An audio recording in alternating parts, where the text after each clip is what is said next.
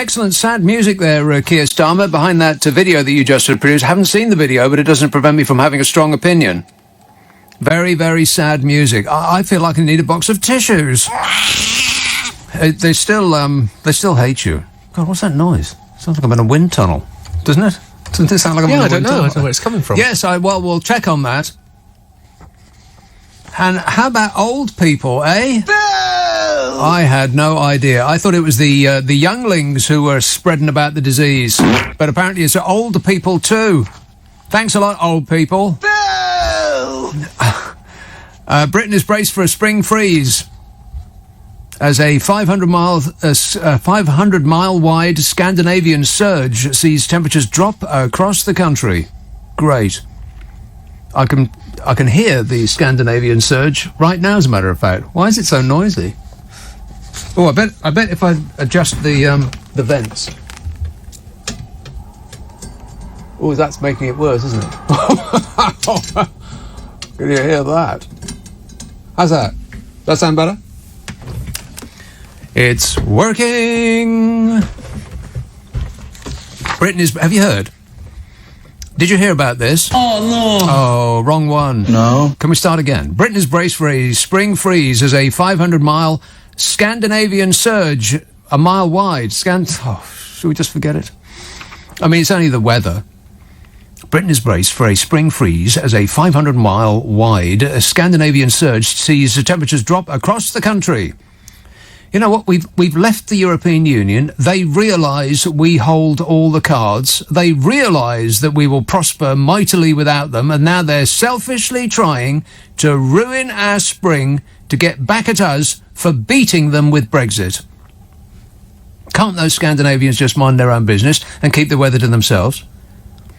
Can't they leave us to our glorious future and occupy their time better doing hot Scandinavian things to each other? Disgusting. And because Denmark and Sweden are jealous of us, they're sending over weather that means this weekend it's going to be a lot colder than Iceland. Oh, no. And Iceland's got ice in its name, so it must be cold. There could be snow in Scotland, with ice and frosts in the south as temperatures halve to highs of 4 C, which will feel more like 1 C in the wind. The Met Office warned of lows of around minus 10 centigrade tonight in Scotland. Wow. It's the UK's coldest spring temperature for 3 years. And it's all thanks to global warming. Affirmative. Actually, global warming theory, of course, doesn't mean that everywhere will get warm all the time. It just states that the weather will become more extreme. And by sheer coincidence, last month saw parts of the east coast of this country having their wettest winter on record. Cold conditions from the east brought temperatures down to the lowest in February since 1955. And we also had the season's highest temperature of 65.1 degrees F. Why have they gone for... Well, I mean, this is what I do. I'm surprised that, Anne Augusta's publication as the Daily Mail would do this. I do centigrade when it's cold and Fahrenheit when it's warm. Because we know where we are with 0 centigrade. That sounds bloomin' freezing. But 32 degrees Fahrenheit doesn't. But 65 Fahrenheit sounds warm, but it's equivalent in centigrade. Well, let's see, you halve it and divide by the number you first thought of, and then multiply by 6. So 65 Fahrenheit is 183 centigrade. Blimey, this season's highest temperature was 183 degrees centigrade. Can you believe that? No. Scientists explain that it's due to climate change. But as they are experts in possession of facts, no one is remotely interested in anything they have to say. Tonight, temperatures of -2 are due in England, colder than the 3 centigrade lows in Reykjavik, wherever that is. Met Office forecaster Marco said, "We will see a return to wintry hazards as cold air sweeps across the UK from the north. Wintry showers and widespread frost are possible," he said. And the road conditions could be treacherous, so as a precaution you could speed up and tailgate the car in front, blind them with your headlights and try to undertake on bends and bully people out of the way if they're doing less than 50 in a 20 zone.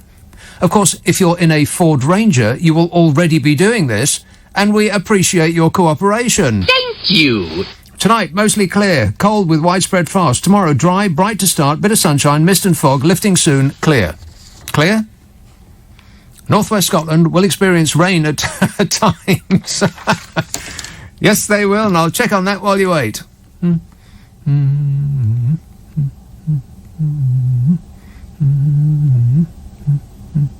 This is the extended version. Wow. Not raining tonight? Pfft, rubbish. Not raining tomorrow or Sunday in Glasgow? Nonsense. It will, however, be raining on Monday and Tuesday and Wednesday and Thursday and Friday. And then, wait a minute. Not at all next Saturday. And then raining on Sunday and Monday and Tuesday and Wednesday. And every day for the rest of your lives. Oh, well, never mind. Outlook from Sunday to Tuesday, turning milder and windier from the northwest, with any frost confined to the south by Tuesday. Would you like to hear the long-range weather forecast? No. Wednesday, the 10th of March to Friday the 19th of March. Blimey, it's almost the end of March. Can you believe that? March, April, May, it's practically June already. It's almost the end of August. Cripes, we're in autumn. It's Christmas! This is till the 19th of March. Heavy rain and strong winds, followed by more unsettled conditions, followed by some snow possible on high ground in northern parts, windy, temperatures close to average. Oh, no. Yes. So that's until the 19th of March. And then to the beginning of April. Oh, I bet it's going to be great. Anybody want to lay some bets? Bet nah. Until the 2nd of April, rain and showers and drier and brighter. Which is sort of hedging their bets. It's not clear. They're going to be rain and showers, and it'll also be dry and bright. I bet it'll be warm and cold as well. Into the latter part of March, unsettled in the north and the west, more settled in the south and east. Temperatures likely to remain near to or slightly above average. Near to or slightly above average? We'll take it! Oh, yeah. Where should we start? All right then. Let's start with himself. I don't know why he's... Well, I do know why he's so popular. It's because he's the fellow that keeps chucking all the money about. I learned how tall he was the other day.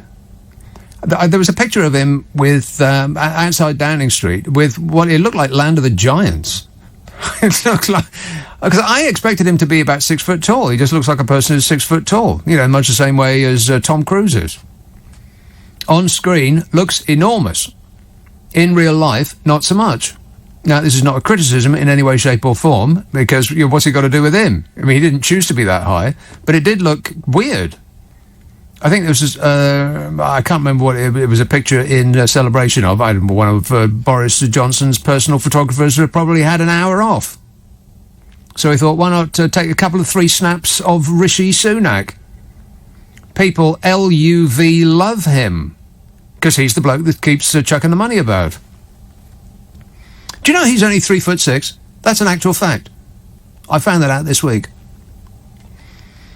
Oh, yeah, there's I've got some late breaking news. I can't tell you about it yet because it's under what do they call it? Embargo. It's embargoed information, but it's about him and it's about Boris Johnson as well, and it's about their little TV, you know, their show.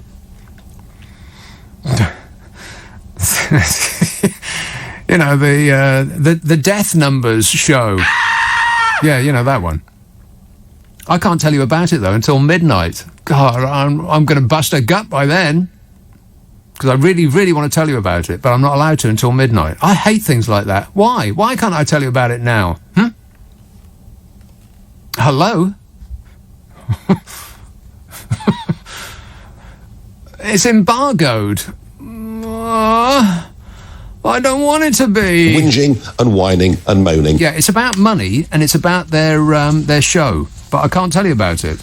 I don't know why I can't tell you about it or who is preventing me from telling you about it.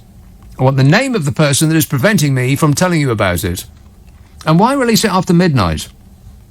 That seems like an excellent time to bury bad news at midnight on Friday. Very suspicious. Anyway, I can tell you about that later, but not now. Should we get back to Rishi? No. No, we're going to have to take a break because look at all this time that I've wasted. I'm not very good at my job. Wasting time, I am, sitting here, and, Wait. Yes, that's all I'm hearing. I'm going to wait till after midnight to tell you this highly important news about money, honey. In the meantime, Rishi Sunak was under pressure today to explain why, despite everything, he is so popular. Why? That's not why he was under pressure. He was under pressure to explain a £30 billion cut in cash for the... Any guesses? The NHS, hidden in his budget. What? He hid it in his budget. A £30 billion cut in cash for our precious NHS. Can you believe that? Yes. Yes. But, no problem. All he needs to do is to go on breakfast TV and do a Matt Hancock. Shake his head while laughing. As though to say that the interviewer is both wrong and a little stupid for questioning him about his vast catalogue of failings. It doesn't seem to matter the public. We love our abusers the more we are abused. This whole country's experiencing Stockholm Syndrome. No matter how badly they treat us, no matter how inept they are, or however much they bend the truth, such that it curves around to meet itself, no matter how many extra dead, or how much more of our money they spread around their mates and their donors, and how much worse our economy is than any other country that you could point to unaided on a map, the people of this country announce that they love the government more. Why?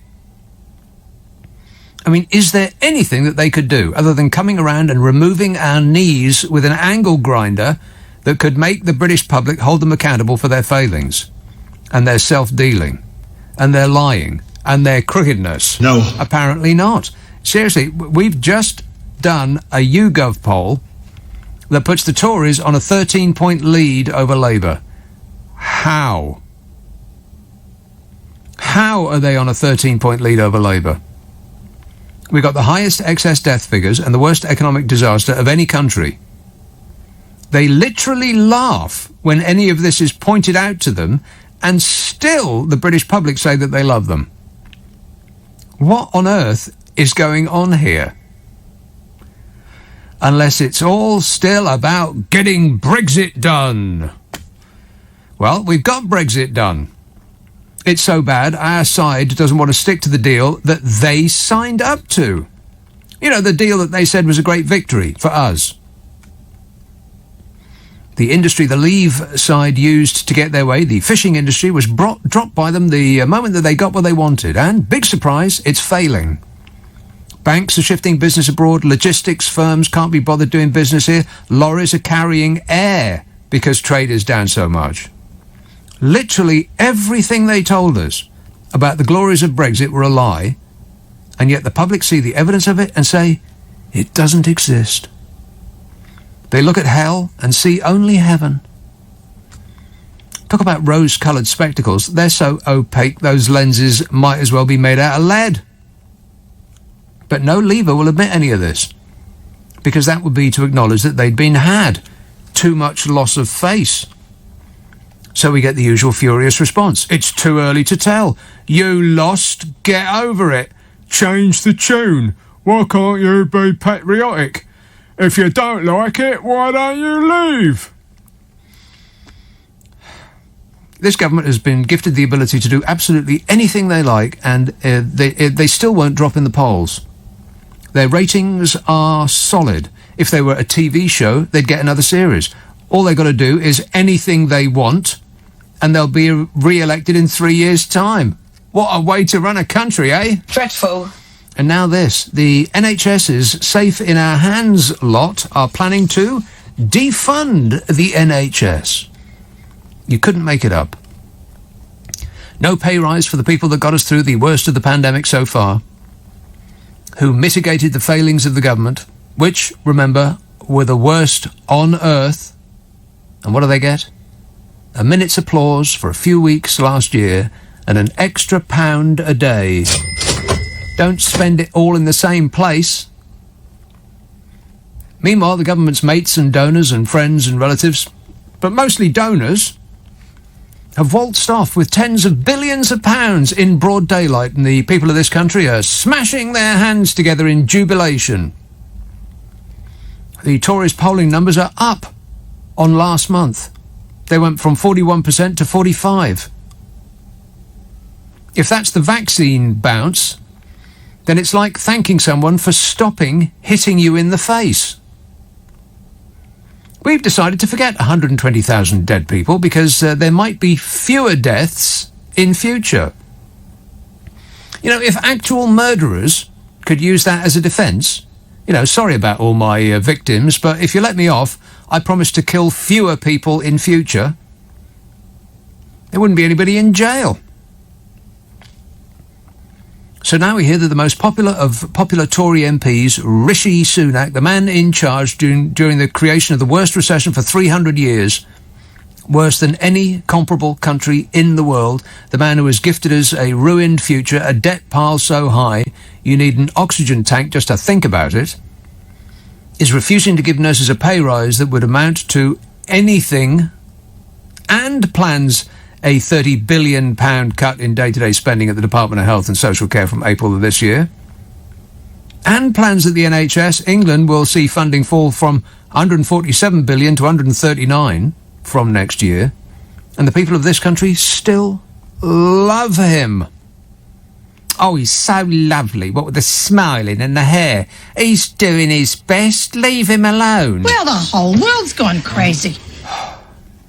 Richard Hughes, chairman of the Office for Budget Responsibility, said the government had provided no explicit additional resources for things like catching up on all the operations that have been delayed, as well as an ongoing vaccination programme. Do you know how many operations and treatments and tests were cancelled because of our precious NHS has been underfunded for the entire time that the Tories have been in power? No, neither do I. I tried to look them up, but I couldn't because the government stopped counting them. That's actually true. The number got so bad that they didn't want to count them anymore. The operations missed, and the treatments delayed, and the tests cancelled. We used to keep a record of that sort of thing, but we don't know more because it's got too embarrassing, presumably, or the calculators over at Government Land don't go up that high.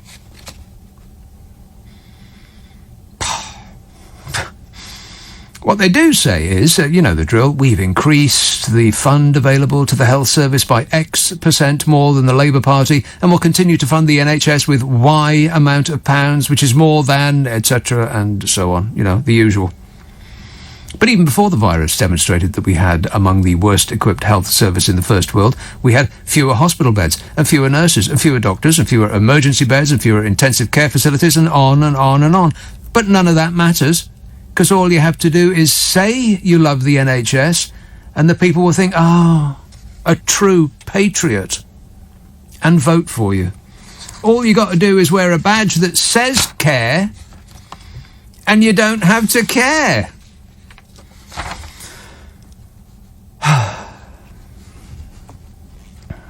That's right, isn't it, Boris? I can't comment on that.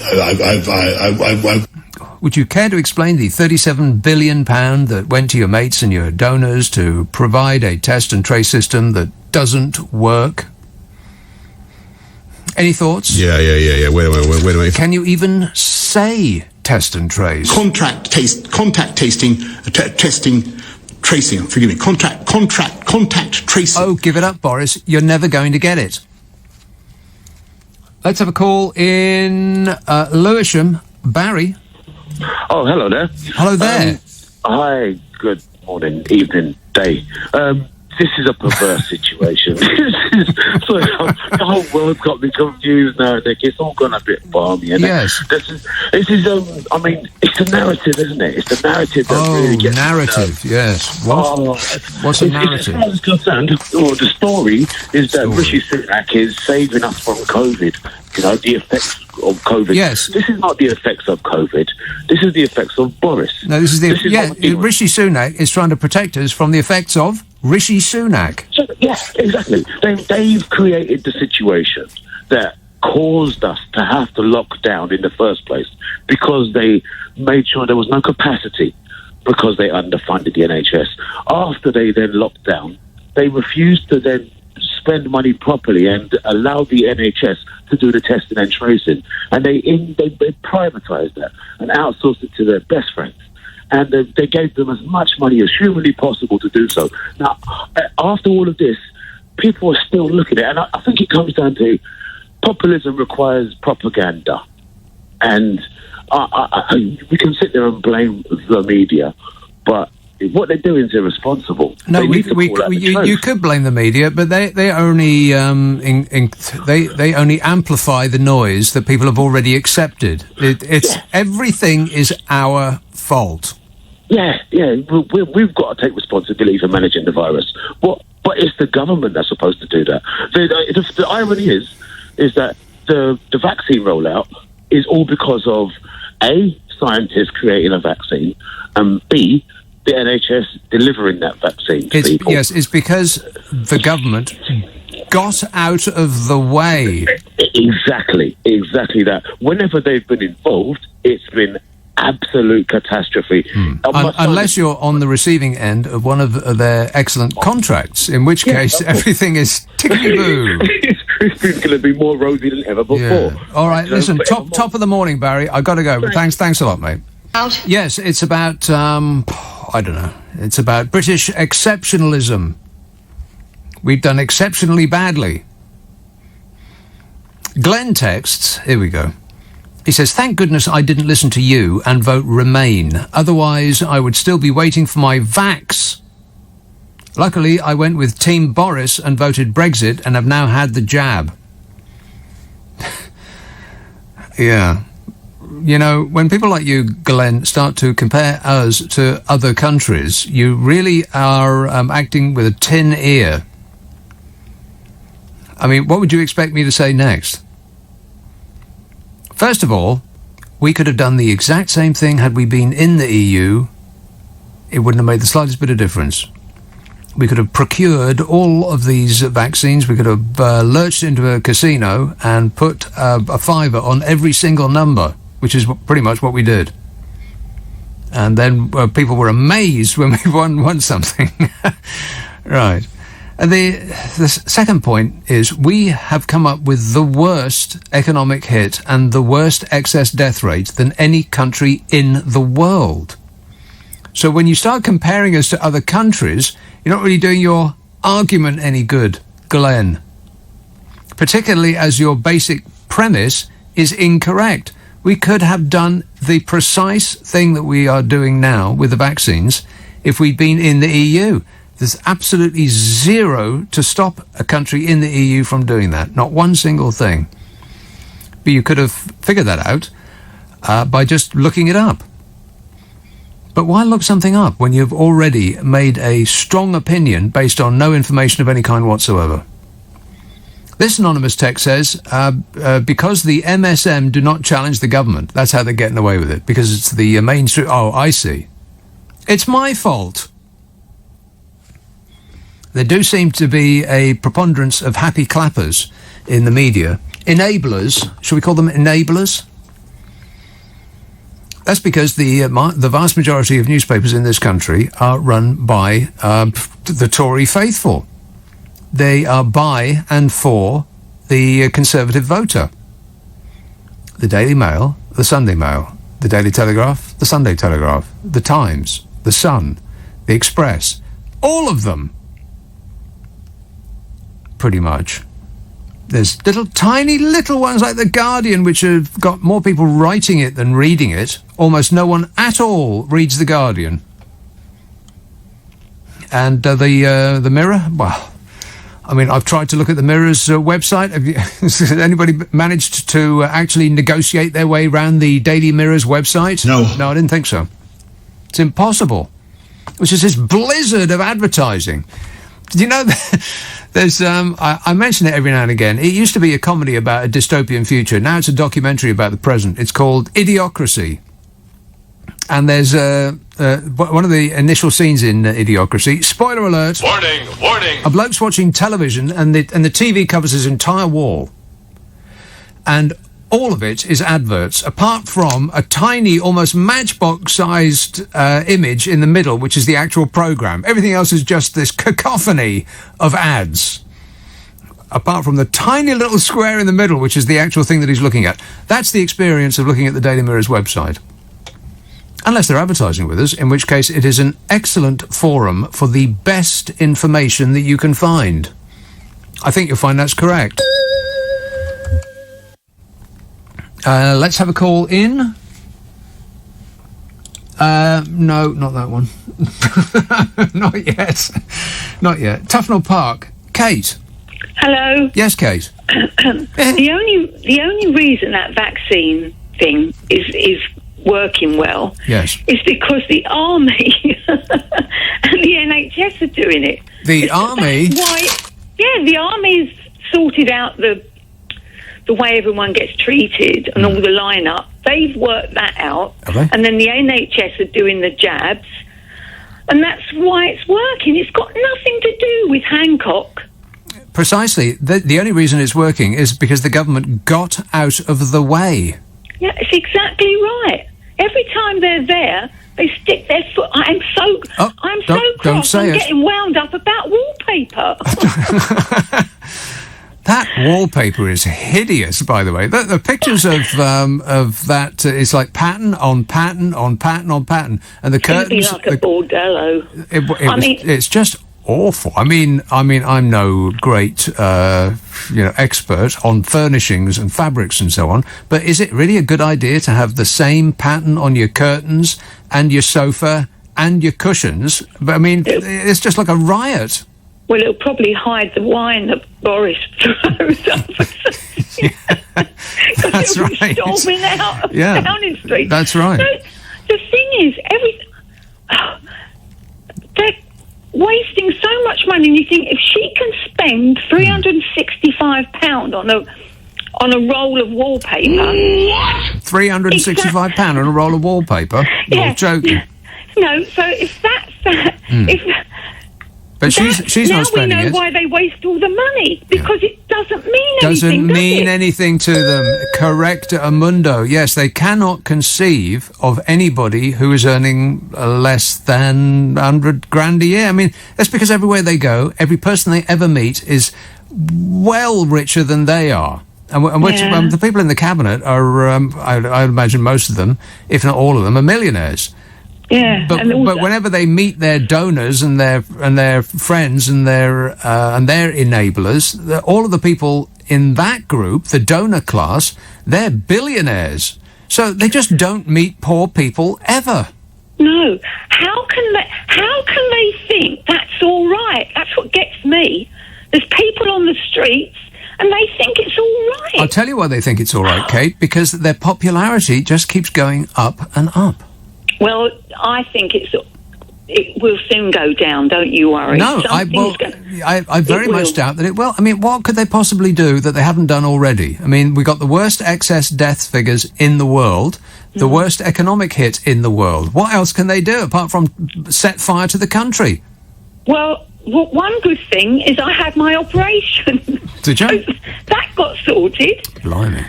And 3 weeks ago I had that. And how did you manage that? How did you manage to spirit yourself to the front of that queue?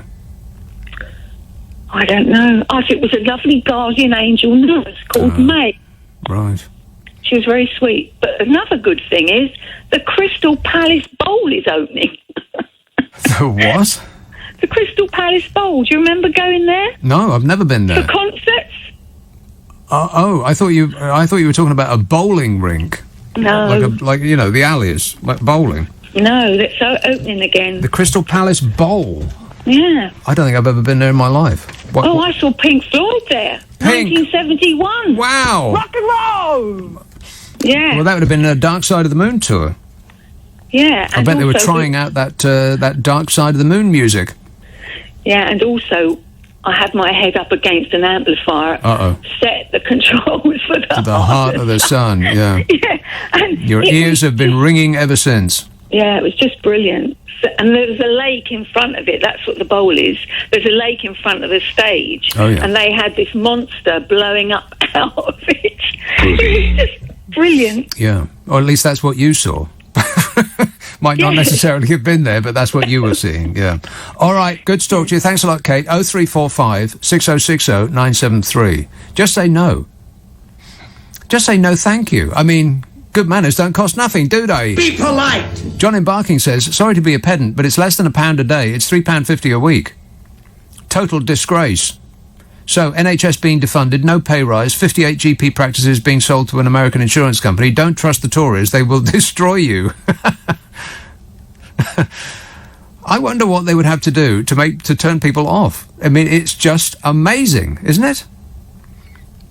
No matter what they do, their popularity keeps skyrocketing. That's why they can't stop laughing. Every time you see one of them going, because they get wheeled out in rotation. It was Nadine Dorris today, wasn't it? They get a call, it's your turn. You can go out and try getting through an interview without laughing your face off. But if you can't, no worries. The public don't seem to be bothered. Are we bothered? Ash texts, is this the same EU that said we would have pharmaceutical shortages when we left, but in fact it is their citizens that are dying by the thousand due to lack of vaccine and misinformation about the dangers of the British vaccine? Meanwhile, I have not noticed any difference in the shops. Oh, God. Again, will you people... Can you hear yourself? Stop comparing us to other countries. You're not doing your argument any good. Again, we have the worst death toll of any country in the world, combined with the worst economic hit of any country in the world. When you start to compare us to other countries, you are just shooting yourself in the foot. So try another angle and see how that goes. Philip says we should only cut the pay of unvaccinated refusers of COVID jabs and only give pay rises to vaccinated staff. Boris is so popular because of the Corbyn bounce. The Corbyn bounce. What? Everything's still Jeremy Corbyn's fault? Yeah, thanks a lot, Jezza. No! See what you've done? Sandy text, Nick, Nadeem Zahawi is a founder of YouGov surveys. I think we can take their results with a pinch of salt. Well, I'm sure they do surveys in a totally ethical way. Survey says government has never been more popular. It is amazing what is happening. It really is. And it's pretty much exactly what happened over in America. Donald Trump was more popular at the end of his chaotic reign than he was before. How stupid is that? People are laughing at us all over the world. They think we're stupid, and we are. I mean, we're being led by stupid people. We're being led by people that don't have a clue, they're incompetent. I think I live in a different world. Listening to LBC, and not only did the government recommend a 1% pay rise to NHS staff, but the NHS budget is being cut to the tune of £30 billion. Something is very, very wrong here. It stinks to high heaven, says Ricky. Yeah, it's the most popular thing the government have ever done. Their popularity continues to surge. Nothing they can do is going to persuade their fans that they have made a mistake. I can only think that the reason why is because we've all picked sides now. And the people who have decided that they are on the right wing only agree with any position that is propounded by people who are identify as being right wing. Anything that the libs think is to be dismissed and ridiculed. And if the liberals are upset about it, then the right are absolutely joyous. Whatever it is, doesn't matter what it is, they agree with it and want more of it if the libs are upset with it.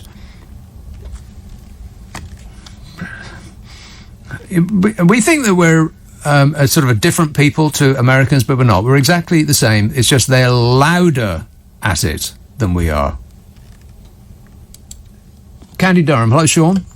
Hello, mate. How are you doing? I'm great, you mate. You know what I mean? I am sick to the back teeth of these Tories. Barney Rubble and his clan. Yes. You know, they do my nut in, mate. You know, they can't even get a sandwich and a cup of coffee in one of them shops in the NHS. What? For £3.50 pay rise. Oh, I see. They can't even get that. Yes. And I blame the stupid Labour people that put them in. No, they did. They did. The people up in the north, we love Boris, he's going to get us out of Europe and all that. Yeah, he's going to get Brexit done. He screwed the bloody NHS. Right. Okay, calm down, Sean. It might not have... Oh, no, that's right. It already has. He was just a little bit too emotional. D in Scarborough says, it was so funny your rant about why the Tories are 13 points ahead. There are two reasons why everyone is so... everyone is so scared stiff that Labour will get into power that we will put up with anything. Oh, I thought that was... And then one is because we... See, I thought that was one of the two reasons. Shall I start this again? Hi, Nick. It was so funny your rant about why the Tories are 13 points ahead. There are two reasons everyone is so scared stiff that Labour will get power that we will put up with anything. One is because we think they will take us back into the EU. Yeah, well, we wouldn't want all of that easy trade and free money. No, of course not. Let's be poorer outside, because, that's what everybody voted for. We know what we voted for. One is because we think they'll take us back into the EU, and the other is because we are sick to death of this stupid woke agenda that they are shoving down our throats.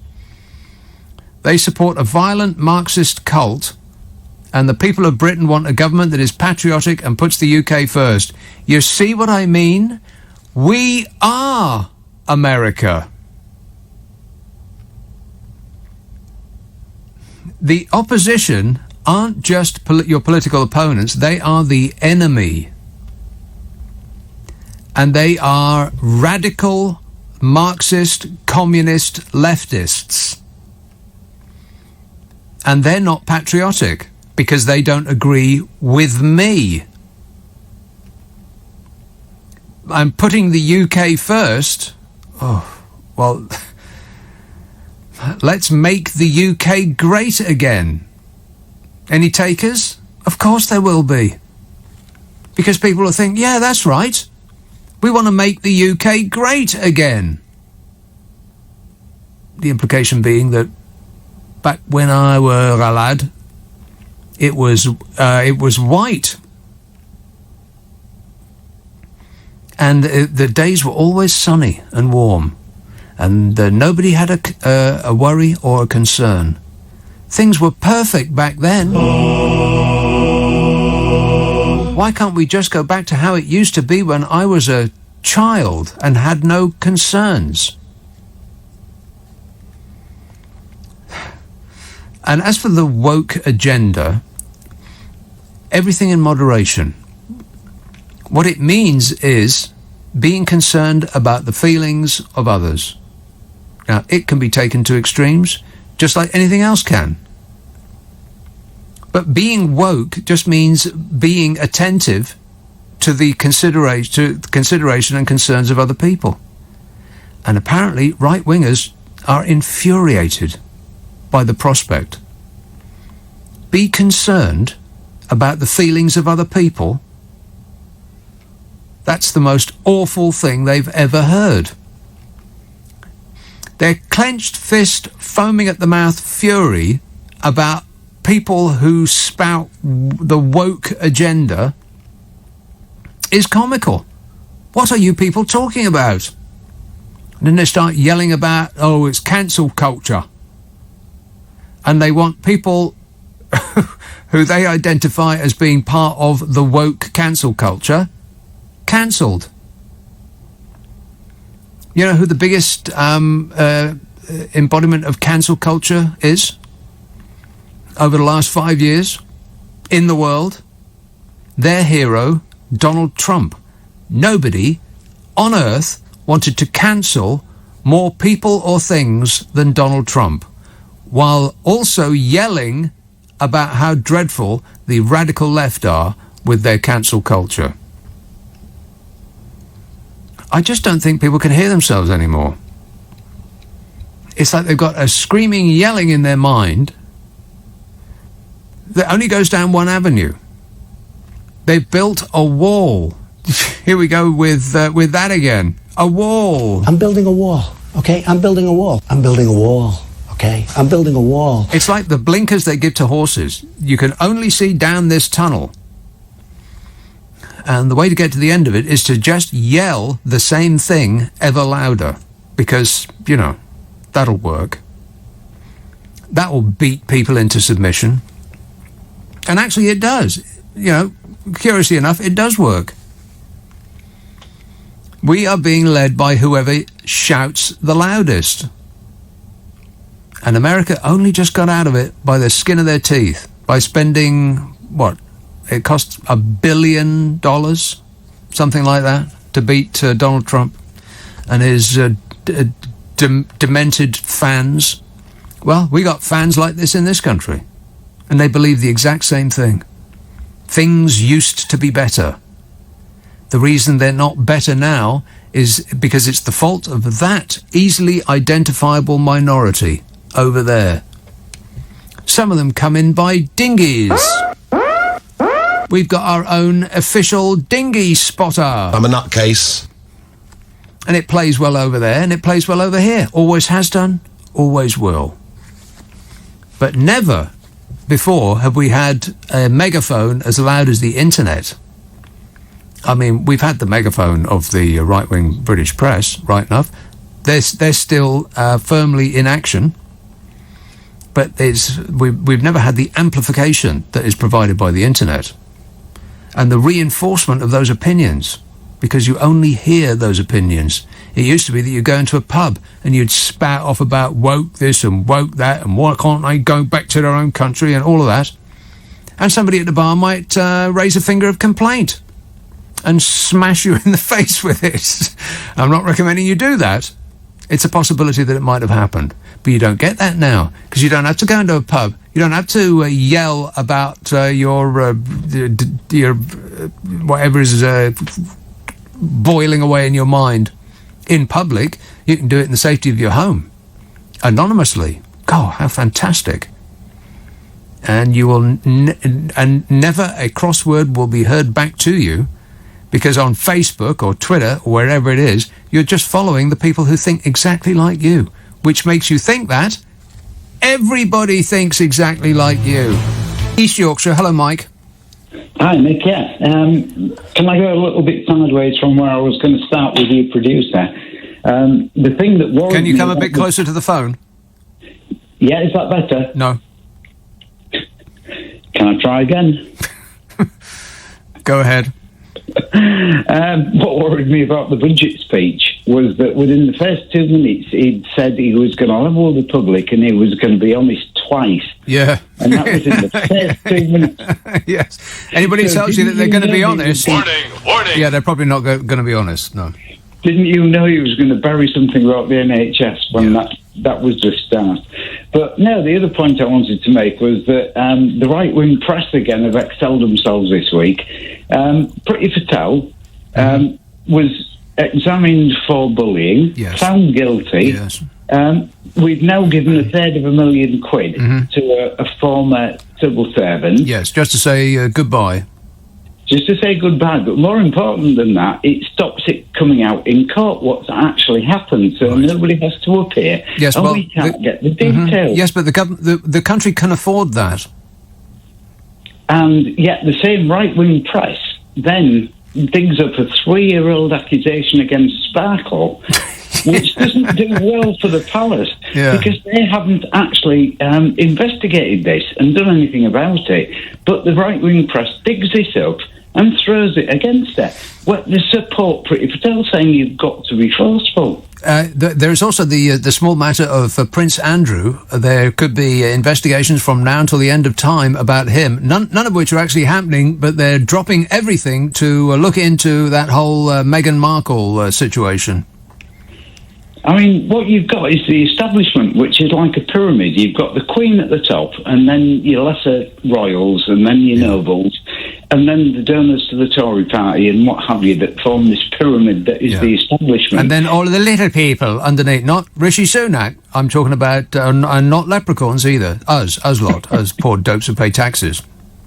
And they all feel obliged that if there's any attack on the establishment, whatever is the truth, they have to defend it. It's been so blatantly obvious what has been going on this week. And if it didn't come from as a direct instruction from Buckingham Palace, I'll be amazed. And it doesn't really have to. It's like Donald Trump. He said he didn't specifically tell his fans to go and sack the Capitol building. He didn't say those words, but he meant it. And that's what they did, understanding his message. It's the same thing with them. They don't have to actually say the words. All they have to do is, give a glance here and a nod there, and it's done. This week, the press has been Meghan, Harry. As though she is Yoko Ono, and he's a poor put upon John Lennon, who doesn't know his own mind. And he's been dragged over there by this evil harpy. What they don't understand with this, though, is that now they are normal people, if you like. They can be stripped of everything, but they are normal people, and they can do what they want. Yeah, they're not normal people. They can't be damaged anymore. They're going to be royal forever, and they will have that ability and that megaphone, if you like, to do what they want. They can't be damaged anymore, but the amount of damage they can do to the establishment is really serious. If they set to and say what they think, there's an enormous amount of damage. But going back to Donald Trump, not really. Before you go on to Donald Trump, not really, not a tremendous amount of damage, not really, any more than the various sex scandals concerning the Roman Catholic Church have damaged them. They've still got their adherents by the hundreds of millions. It hasn't phased their adherents, their fans, whatever you want to call them, one iota. It hasn't made any difference at all. So once you're in the club, then it doesn't matter what you hear about it. And the royal family, the support that the royal family have in this country, it is kind of like a religion. People who are in the club, they won't hear a single thing about it, no matter what comes up. It doesn't matter what happened. I mean, how come we're not talking about Prince Andrew anymore? Not a word, not a peep. And yet the whole thing, all of the press this week has just been chock-a-block with stories about Meghan's. God, they even did a story about Meghan's favourite breakfast snack is killing people. It was a story about avocados. That's her fault too. Avocado farmers are dying, and it's Meghan Markle's fault for eating the blooming things in the first place. God, it's just been pathetic. And the lilies she carried at her wedding, I mean, they were going to kill people, but it wasn't the same with Kate. But to get back to Trump was going to be inaugurated yesterday, wasn't he? Oh, where were all the nutters that were going to turn up and the dinglings, as you call them? Yeah. Where were all that? Well, they were at home waiting for the word, waiting for the transcendent event when God himself instituted Donald Trump as the 19th president of the United States of America. Yeah, those people. All right, thanks a lot, Mike. 0345 6060 973. I mean, it's just so blatantly obvious, this sort of establishment campaign against Meghan Markle. All these stories just conveniently appearing. And is there anything about Prince Andrew? Anything at all? Anything at all? A peep, perhaps? No. It's all this, well, she might have been disrespectful to this person like 5 years ago, and now we're instituting an inquiry about bullying. Really? Okay, well, that's very serious.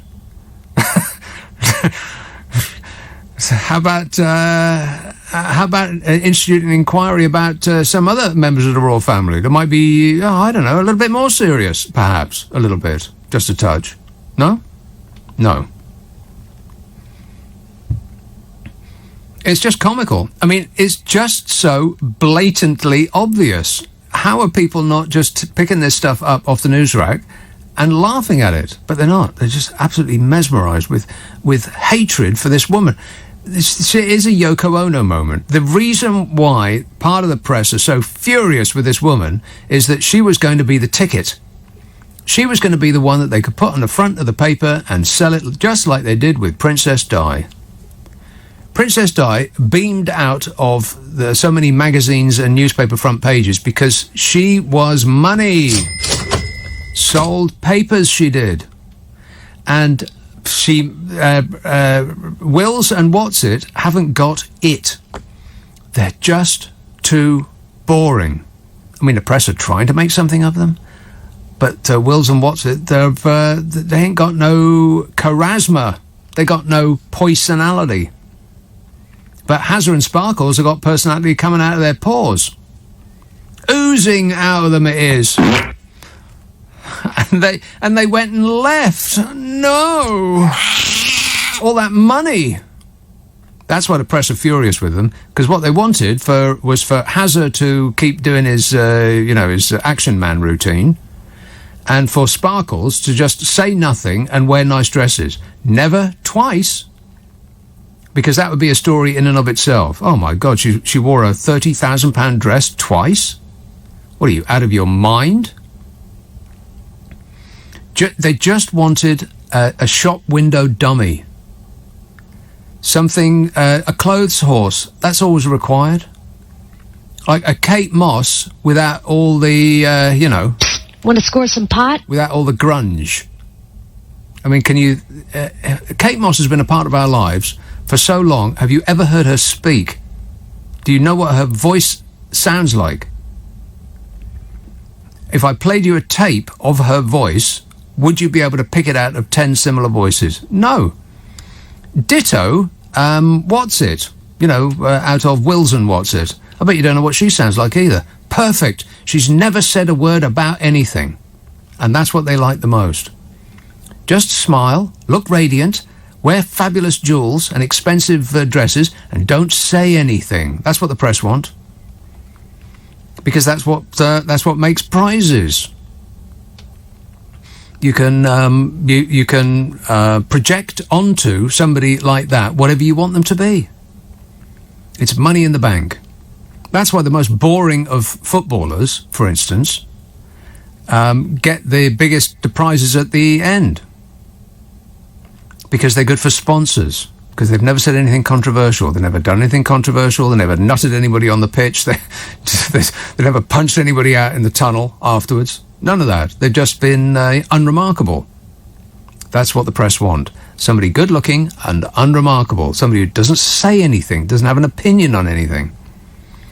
And Sparkles and Hazza have broken all of those rules and have taken all of that money with them.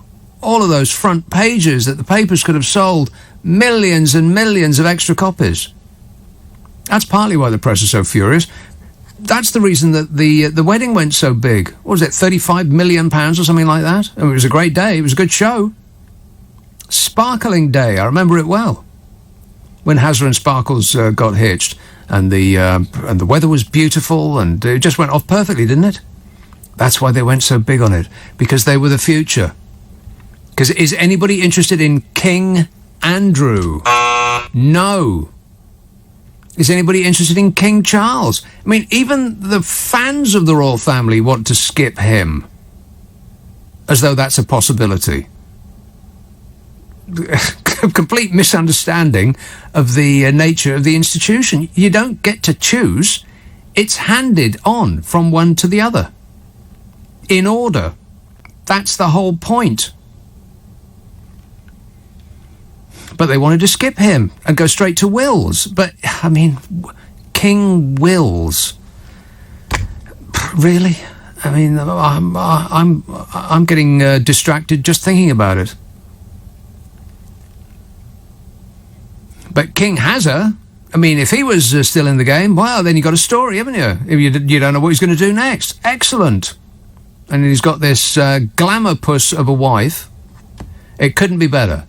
But then they upped sticks and went to America, to California, some gated compound where the press can't get anywhere near them. And they're still having a collective cow about it. And they want to rip them apart. What a way to run a country, eh? Dreadful. Shocking. Simon in Southampton. I've calmed down now. Yes.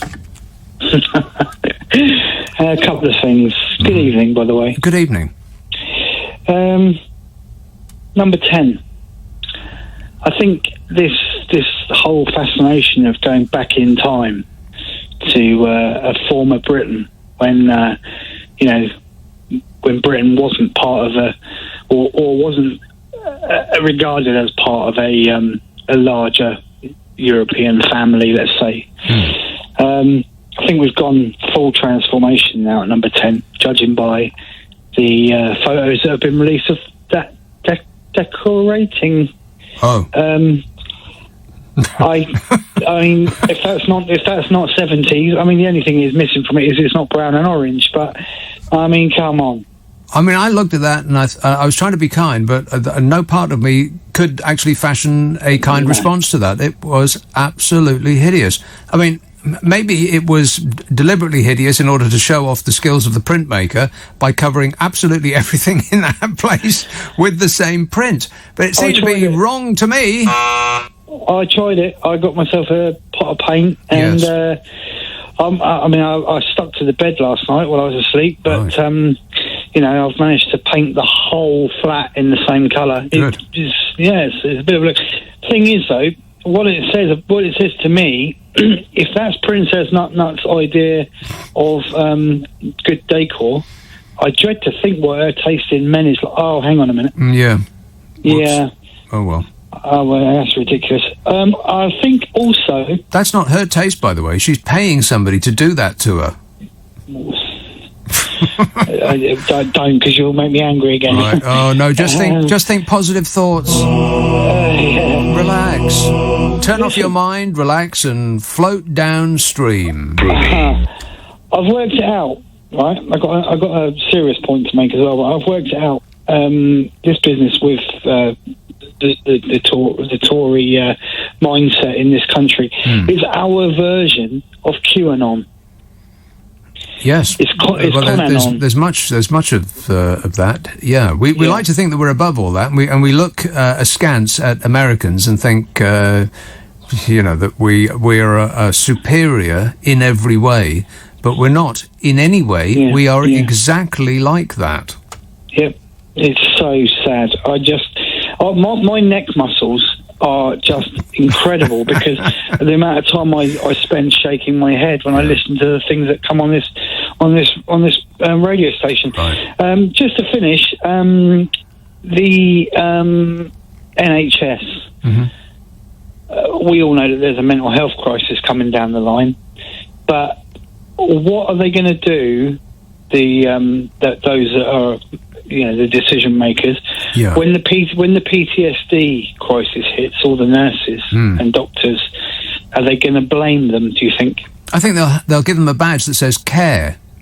Because if they say they care, then that obviates the need to actually care. Yeah. They can't even soften the sting with a little bit of extra money. Unless it's all Meghan's fault, of course. It is Meghan's fault. Thanks a lot, Meghan. You see what you've done? All right, thanks a lot, Simon. 0345 6060 973.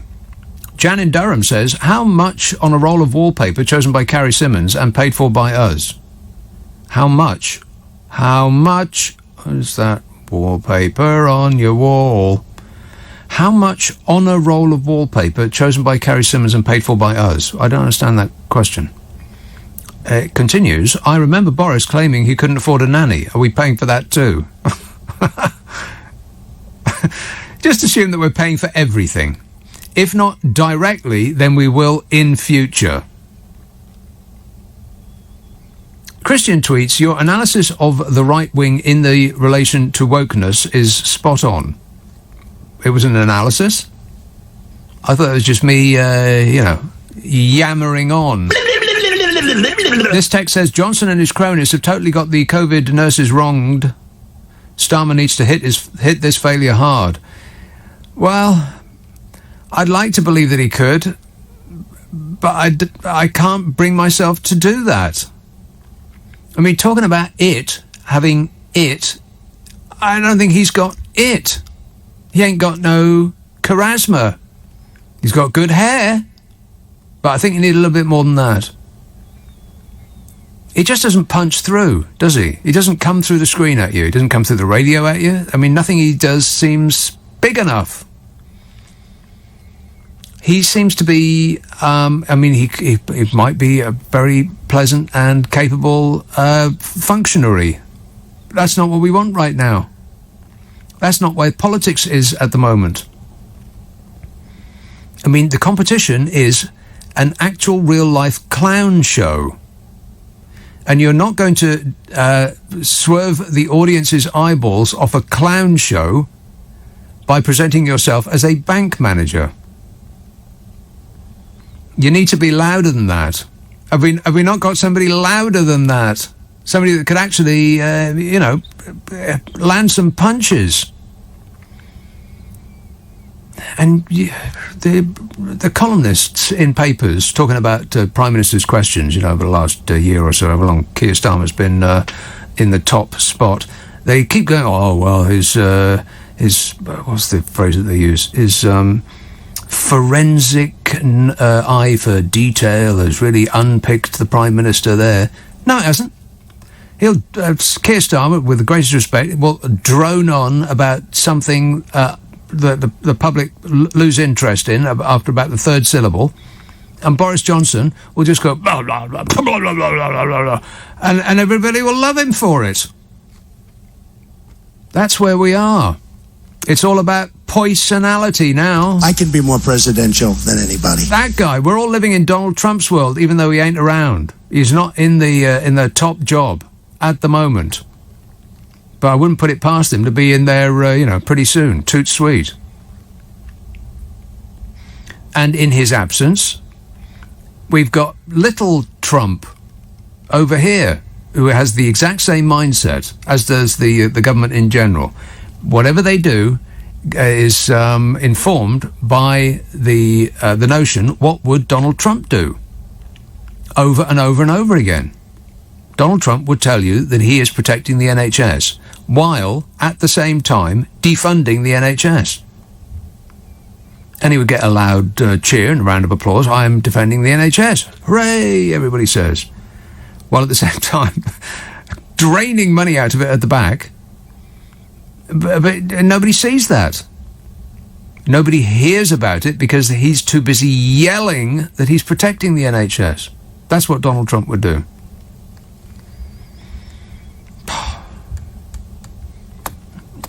That their popularity just keeps going upwards I'm just speechless by it. I can't fathom it. How? The only thing I can think, I'll say it again, is that people are now, they picked sides. We're all you're either in the Jets or the Sharks. And any member of the Jets can say anything they like and you'll stick up for them if you're a Jet. And any member of the Sharks, regardless of what it is that they say, even if it's something that you actually want, you will vote against because they're the Sharks. And that's where we all are now. God, the whole world's gone insane. And I think it's Donald Trump's fault. Yeah, thanks a lot, Donald. Things have got totally out of control. It has gotten totally out of control. Correct, Amundo. Christian tweet. Oh, no, I read that. Jim in Hassocks says, Nick, the NHS pay. Oh no, the word union has been mentioned. This will set off alarms at the Daily Mail, the Daily Express, the Telegraph, Sky News, and not forgetting the BBC. How long do you estimate before the great British public are verbally abusing, if not spitting at nurses in the street? I'll give it a week. Yeah. I wouldn't be remotely surprised. These radical left-wing nurses. I think it started already. Oh, well, it's all the country can afford. 1%. Right. What if the collection of nurses were Tory donors? Then what could we afford? Would it be an unlimited amount of money, perhaps? Or what about one of their favourite? What's the odd word that they have for like logistics? It's not logistics. It's something else, isn't it? You know, the companies that keep getting the 100 million, 108. Weirdly, it's always the same. 108 million pound contract. Over and over and over again. The government will give them a £108 million contract, even while suing them in court for screwing up the last contract. I'm not making that up. That's happened.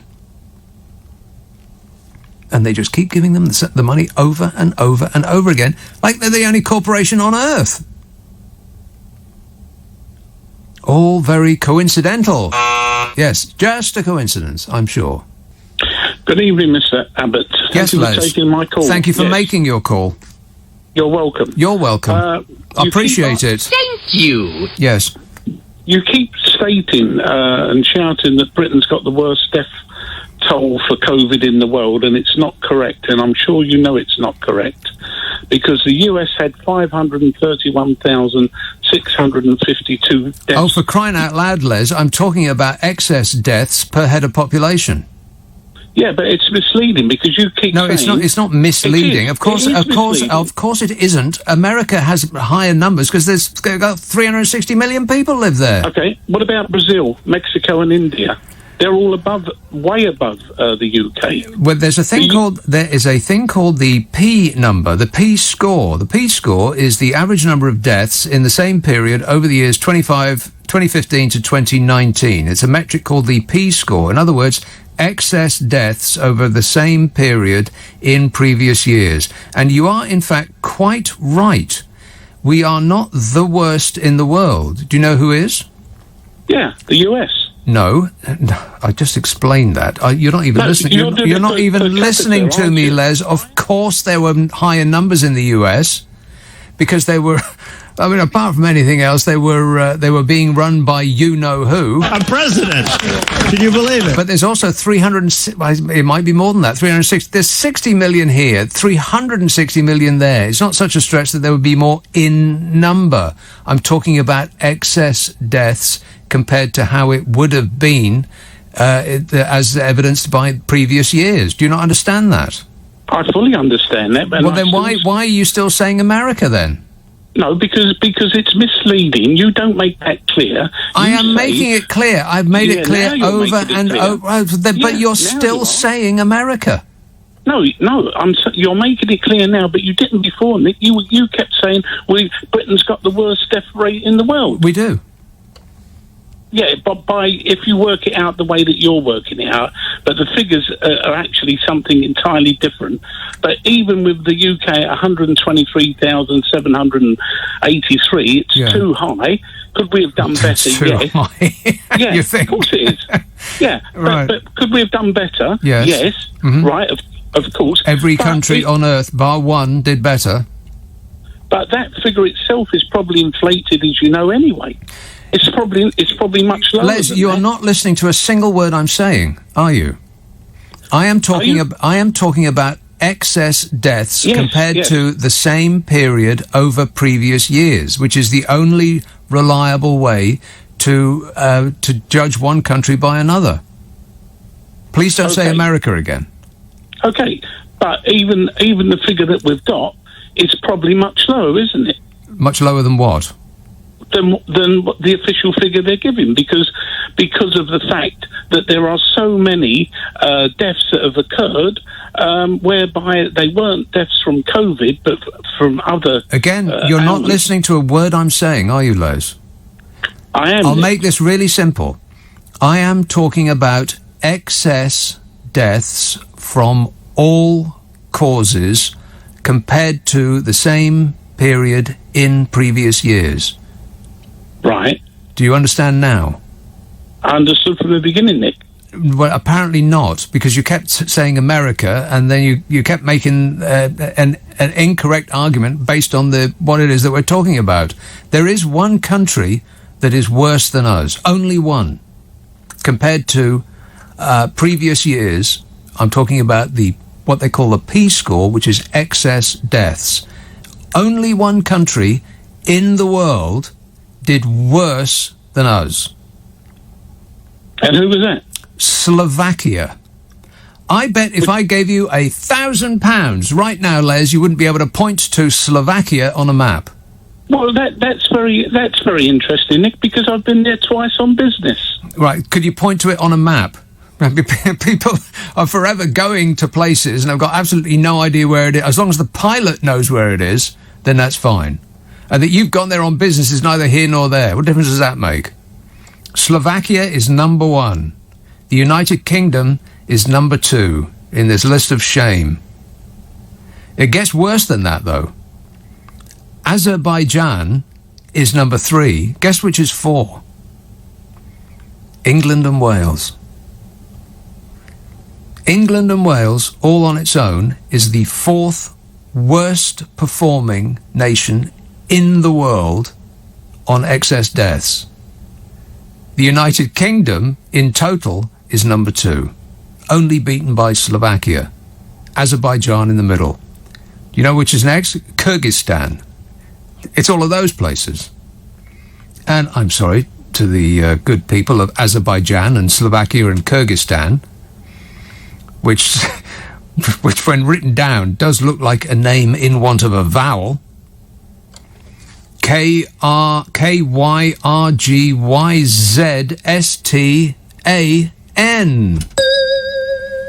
Well, at least they got an A in there. Yeah, no offence to those nice people there, but that's just flat out embarrassing. We're number 2 on Earth for the worst, what they call P-score, which is the excess deaths from all causes, which is the only way you can compare one country with another, and to compare our score with previous years. Survey says we're the worst. Apart from, well, we are the worst because we've got the number 2 and the number 4 slot. United Kingdom's number 2, and England and Wales is number 4. Please don't say America again, Les. Well, why didn't you say Slovakia in the beginning, Mr. Clever Clods? Because I told you that there was one other that was worse than... I told you that there was one other that was worse than us, and you refused to ask which it was. I left it hanging in the air, and you weren't remotely interested because you weren't listening, Les. And you're still trying to win an argument that you just profoundly lost. I asked you which one, and you accused me of not even being able to point it on the map. Shot yourself in the foot because I've been there twice. Does that actually affect the argument? No. No, it's just pure chance that you happen to have gone there twice, as though that makes a difference to what it is that we're talking about, Les. Now you've switched the argument to, I've been abroad to somewhere that most people have got no idea where it is. Well, congratulations, Les. What other stamps have you got in your passport, as though that has any bearing on what it is that we're talking about? Now we're at I've been to Kyrgyzstan and you haven't. Well, that's just great.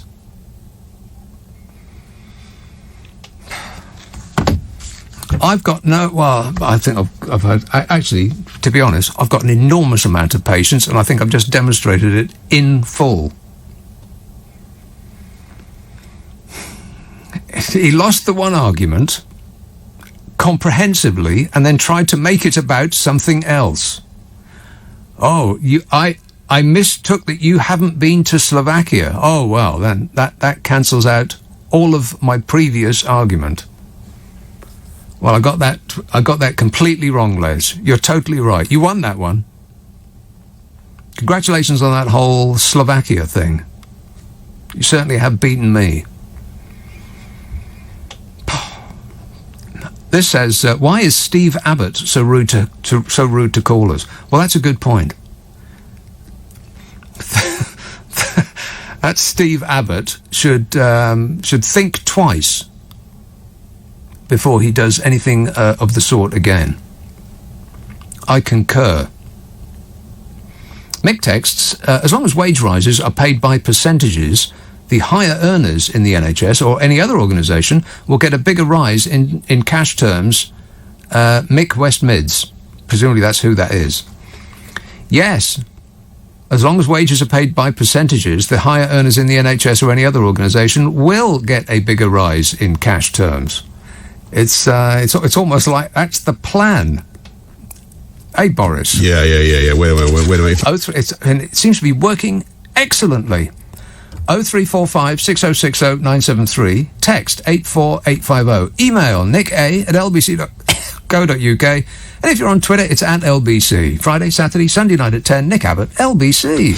Weekends at LBC with Andrew Castle. Shamima Begum's story. The Supreme Court has ruled that she may not return to the UK and fight her citizenship case in this country. I don't want her next to me, and I don't want anything to do with her. Am I supposed to care about somebody that goes and aids a terrorist organisation that wants to see us wiped off the face of the earth? Am I supposed to feel sorry for somebody like that? Andrew Castle, every Saturday and Sunday morning from 7.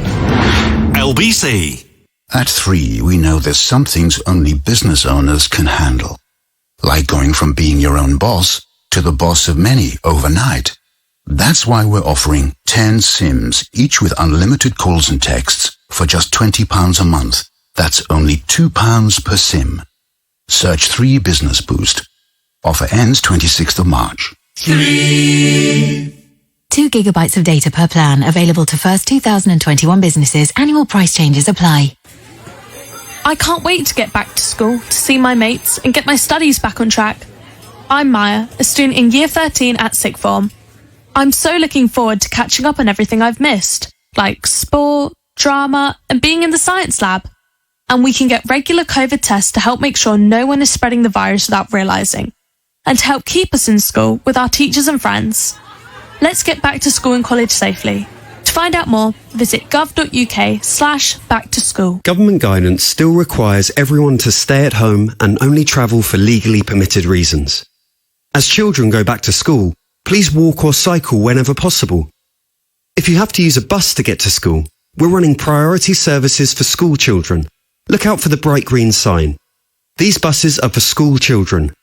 And remember, everyone aged 11 and over must wear a face covering on all buses unless they are exempt. To the Mayor of London and TfL, every journey matters. Just the two of you at home could become just the two of you, strolling hand in hand on one of the Caribbean's finest beaches. Just the two of you, spoiling yourselves with 5-star gourmet dining. Just the two of you, swimming up to your private suite. Just the two of you. And Sandals, voted the world's leading all-inclusive resorts at the World Travel Awards. Book with confidence at sandals.co.uk. Adult protected. In 1975, Vanguard was founded on a revolutionary idea to help more people become successful investors. The idea caught on. People told their friends. And they told their friends. Now, Vanguard has 30 million investors worldwide. And it's a Which-recommended provider for investment platforms once again in 2020. Join us today. Vanguard. Value to investors. When investing, your capital is at risk. Uh-oh, we've heard some of you haven't been using your bonus points offers in the Nectar app on your Sainsbury's shop. Everyone hates FOMO, so we're giving you the chance to get some of those points. All you need to do is tap on the Juicy Points boost in the Nectar app and watch the bonus points roll in. But act quick, this is a limited time offer. Simply download the Nectar app to boost your points today. For full T's and C's, visit sainsbury's.co.uk/Juicy Boost. Leading Britain's conversation. LBC with Nick Abbott. Listen to him. He knows everything. Gary in Rotherham says, this is an excellent idea, by the way. I'm amazed that nobody in government has actually thought about this. I mean, it's staring at them right in the face, like it's written on the side of a bus or something. He says the NHS pay increase can be easily solved. £350 million a week, as stated on the bus, saved from Brexit, can give 1 million NHS workers a £350 a week pay rise. Problem solved. Yeah. Piece of cake. He got Brexit done. We were promised £350 million a week. That bus that apparently nobody in a position of power ever heard of. What bus? I know of no bus. I may have travelled on the bus, but I didn't see the side of the bus when I got in. It's all a complete surprise to me. I agree with that bus. They don't say. £350 million a week. There are about 1 million NHS workers. That's £350 a week pay rise. Bingo!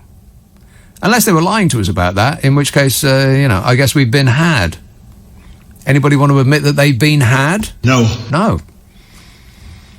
James in Guildford says, have you seen that video of Rishi explaining his addiction to Coca-Cola to a pair of mystified teens? One of the most bizarre things I've ever seen, yeah. It's painful. Excruciating. It's almost as excruciating watching it as it must have been for those kids sitting there, listening to him dribble on about, I'm a big fan of Coke. I love Coke. And then, realising his error, he just tied himself in a pretzel knot, trying to explain that he didn't mean he liked Coke. He liked Coca-Cola. And that he collects Coca-Cola tins or something like that. I mean, the kids were sitting there. Didn't they put that video up on the World Wide Wait and labelled it 24 minutes of cringe with Rishi Sunak? And Number 10 was so delighted with his performance that they put a link directly to it without reading what the kids had called it. I think that actually happened. 24 minutes of cringe with Rishi Sunak. Trying to be hip and with it. Nope. He must be the most overrated politician in history. I mean, why do people love him so much? Just because he's thrown away free money that we can't afford and we haven't got? £2.8 trillion in debt, which is a number so big I don't even know what it is. Could you write down in numbers £2.8 trillion? I bet you couldn't. Betcha. And he's been in charge while we have fashioned the worst recession in 300 years. The worst recession of any major economy. It's amazing, really. We've got the worst death rate, except for Slovenia or Slovakia or whatever it was, or Kyrgyzstan, or can't remember which one it was now. One of those stands. Slovakia. Hey, have you heard about Slovakia? I was talking to a fella about Slovakia just a couple of minutes ago. Oh, it's absolutely lovely at this time of year. We've got the worst death rate of any country that you could point to on a map, and also the worst economic rate, the worst economic result. And their popularity just keeps going up and up. It's amazing. It's almost as though people are doubling down. You know, you're at a gambling table, and you've lost almost everything, but you've still got that urge, you've still got that feeling that you're going to be a winner. So you just double down. You put everything you have on the thing that's already lost you most of your money. Because, that'll work. Lucy in Harrow says, you would have more credibility if you knew what William's wife's name was. Isn't it What's-It? Wills and What's-It. I'm pretty sure it's What's-It. But that is the essence of credibility, knowing what a royal's wife's name is. Yeah, that is the essence of credibility in this business. Poplar, hello, Adam. Hello, say good morning. Basically, Adam, can you get near the phone? Adam, can you get near the phone? Yeah. Can you hear me now? Well. Are we on speakerphone? No, I don't know. You don't know? You're very astute with your analysis. Really are, actually. Very, very good. Totally on the ball. But? I've never believed I can live through a period of time like this. The only effective opposition at the moment is the Daily Mail. You know, I mean, it's ridiculous. Well, I mean, then we're in big trouble. Yeah, you've got a man in a suit who, on Nick Ferrari's interview during the week, in the morning, he actually admitted he rings up Tony Blair for advice. Who does? So without a script, he's useless. Who does? Keir Starmer, that's what he said. Right. He's useless. Well, you know, well, you can say what you like about Tony Blair. He won 3 elections. He is Labour's most popular politician, most successful politician in living memory. It would be much better for the Labour Party at this point in time, believe it or not, and I don't like it. No, I do believe it. He would be an effective opposition. He would be tearing strips off. I was going to say Gordon Brown, not Gordon Brown at all.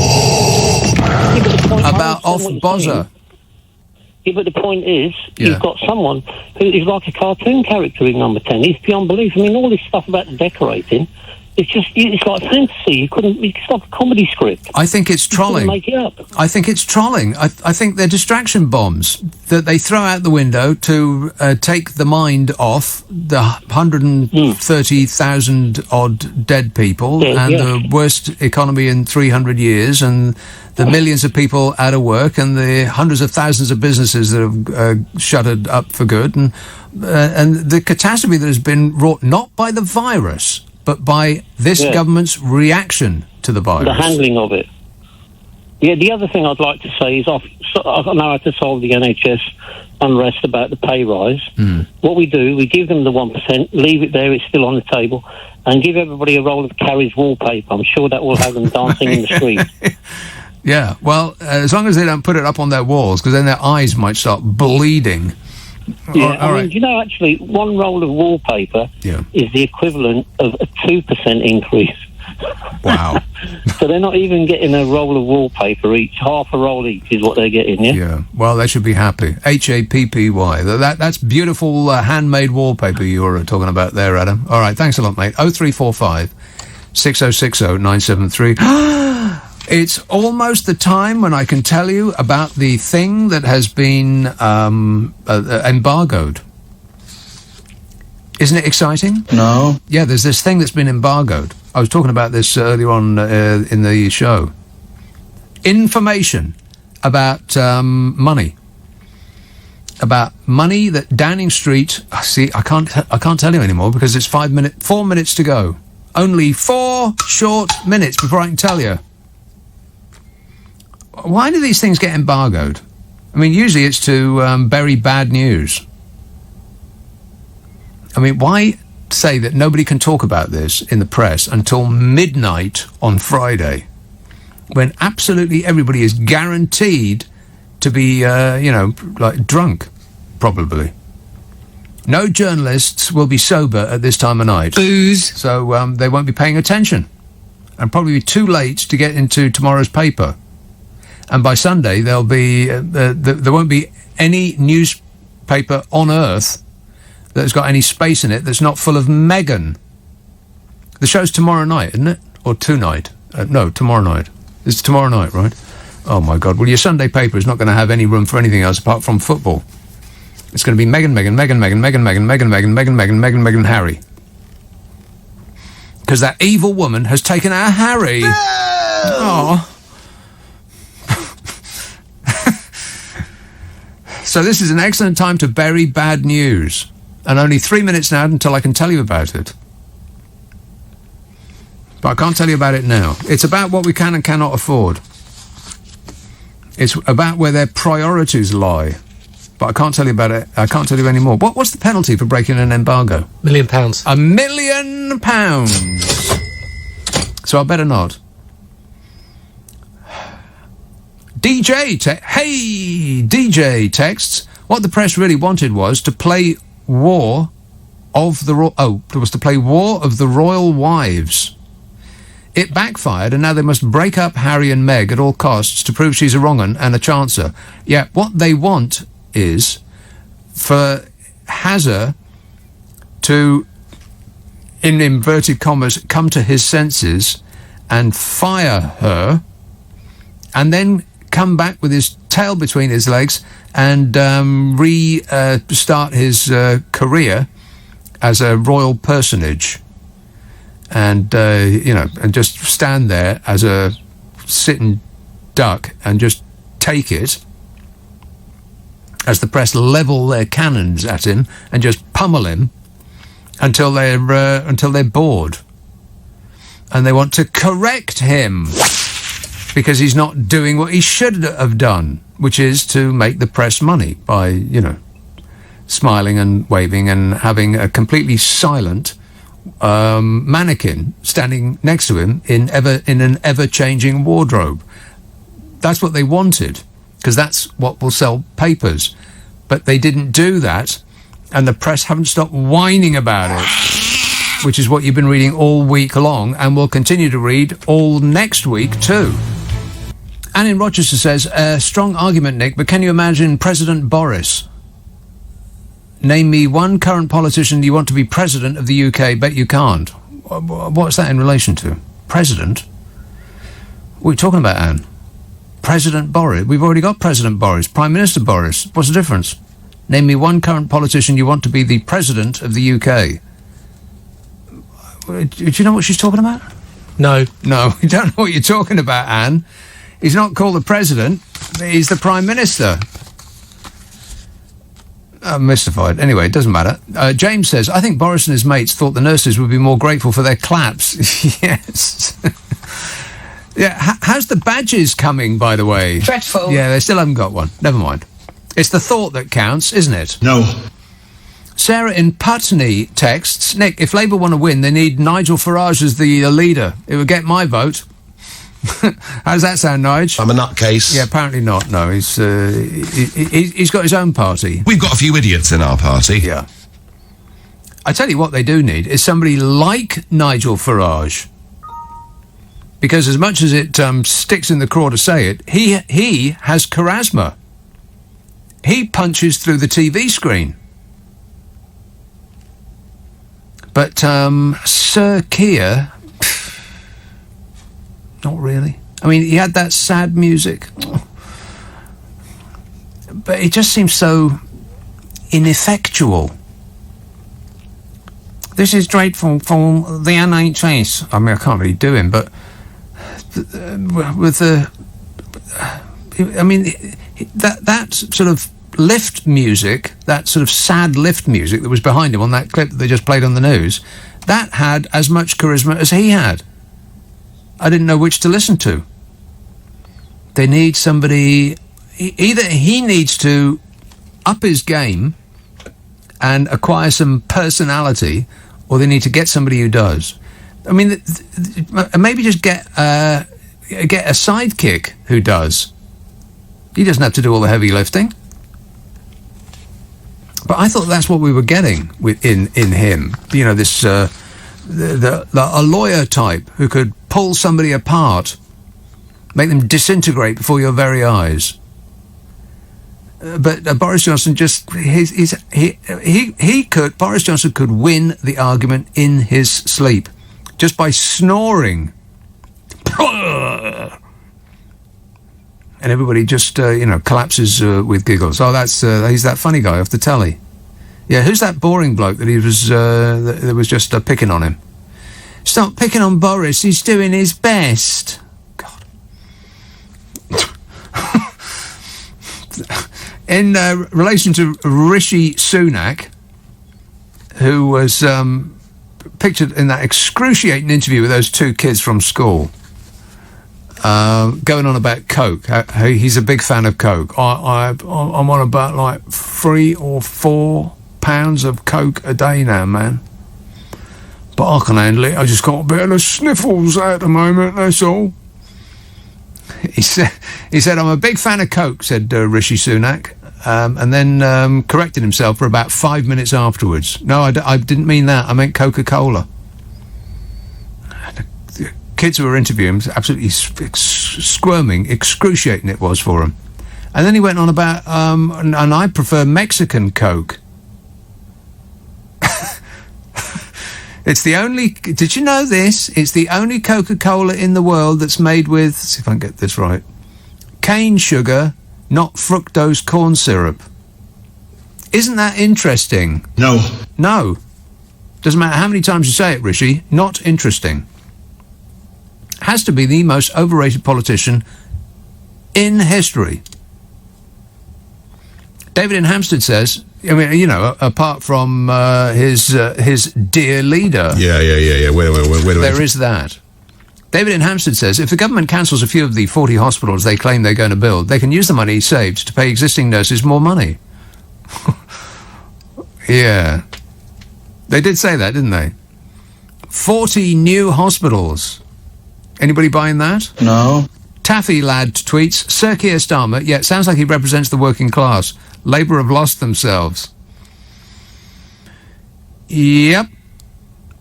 Well, you had somebody who represented the working class, and the press blasted him for year after endless year, and the people that might have been served by him accessing the top job decided that he was a leftist, Marxist, communist. He was a socialist. We don't want socialism. No! But we do love the NHS. You know, and the services that the council provide. And the street lights. And the police. And the ambulance service. And the fire service. And, you know, all of those socialist constructs. Apart from all the socialism that we enjoy, we hate socialism. Let's have Fulham. Hello, Martin. Good morning. Martin.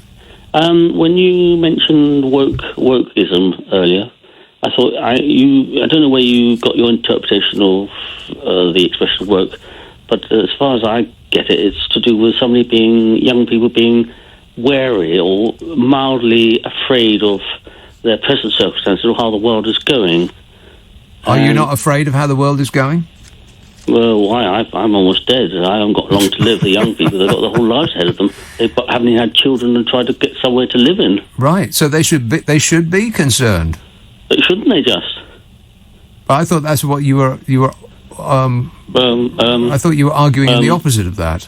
No, well, no. I'm saying they should be, but I don't know how you got your interpretation of that, this sort of buzzword.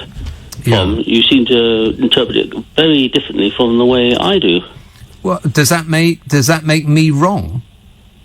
Maybe I'm wrong. I mean, you get lots of other things wrong, but you know, I could go all night about that. So I most certainly do not, as you know full well. What?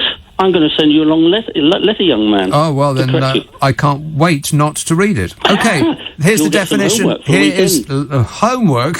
But, sir... Red, don't call me sir either. I don't like that. Don't call me sir. Definition of woke. What?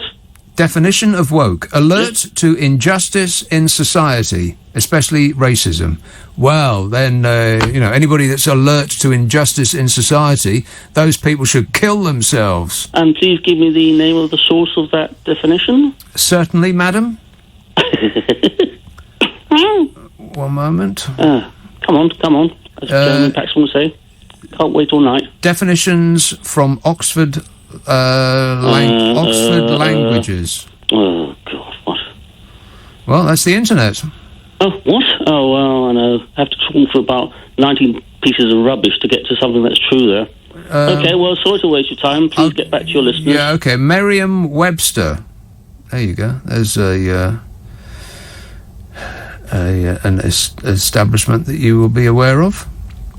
Definition of woke: aware of and actively attentive to important facts and issues, especially issues of racial and social justice. Oh, well, we don't want that. I can understand how that makes the right so angry, that people are aware of social injustice. God.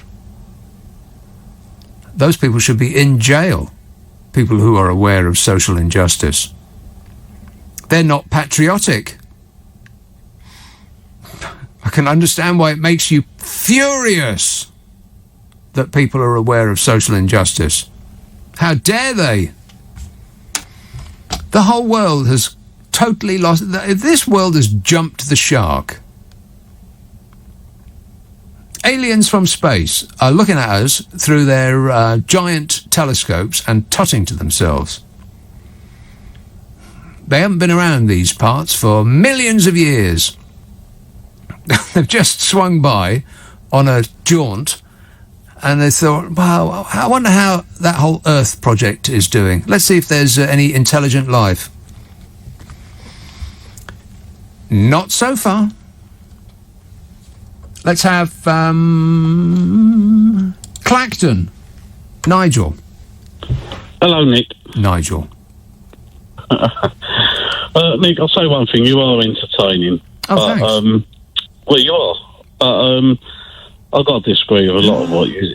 What? Nick, there's something I don't like what you do. No, there is. What you do is anybody you don't agree with, anything you don't like, I don't mean callers, I don't about politics or the Queen or whatever. You always say the bad things. They're never the good things. So, I mean, how...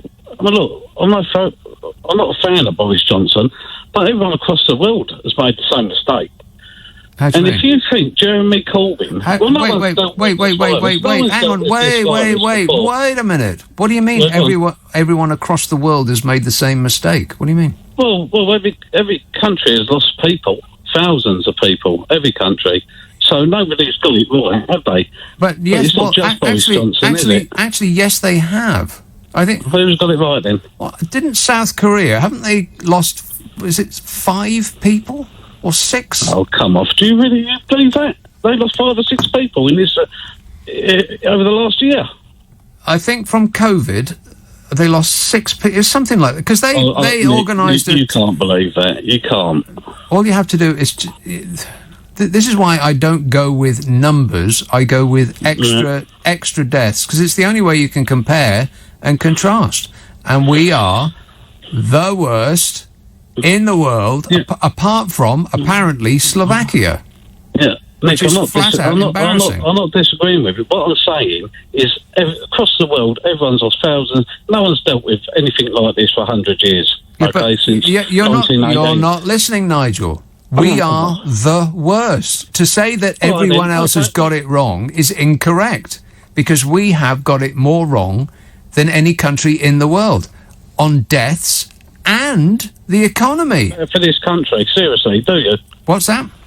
Do you really think Corbyn would have been better for this country? Seriously, do you? Anybody would have been better if we're the worst. Listen to yourself, Nigel. If we are the worst, then almost by definition, anybody else would have been better. Do you think that Jeremy Corbyn would have spent £37 billion on private companies that were either his personal friends or friends and relatives of other Labour MPs or favoured companies? £37 billion on a test and trace system that doesn't work. Do you think that he would have done that? Oh, I don't know. Maybe we've done something worse than that. We don't know, do we, Nick? What you're doing... Yeah, but no, okay, so this is your argument. He might have done something worse than that. Therefore, we wouldn't have wanted him to be Prime Minister. Can you see how thin that argument is? No, it's got nothing to do with the pandemic with Corbyn. Corbyn is much too close and friendly with terrorist groups. There's a reason why I voted against him, and I don't want him in. Do me a favour. Nick, please don't disagree with that. You know he is. It's just absolute nonsense. Okay, Dave, Nigel, nonsense. You have to stop reading whatever paper it is that you read. I know which one it is. You don't even have to tell me. I know which one it is. Stop reading it. Get your news from somewhere else. Or from somewhere else in addition to that paper. It's so nonsensical that we must praise Boris Johnson because what about? It's just, and it is whataboutism. They got the same thing in America. Oh, well, it's a good job we got Donald Trump. Okay, he's a complete catastrophe in every way, shape and form, but what about Hillary Clinton? She would have been much worse. They make up. You're just making it up. You can't win an argument just by making stuff up. Oh, it would have been worse if. What about? It's just nonsense. I can't imagine for a single second that Jeremy Corbyn would have been worse than what we got now. By what measure would he have been worse? He would have created more deaths. He would have wasted more money. He would have created a worse economic hit than the worst recession in 300 years. How? But, the British public is easily persuadable by using fear. It's worked like a charm every time it's been used, over and over again. Fear of other, fear of some fantastical danger. Radical leftist Marxists. He's going to come for your money. He's going to take the hinges off your front door and allow all of his communist friends to waltz in and nickel your stuff. Thanks a lot, Jeremy Corbyn, for what you would have done. This anonymous text says, come on, Nick, the embargo's over. Spill it. I want to go to bed. That's right. I forgot. Okay. You know that we can't... this country can't afford to give nurses more than a 1% pay rise. We just haven't got the money. That's just an economic fact. People are going to have to get used to it. You lost. Get over it. In other news, Downing Street has spent more than £2.6 million to tart up the place so that they can hold White House-style press briefings. You know, because they go by the mantra, what would Donald Trump do? I can be more presidential than anybody. £2.6 million just to tart up the place a little bit so that they can, act like Donald Trump. In response to Freedom of Information requests, the Cabinet Office, on Friday, as in a couple of minutes ago, issued a breakdown of the costs totalling £2,607,767.67p, excluding VAT. So it's much, much worse than that. So it's over £3 million. And what do they spend it on? They spent it on allowing daily broadcasting by various organisations within the building. It says they will necessarily require one-off capital works, including audio-visual equipment, internet infrastructure, electrical works and lighting. They got a modem and a lamp. £3 million. Money, no object. They said, here comes the good bit, this spending is in the public interest. That's what they said about Bodger doing up his temporary flat. That's their position on that too. Oh, it's in the public interest. Yeah, we're protecting the this listed building for the nation. Yeah, right. You know what it would take to go and have a look around that listed building, you know, as a member of the poor put upon people who are actually paying for it? Well, first of all, you'd have to climb over a fence. But, spoiler alert... Warning, warning! There'd be about 3 people with machine guns who would prevent you from doing that. But apart from that, you're perfectly welcome to come and have a quick shufti. £2,607,767.67p, which is weirdly precise, excluding VAT. So it'd be another 320,000 on top, over £3 million for audio-visual equipment, internet infrastructure, electrical works and lighting. £3 million. This spending is in the public interest, as the new broadcasting of lobby briefings will increase public accountability and transparency about the work of this government now and in the future. Yeah, that's right. That's what they're all about, transparency. The Freedom of Information response, by the way, was delayed by several weeks as officials decided whether the disclosure was in the public interest. They tried to figure out any kind of way that they could prevent this information from coming out. Which is presumably why it has been embargoed until midnight on Friday. Because it's too late for the papers tomorrow, And by Sunday, it'll just be Meghan, Harry. And this, of course, is on top of the disclosure that the Prime Minister is facing pressure over the refurbishment of his official flat above number 11, overseen by his fiancée, Carrie Simmons. That should actually be his current fiancée. With costs reported to be spiralling, Downing Street refused to deny that Boris Johnson is considering setting up a charity to pay for works to the flat. Wouldn't that be great if every time you wanted a new kitchen, all you had to do is set up a charity? The move raised concerns of possible conflicts of interest, offering a potential backdoor to providing a financial benefit to the Prime Minister. Wow, wouldn't want that.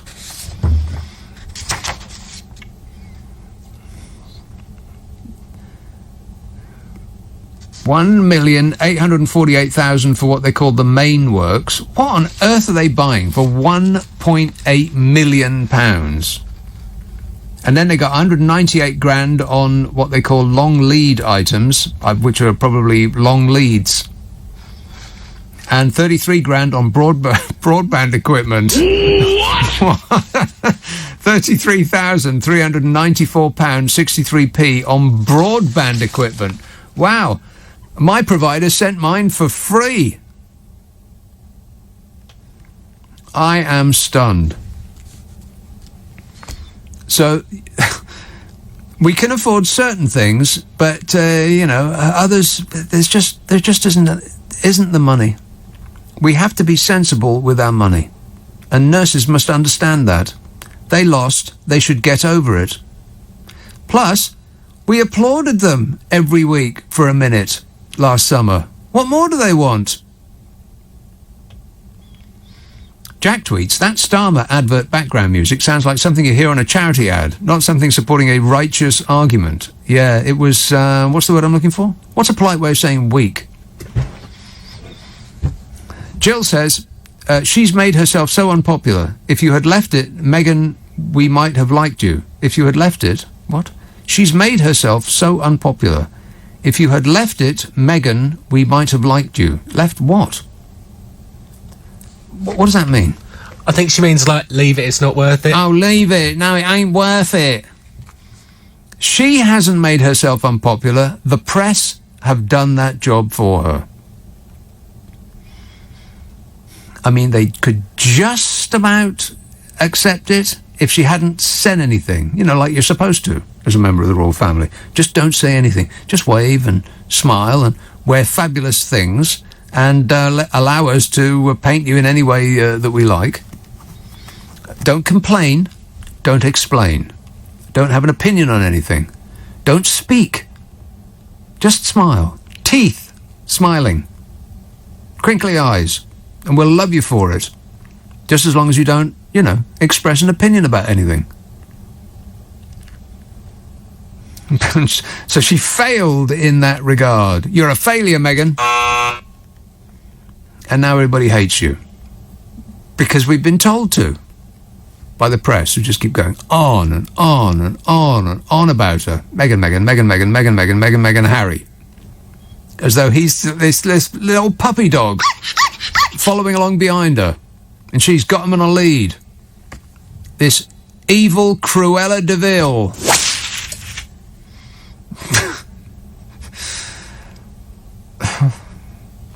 So, because she didn't play the game, now the press have gone the other way. You're going to rip them apart for money, for financial gain. Keep sticking them on the front page of the papers, and Meghan is killing people by eating avocados, and Meghan is breathing oxygen that could have supported the life of a sick child in Africa. Look at her, with her nostrils, breathing in air. Who she thinks she is. And so they will continue doing that because it makes money. That's what they're doing it for. Money. While complaining that she's doing, she's trying to make money. It's just, I think I'm turning into Boris Johnson. Life would be much easier if all you had to do was to just, maybe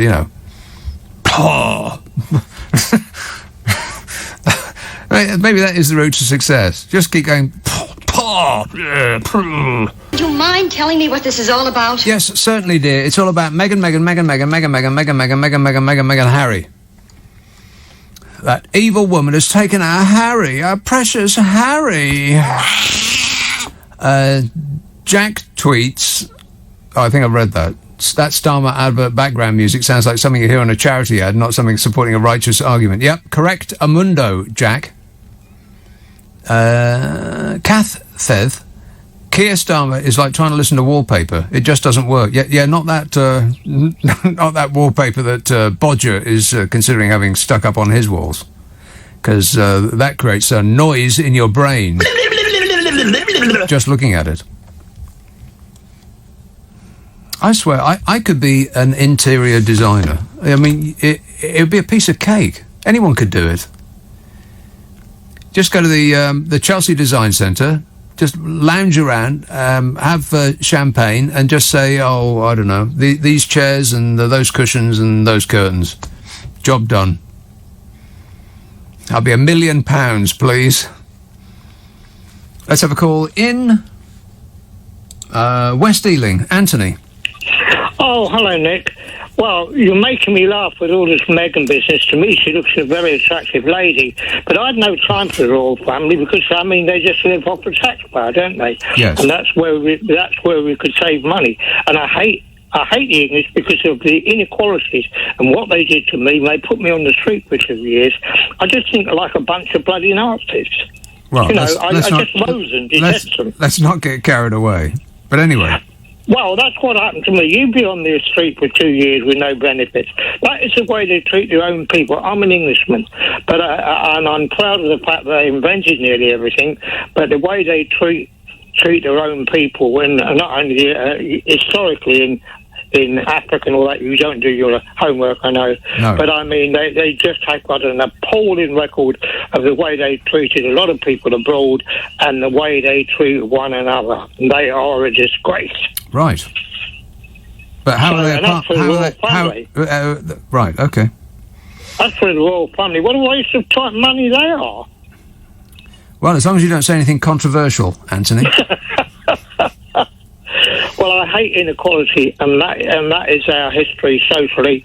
And I mean, I've lived in other countries. I mean, it's not a collective nation. They treat one another like rubbish because of the class system. That is not on.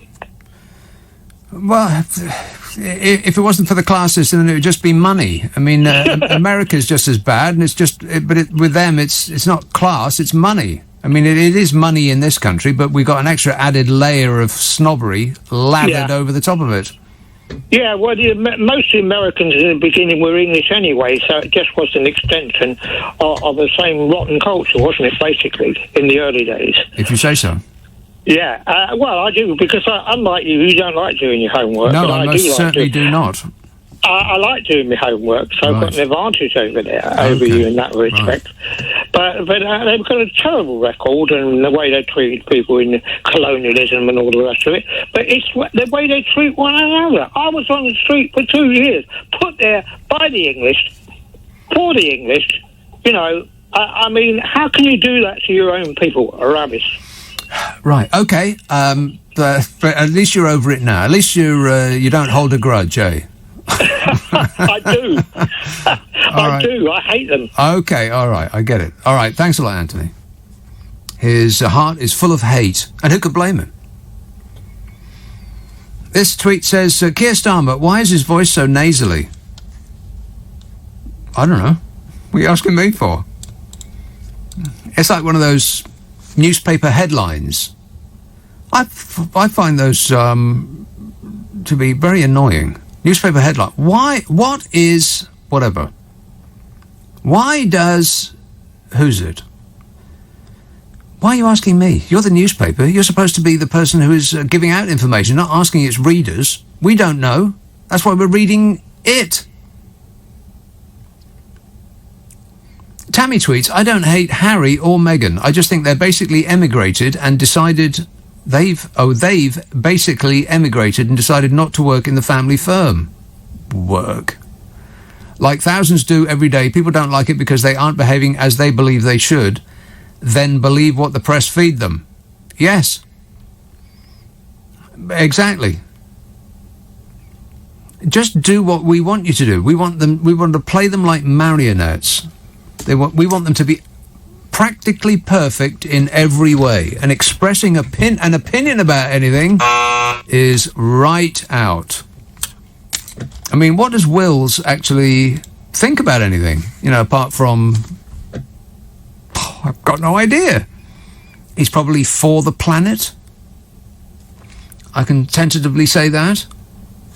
He's probably pro-human beings, maybe. New York, Cliff. Hello, Cliff. Hello. Yes, Cliff.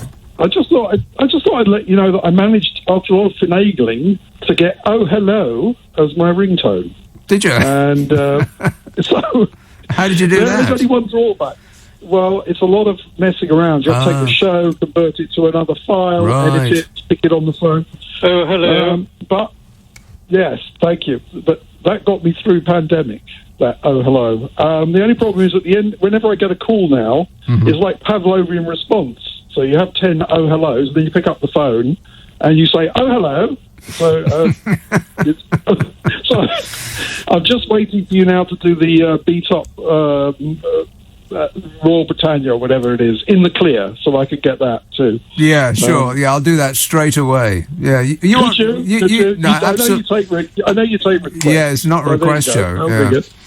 So you managed to get hello with a clean feed on that, did you? Huh? Well, I should speak over them. I managed to grab it. Right. I managed to grab it. How about this one? Hello, boys. You managed to grab that one? No, I haven't got it. No, it's "Oh hello." It's just it's just that. I don't know. It makes me laugh every time I hear it. Yeah, me too. Hello. Yeah. Hello. Yes. I just wanted to say also, I'm a bit behind. I'm a week behind because I listened to you spread out over the week. But I was hearing you talking about Koyana Scatzi from last week. Oh, yeah, Koyana Scatzi. Yeah. Yes. And funnily enough, you said they always rip it off for advertising. Well, I worked in advertising for my whole career. Oh, yeah. And yes, I tried to rip it off many times. Yes. But I could never find a suitable, because it's so brilliant. It is so good. It is. You have seen the... Go on. Did you see the follow-up, Poyana Scatzi, or whatever it's called? There's a second one, too. Yeah, Poakatsi and Baraka. It's called Poakatsi. Yeah. But none were as good as the original, which was... I mean, at the time, I think it was... Is it 1982? Something like that. It's really properly old now. It could be. And at the time, you'd never seen anything like it. The images that they were coming out with were just absolutely well, they still are. But since then, the technology and the people's ability to film that kind of thing has improved markedly. And so you've seen like The Perfect Planet, that TV show that's on at the moment, that David Attenborough thing. I think it's just ended, but I'm still catching up. The Perfect Planet. I mean, some of the images on that are absolutely astounding. And so we're used to seeing amazing things now, but back then there was nothing close to it. Koyana Scatzi, and it's still the most perfect combination of music and images I've ever seen. Totally agreed. The Glass theme tune is amazing, but actually the bits I like were not the fast time-lapse ones, but there were some shots of people walking down a New York street or something in very slow motion, which were also incredible. So that was good. I also wanted to say is, did you realise that your producer stroke sidekick is a vocal doppelganger for the sidekick of Alan Partridge? Has someone pointed that out to you yet in Mid-Morning Matters? No, I don't know what that is. I mean, I know what it is, but I've never seen it. No. Okay. Well, watch one, because he sounds exactly like him. Well, I don't know. That sounds like homework. Are you giving me homework? Oh. No homework. No homework. So... look it up if you can. Right, I most certainly will do nothing of the sort. But thanks for the advice, Cliff. And I don't take advice or homework. Cheers, mate. 0345 6060 973. You can text 84850. Email nicka@lbc.co.uk. And if you're on Twitter, it's at LBC. Hello. There you are. Did you catch that? Did you get this one? Oh, hello. There you go. A gap on either side. A clean feed. You're welcome. Thank you. Jan text, do you remember all that talk about a different kind of society coming out of the pandemic? Well, that hope has been extinguished at the first opportunity, and we're not even through it yet. So, same old, same old. It's been extinguished. This says, I don't know quite what you mean. It's been extinguished. The hope has been we ain't got no hope no more? I didn't know that. God. That's disappointing. This anonymous text says, the vaccine rollout has been amazing. Amazing. It's amazing. Groovy. Yeah. It's been amazing. The UK are nearing herd immunity. No, not even close. We're nowhere near herd immunity. What are we talking about? There's about 21 million of us have been vaccinated so far, which is an astonishing achievement, really, considering, considering you-know-who. Yeah. Wait a minute. They just got out of the way. You see what a success you can make of things when you just get out of the way, Bodger? I can't comment on that. What do you think, Gavin? Yeah, he's unsure. No, herd immunity is up around 95%. I mean, for measles it is anyway. Why would this be any different? It's at least 80%, and it's up around 95%. So we're way off herd immunity, unless you're talking about cows. Let's have a call in Hastings. Sam. Hello, Nick. Good morning. Sam. I have one question that I wonder why it hasn't really been asked yet. So we've had the current lockdown extended by our Supreme Leader for until the middle of summer, so that we can vaccinate ever more vulnerable people in our population and make sure that we never have to do this whole song and dance of a lockdown again. Yeah. But after we have a summer where we can eat out and help our local businesses and the autumn rolls around, what happens when it's 6 to 9 months after all of those most vulnerable people had their vaccination and their immunity wears off and there's invariably a new variant that is far more deadly than before? How do we know that we aren't just going to be stuck in this cycle of lockdowns in winter? I'd be amazed if this was it. If it was a steady slope out of the mire that we find ourselves in, if it was just better by increment each day with no hiccups, I would be stunned, wouldn't you? But the better it gets, the more they seem to shift the goalposts, no? The more people need to get vaccinated, the safer we need to be, and the more at risk we seem to be, the more people get vaccinated. But the thing that I don't get is the long-term element of it, because we're just going to have to keep vaccinating people. Right, but in much the same way as we keep doing that every year with the flu.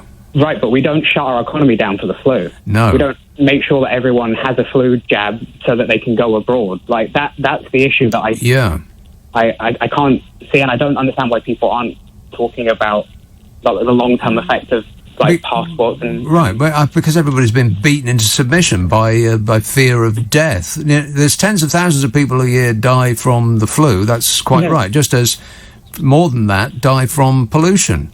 But these are non-COVID deaths, so that's okay. We don't shut the country down for 10 or 20,000 people dying, but we do if it's 10 times more, as though each life is more important if it's COVID related. That seems to be the thinking. It's not even like the lives are one thing, but also the cost of locking down the economy, like that isn't sustainable in the long term. No. Well, it's not even sustainable in the short term. I mean, we're looking at the worst recession in 300 years, but it doesn't feel like it because we haven't come out of our bunkers yet. We're still being suspended in aspic. The entire country is on pause. So at what point do we stop, getting our directives down from us by the government and decide that we're not going to be on pause? Like, we just accept that this is the new normal, or that we're going to be dictated to when and when we can't open up our economy. Well, I keep saying it, and this is not an original thought, but it seems to me entirely likely that when a government takes your rights and freedoms away, they get quite used to all of that extra power and are loath to return them. So I would expect I would expect that much of what we have become used to might be what you describe as the new normal. I have another question for you, if that's all right. Yes.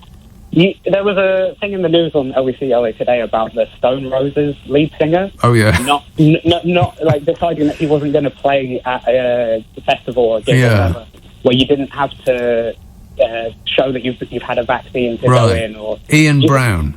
Yeah. So do you think that's the way that we could get through these sort of top-down government initiatives by individuals saying, I'm not going to play by these rules, I'm not going to accept that we need to have my plumber to have a vaccine in order to come around to my house and fix the pipes or whatever? Is there any room for that? Well, people have been complaining about the kids. It's the kids, they're going out and they're doing, kid things with each other, and they're spreading the disease about, and that's very unpatriotic of the kids. What an absolute disgrace the kids are. Disgusting. But the news today is that the vaccinated 80-plus-year-olds are going about for a bit of a gallivant, and they're the ones that are now risking the health of the nation. 80-plus-year-olds.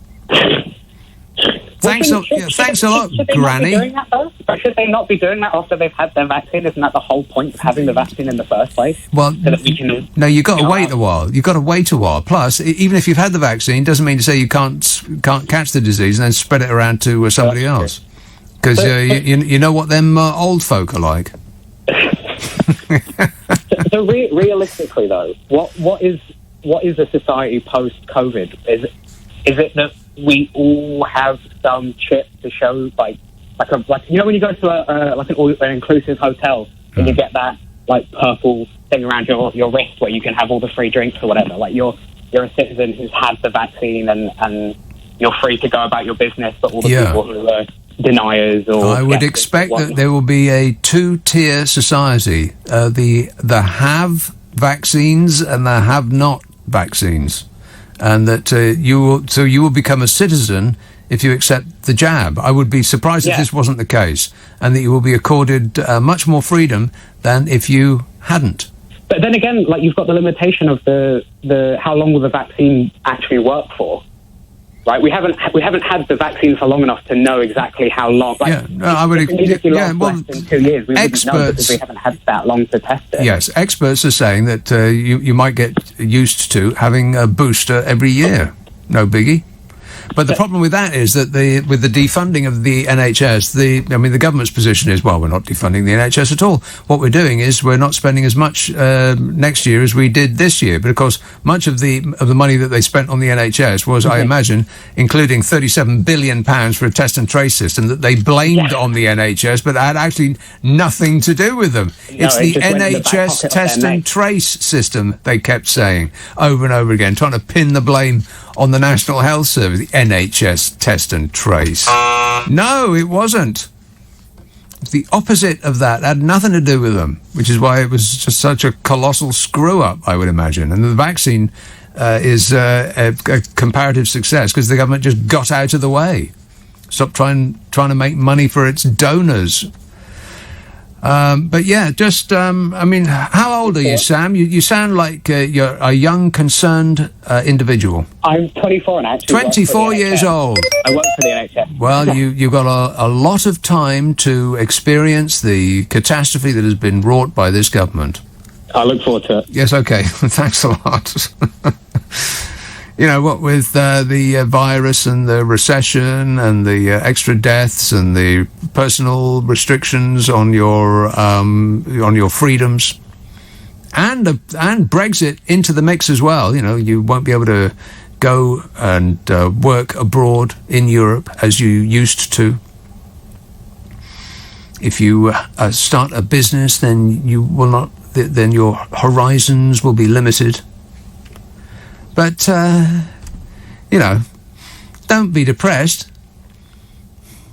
because freedom? Because we will have stronger vacuum cleaners out from the pernicious influence of the unelected officials of the European superstate. No! We'll be able to set the power of our own vacuum cleaners. Then we'll be free. I can't wait. I wish they'd get on with Brexit, because it sounds fantastic. Michael in Shooters Hill says, "Why are you such a Meghan lover?" What? Why have you not mentioned the hypocrisy of lecturing us about green issues and then taking private jets all over the place? Harry and Meghan are just over-rich, greedy, money-grabbing, over-privileged parasites. Well, don't sit on the fence, Michael. Tell us what you think. I'm a nutcase. Yes, thanks, Nige. You have delighted us enough. You're going to campaign for other issues. How about the fishing industry would be a good idea? Yeah, they don't want you to help anymore. You've helped us so much already, and they appreciate it. Thank you. Yeah. Please stop helping.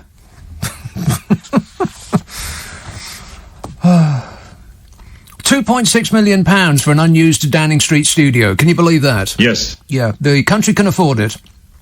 Downing Street has spent more than £2.6 million on renovations in order to hold a White House-style briefing. What? Yeah, he's doing a Donny.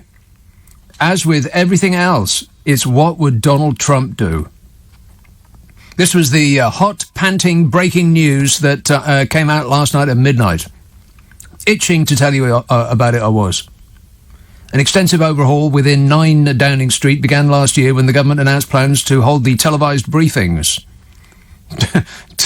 Televised briefings. Boring. Anybody want to see that? No. Televised briefings. In response to a Freedom of Information request, the Cabinet Office issued a breakdown of the costs totalling £2,607,776.67p. What a weirdly precise figure that is. That's ridiculous. 67p. Come off it. This is, of course, largely ignoring or excluding VAT. Oh, no. Which means that's extra 20%, which takes it over £3 million for a propaganda room. £3 million for a propaganda dissemination misinformation station, just like Fat Donny had. Everything that I've done is 100% proper. That's what I do, is I do things proper. It's a place from which the government will tell us, for instance, that the Prime Minister cares deeply about the NHS and the nurses have his full support, if not his actual help, in putting food on the table or a rise in recognition of all their hard work. Bodger will have his spokesmodel go out in £3 million of our money to tell porkies about what the government has been up to so that the PM himself doesn't have to comment. Ain't that right, Bodger? I can't comment on that. Number 10 said the funds had been spent to allow daily broadcasting by news organisations within the Grade 1 listed building, which implies that the money was spent for our benefit. In fact, there was no implication. They didn't imply it. They actually said it out loud. They actually said this spending is in the public interest as the broadcasting of lobby briefings will increase public accountability and transparency about how the government works. Because, as you know, that's what the government is all about, public accountability and transparency. That's why last month it was reported that a secretive unit of officials working inside Mr. Michael Gove's cabinet office stands accused of sinister cover-up tactics that are undermining transparency in government in the midst of a pandemic. Known as the Clearinghouse,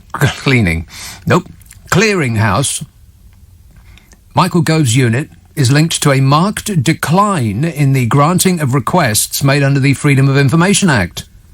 It's also accused of compiling black lists of journalists and campaigners who use the act to scrutinise public bodies so they can pre-deny their Freedom of Information requests before they even look at them. Wow. Vladimir Putin is looking at this thinking, hey, that's a great idea. News outlets are deeply concerned that the names of their staff are being circulated around Whitehall when freedom of information requests should be treated as applicant blind. In other words, the people rooting around for the information shouldn't know who's asking for them. Just give us what we want to know, if you're so concerned about accountability and transparency. Mary Fitzgerald, editor-in-chief of the investigative website Open Democracy, which exposes the Clearing House in its recent report, says, the report's called Art of Darkness, about which we should all be slightly concerned. Mary Fitzgerald said, I have been talking to Fleet Street editors from across the political spectrum, as well as broadcasters, and this is an issue that concerns all of them, she said. You bet it does. So when the government says it's interested in increasing accountability, what it means is that it is doing everything in its considerable power to decrease accountability. But you don't really need to be told that, do ya? No. Just think, what would Donald Trump do? The baby tornado would tell you that he is doing one thing while actually doing the opposite. And anyone who says otherwise is an enemy of the people. £3 million for another method of spewing out propaganda all over us. The Freedom of Information Act was hailed as a step forward for British democracy when it was introduced in 2000. And the people who introduced it swiftly realised they'd made a huge mistake. Today it is being strangled in the weeds of bureaucracy. The percentage of requests granted in full has fallen from 62% in 2010 to 44% in 2019. Wow. Requests flatly denied have grown from 21% to 35% in the same period. This is accountability in action. The Justice Ministry, the Treasury, the Health Department and the Home Office have high rates of rejecting freedom of information requests. The most secret department, the Cabinet Office, which has declined 60% of freedom of information requests in 2019. In other words, if you're asking for a piece of information to hold the government to account, and that piece of information would hold the government to account, you can't have it. The Gove's team sets the budget of the Information Commissioner's Office, the regulator for the freedom of information people. Now, that doesn't seem very independent, does it? If Gove's team sets the budget of the Information Commissioner's Office, the regulator for freedom of information, that doesn't seem very independent. The ICO, the Information Commissioner's Office, has seen its funding fall by 41% in real terms in a decade. So the funding for finding the information has fallen, while the people who are asking for information has grown. You do the maths. Authorities have learned that they can breach freedom of information deadlines and even ignore the interventions of the Information Commissioner's Office without repercussions, says Catherine Gunderson from the Campaign for Freedom of Information. John Baines, an FOI expert at the law firm Mishcon de Reya, says the lack of enforcement encourages poor compliance across all public bodies. If they see that there's no sanction for breaking the law, then there's little inducement for them to comply. Wow, that could be written on one of those plinths, those pedestals that they stand behind when, telling us what a tremendous job they're doing. Never mind about those three-part slogans. They should just write that across the front of it. If we see there is no sanction for breaking the law, then there's little inducement for us to comply. They should write that in the front of it if they want to be truthful. When their fans think that every little thing they do is magic, the government's fans, then it doesn't really matter how the government act. They know they can pretty much do anything at all, and their ratings do nothing but soar ever higher. I'd have to say that the public deserve the government that they get, but I also think that the public have been hoodwinked on an epic scale, and they don't deserve the consequences of being duped like this. But then I think, well, we're all adults, we're not infants, we knew what we were voting for, as I've been told about 1 million times. And then I think, but we didn't know how mendacious a lot they were and how much they strove to deceive. And then I think, that I think too much. I'm a big thinker.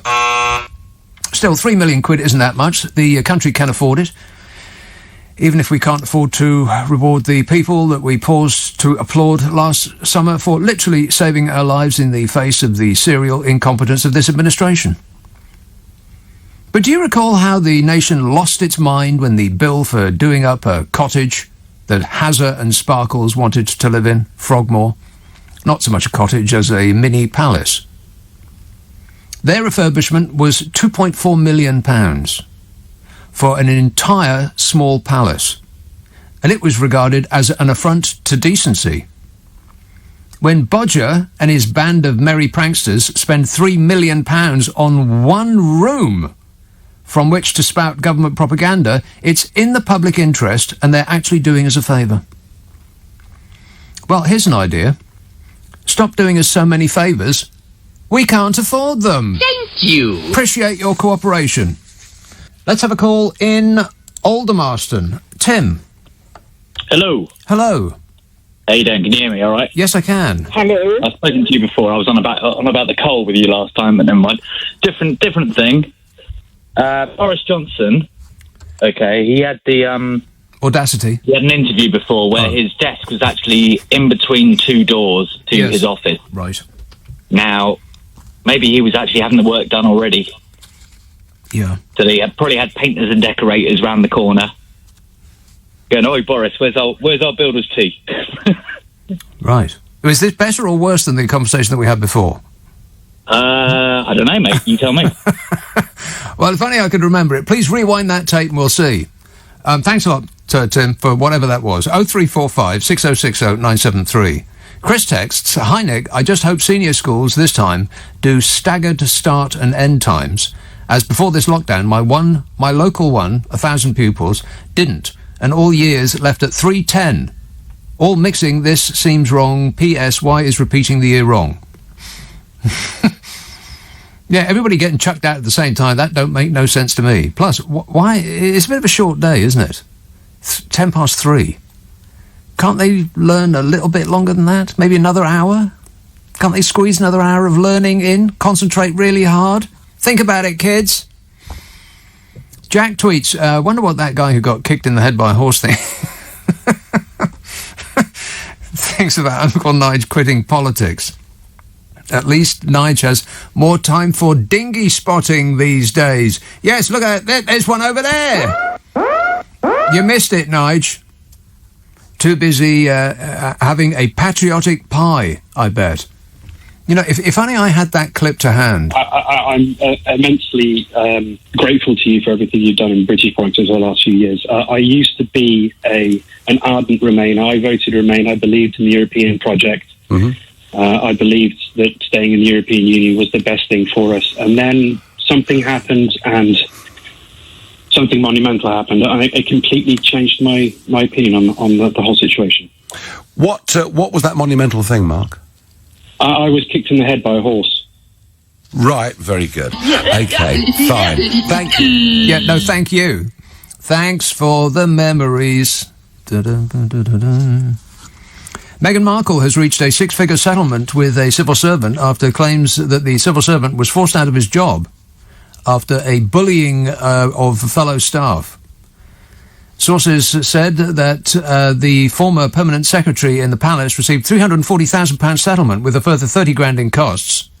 He had threatened to take the palace to an employment tribunal hearing in September. He claimed that he'd been handed out of his job for just defending his staff and was suing Meghan Markle under whistleblowing laws. Oh, no, wait a minute, that's Priti Patel. Yeah, that matter is closed because we've formed a square around the Pritster. You know, because, why not? Priti Patel has reached a six-figure settlement with a senior civil servant. 6 figures, can you believe it? How many is that? Whitehall sources said Sir Philip Rutnam, a former permanent secretary in the Home Office, received a permanent secretary. Couldn't he do better than that? I mean, there's nothing wrong with being a secretary and all, but do you have to be a secretary for your whole life? They put I don't know why. Maybe they're having a festival or something. But they seem to be randomly throwing comedy classics at the screen. And I tuned in the other night and they had The Fall and Rise of Reginald Perrin on. God, that was funny. That was really, really properly good. What did they have on before, which sort of left me a bit nonplussed? I should have... did you see it the other night? No, I didn't. No, he didn't see it. No. Has no interest whatsoever. He's against laughing on principle, which is why he works on this show. Fall and Rise of Reginald Perrin. Good grief. But Leonard Rossiter was an absolute flat-out genius. Apparently he wasn't... Well, maybe this is speaking out of turn, but he might not have been the nicest of persons, but he was properly funny. And the writing in that and the other people that were acting in it were brilliant. Excellent, excellent, excellent show. Why aren't they... Why aren't they showing the whole thing? Hello? Priti Patel. You know Priti Patel? No! Yes, that's her. She's reached a six-figure settlement with the senior civil servant after claims that he was forced out of his job for intervening in her alleged bullying of fellow staff. It has emerged. And is anybody remotely interested in this? No. No, because we're all about Meghan now. Meghan, Harry. It's another Yoko... Oh, no. A Yoko Ono, which is why they called her that. Every time she walked in the room, everybody said, Yoko, oh, no. Whitehall sources said Sir Philip Rutnam, stuck being a secretary his entire life. And that's why I went on to Reginald Perrin, because Reggie comes in 11 minutes late, Joan, frozen points at Cheam, that kind of thing. Take a letter. They should repeat all of them. I mean, just in the afternoon when all that filler tripe is on. We don't have to watch TV in the afternoon. We can record it and watch it in the evening when all of that filler tripe is on in the evening.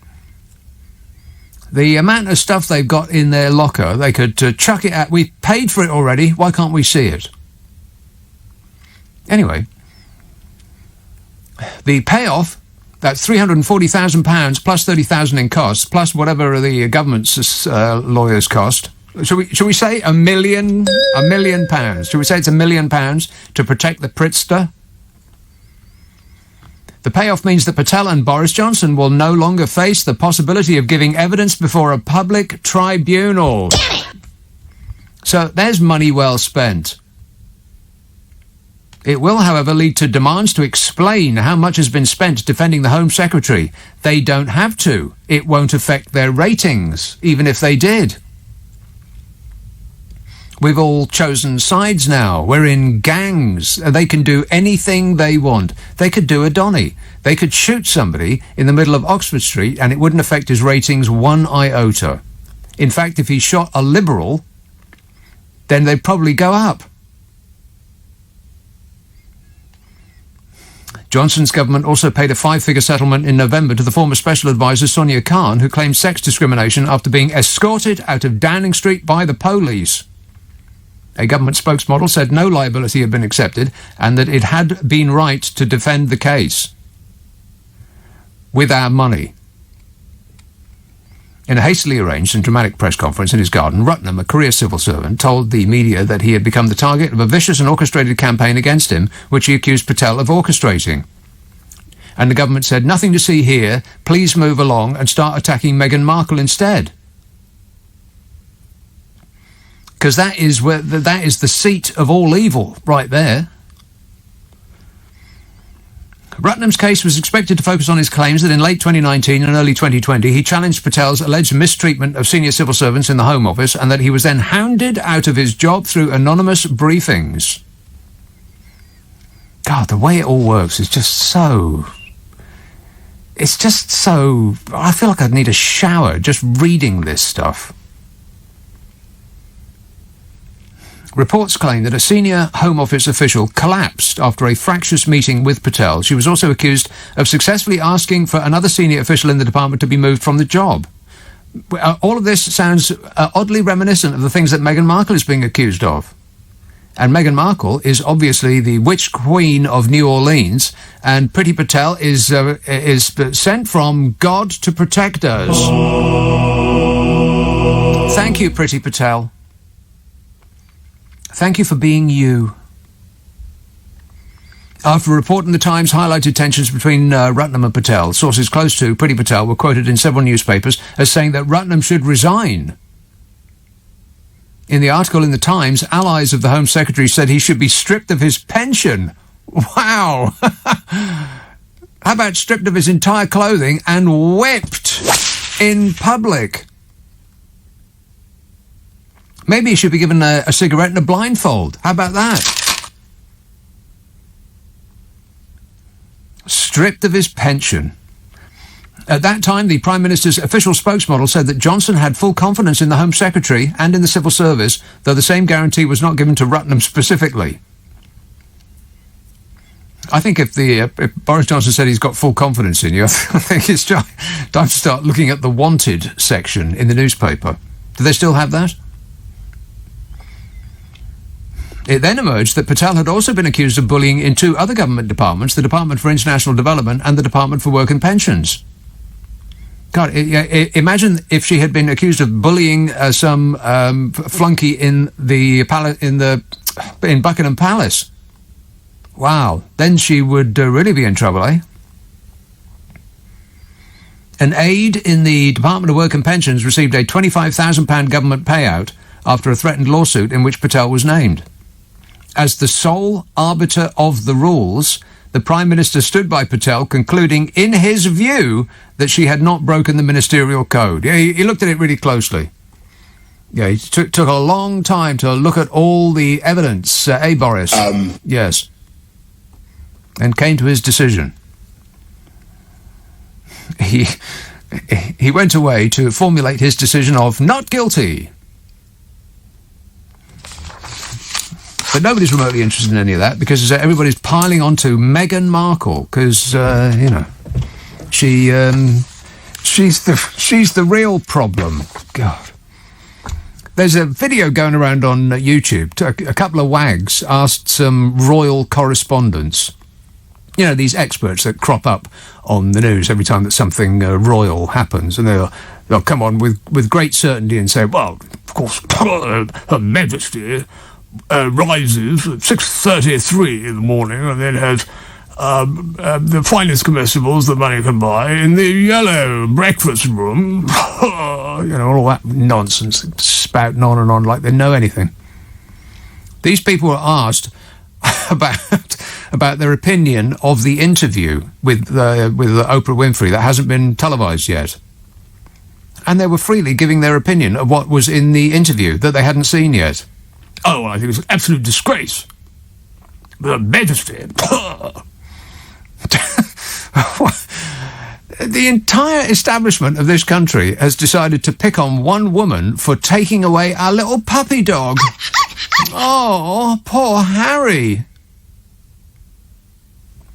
And they say that the royal family they've got no power. Yeah, they're powerless. Right. They've only got the entire edifice of the British establishment to do their bidding for them.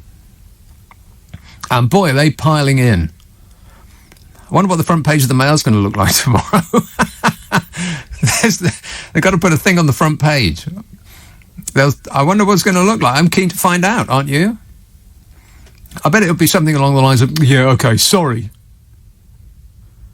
Sorry. Something like that. In other news, Meghan found in hell. Monkey nuts. Yes, this show is a big sack of monkey nuts. So Lawrence Fox, the actor, is going to try his hand at being the London mayor. Can I just say... I thought the people that liked Lawrence Fox are also the kind of people that absolutely hate it when actors stick their oar in.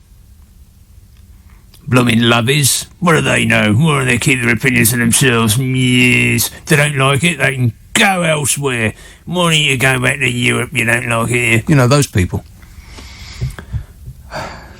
Brian texts, Nick, £2.6 million and the journalists don't get two-way microphones. What's that mean? What's a two-way microphone? I think it means they can't reply. Oh, they get no reply. No, right, okay. No right to reply. No, don't get that. No, you only get a right to listen. No speaking. Scott texts, Farage has got a new job as a lighthouse keeper. He will be up there shining a light to help people navigate to safety, straight into Patel's giant trawler nets, while casting a watchful eye over our British fish. Sounds like a kid's TV show. Yeah, it sounds like a nightmare. Like the Wooden Tops, for instance. That was a kids' TV show that, in retrospect, seems like a nightmare, doesn't it? A little bit. Yeah, a little bit of a nightmare. Nigel Farage on Jack and Ori. Anyone want to see that? No. I can see him on, oh God, what's that called? You know, with, you're too young to remember, but who? Blue it was Peter? Captain Pugwash. Nigel Farage is the new Captain Pugwash. I'm a nutcase. I can actually see that, can't you?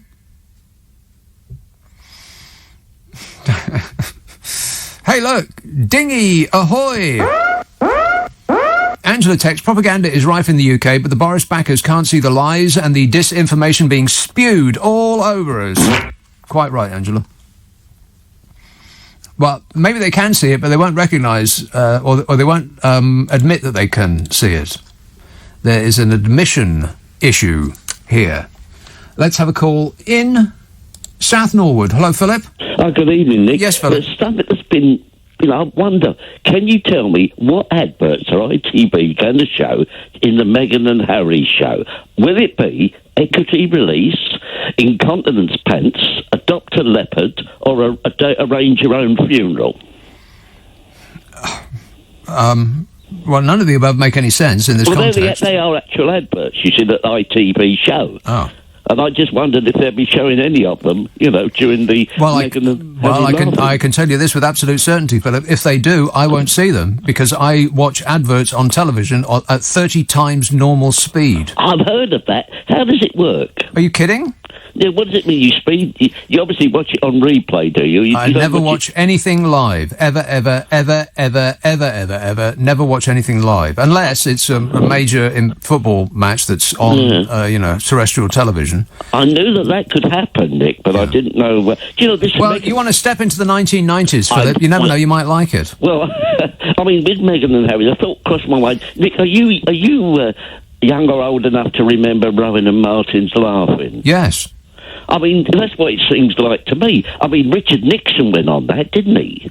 Did he? Yes. It's actually what happened was... Tricky Dicky went on Rowan and Martin's Laughing. Yes. That doesn't seem likely at all. Well, I can prove it, because that was a question, Nick, on American televisions, do you want to be a millionaire? Yes, I do want to be a millionaire. They asked you which American president was on Rowan and Martin's Laughing. Oh, I know. And it was Richard Nixon. I win £1 million. the guy who got to it, he knew the answer, and he still had phone a friend. So he phoned up his father. Interesting. Yes, Archie Johnson. Yes. Archie, and he phoned his dad up. He said, "Dad, I don't want any help." He said, "I know the answer." And he won. But Nixon didn't get the pie in the face that everybody else did. He just said, and I think it's on YouTube somewhere, he just said, "Suck it to me." Yeah, suck it to me, suck it to me, suck it to me, suck it to me, suck it to me, suck it to me, suck it to me. Oh, that was a great show, wasn't it? It was. There's another thing that they should be repeating that they aren't doing. Instead, they fill the schedules with people deciding whether they want to live in Swindon or in Australia. Who cares? Is there one programme, Nick, that you would love to see again? Yeah, The Fall and Rise of Reginald Perrin. And Rowan and Martin's Laughing, and no end of other programmes. Well, there's one show, Nick. Fortunately, I've got box sets of it. Did you ever watch Barney Miller? No. That was a late night. It's a sitcom set in the police station in New York. Right. Well, I didn't see it. Oh, I just wondered whether you ever saw it. Well, wonder no longer. I just wondered, Nick, what else will you be watching next week instead of watching the show we're not allowed to mention? What show aren't we allowed to mention? Well, Meghan and Harry. Oh, Hazard and Sparkles. We can mention that. I'm going to be mentioning it frequently. It's on tomorrow, right? Is it on tomorrow? Yeah, what time? What time is it on tomorrow? It's on 2 a.m, but it's on British TV Monday. Oh, right. 2 a.m. in the morning? Yeah. Oh, so it's going to be on Monday. Oh, so I won't be able to talk about it tomorrow. I was thinking I'll come in early, so that, I'll be doing my job because I'm a good boy. I am. And I'll have plenty to talk about, but it's going to be on Monday. Monday night. Oh, right. Well, I'll have to hold my breath until next Friday to talk about it. Because they're preempting the programme that should have been on, the drama series, Unforgotten. I don't know if you've seen that. No, I have not. No, what I'm seeing at the moment is that Bryan Cranston thing called Your Honour, which is pretty good, actually. I've heard about that, yeah. Yes. That's on, but unfortunately that's not on Preview or any of the normal channels. No, you want to get yourself, without mentioning any brand names, Philip, you want to get yourself Sky. I know, but I mean, my programmes that I watch, most of the TV is on YouTube. I like watching the old shows. On YouTube. Yeah, okay. Well, I'll look up that Nixon clip. Leave it with me. Thanks a lot, mate. 0345 6060 973. Crazy. Yeah, that Rona Martin's laughing. I was always confused at the time by how it ended. And I always wondered what that noise was. And then I realised many years later that it was the sound of one person clapping. Like in an empty studio, which is an odd way to end a show, isn't it? But it was an odd show. In fact, it was pretty groovy show. This anonymous text says Joe Biden's COVID relief package includes $300 a week for the unemployed, whilst in the UK, single unemployed people under our government's COVID relief measures get £409 a month to live on after rent costs. Right. Okay. Oh, right. Well, just leave that with me. Thanks for the information. Appreciate it. Thank you. This tweet says, since when did a pot of paint and a few rolls of wood stain cost £2 million unless your mate got the contract? Yes. I wonder who got the contract. It wasn't a neighbour of Matt Hancock by any chance, was it? Was the person who got the contract to tart up one room in number 10 for £3 million, he wasn't the pub owner down the road from Matt Hancock, was he? By any chance? Perhaps? Does he know where we can get some PPE that works? This says, Raf texts, don't you think that the wall behind the press secretary would be full of Union Jacks, just like the Stars and Stripes in the US? Yes, absolutely, yeah. Just what would Donald Trump do? And that's what we're doing. And I keep saying this over and over again, and I will continue to do it until people think, oh yeah, that's right. That's another one of those what would Donald Trump do moments. This government has, it's like they're all in, like in a poker game. Regardless of what happened in America, it's still a success. He got elected. He got more votes the second time around than he did the first time around. And he's got half of the country who's completely lost their mind. They're not fans anymore. They're cultists. And all you've got to do is get a third of the population to be really motivated. And most times you will win. Because the other two-thirds will split their vote between other parties, particularly in this country, less so in America, because they only got two parties. But in this country, the other two-thirds split their vote. The Libs will get some, and the Greenies will get some, and even Nigel Farage will get some, maybe. I'm a nutcase. Anybody think that Lawrence Fox will get any? A couple of three, maybe. Yeah, blooming lovies that come over here giving their opinions. What do they know about it? Unless that opinion coincides with their own, in which case lovies are more than welcome to enter politics. We love lovies. Yeah, they will fill the screen with the Union Jack. Please don't call and say that it's not the Union Jack if it's on land. I mean, it's actually, if you look it up, do your research. Why don't you? Yes, it is. It's perfectly acceptable to call it the Union Jack, even if it ain't on a boat. They will fill the screen with it to imply that anybody who says contrary to the propaganda that you're receiving through your screen is an enemy of the people. That's the implication. They will actually come on and make love to the flag, just like Donald Trump did. Donald Trump was making love to the flag more than he was making love to you, dear Melania. I don't care. She's actually not that bothered. Joshua tweets, here is Gavin Williamson, ? You probably missed the W out there, didn't you? You probably meant, where is Gavin Williamson? Where is he? Where is he? Joshua says, schools go back in 2 days and not a word from him. He has run a mile. He obviously knows how it's going to go. Gavin Williamson is up to his eyeballs in work. He's ranking countries. I just reckon we've got the very best people in this country, much better than the French have, much better than the Belgians have, much better than the Americans have. That doesn't surprise me at all, because we're a much better country than every single one of them. Much better than every single one of them. Ain't that right, Gavin? Isn't that right, Boris? I can't comment on that.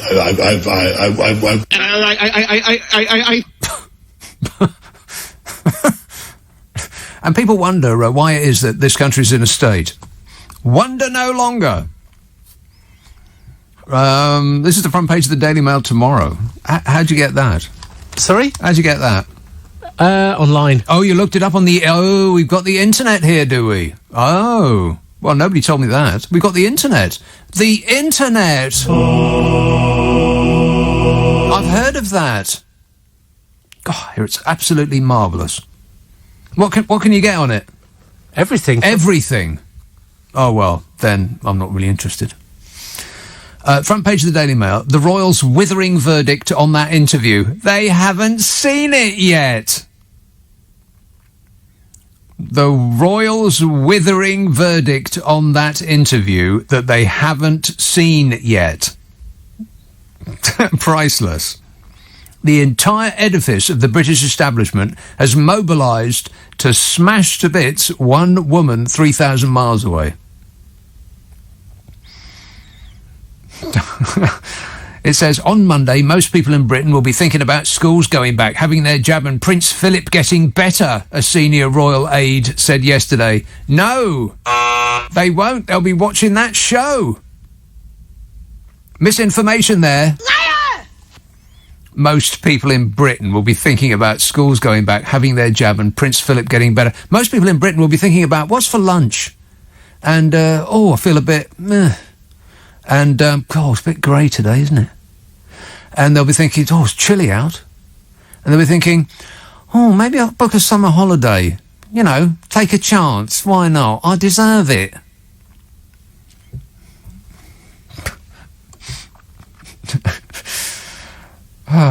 What else have they got? We're finding real freedom. Boris hails people return as schools send 57 million COVID tests and under 60s get jabs.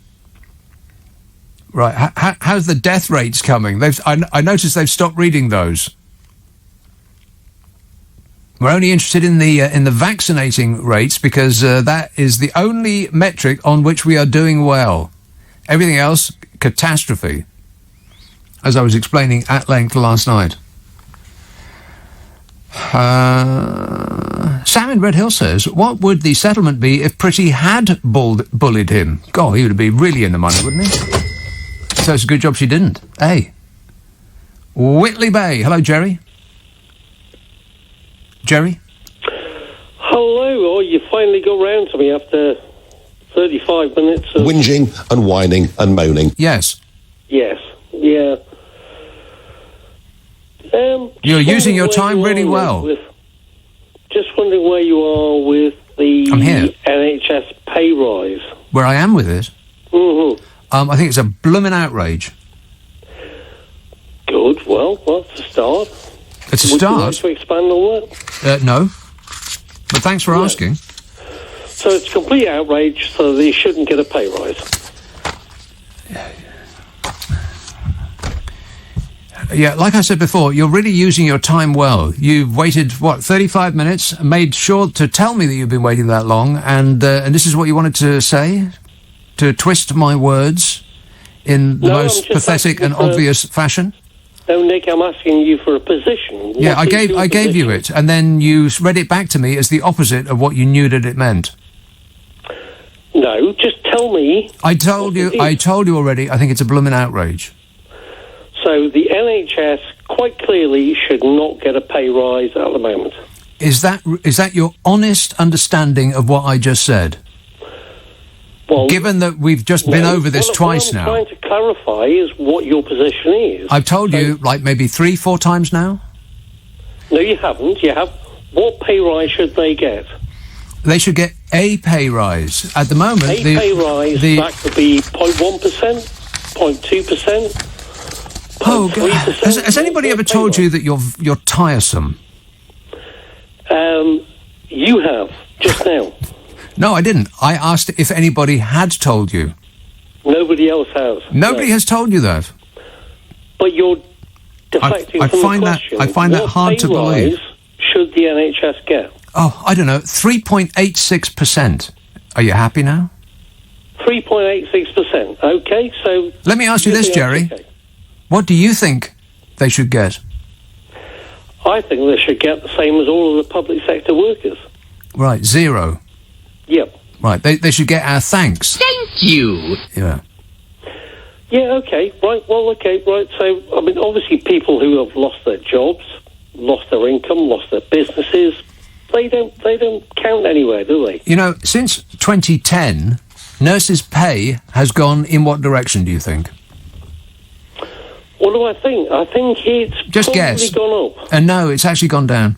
Since Has 2010, it? nurses' pay in real terms has gone down. Oh, in real terms, yeah. Well, so real terms of delivery drivers have gone up, taxi drivers have gone up.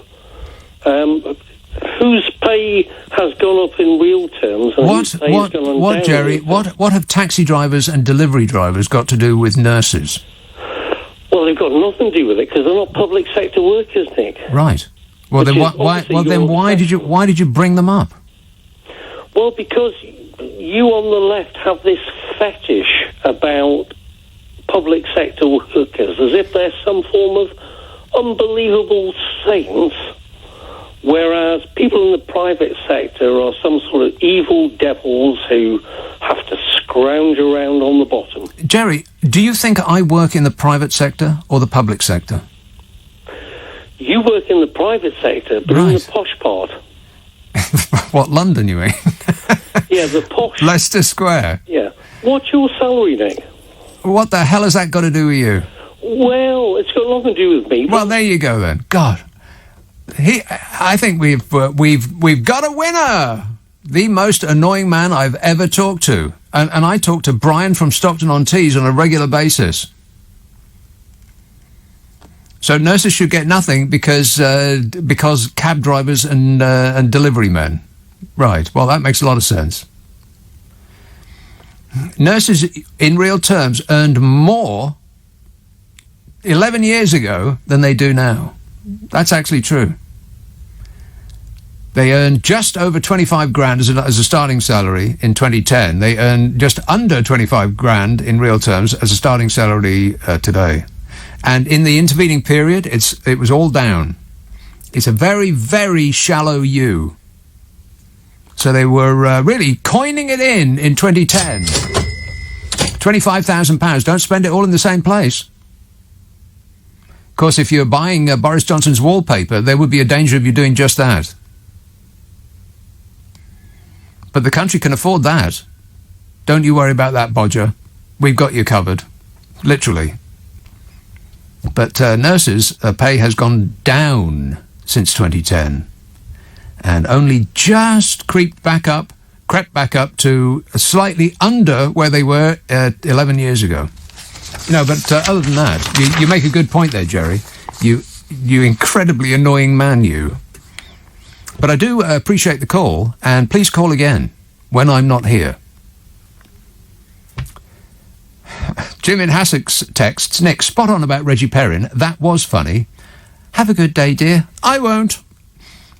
They really should play that right from the very beginning. It's one of the funniest things ever. And Leonard Rossiter, one of the funniest I mean, next to John Cleese, he's probably our funniest comic actor. I mean, John Cleese is at the very top, propelled by his performances, but also by the fact that he wrote the blooming stuff as well. I mean, talk about a double danger. He wrote and acted, and was for my money, the funniest person that this country's ever produced. I know that people will say Peter Sellers, and they will say Peter Cook, but I think John, just for the amount of funny that he has produced, it's got to be him. And I'd say Leonard Rossiter is probably the second funniest comic actor we've ever produced. I mean, everything about him was funny. So why aren't they showing it? Why, oh, why, oh, why, oh, why, oh, why? This says, rejoice, Gavin Williamson is still with us. Well, that's a good job, because we do need his expertise, don't we? No. Since he has become Education Secretary, I feel that this country has got a lot smarter, don't you? Apparently he's going to be on Swarbrick on Sunday, right here on LBC.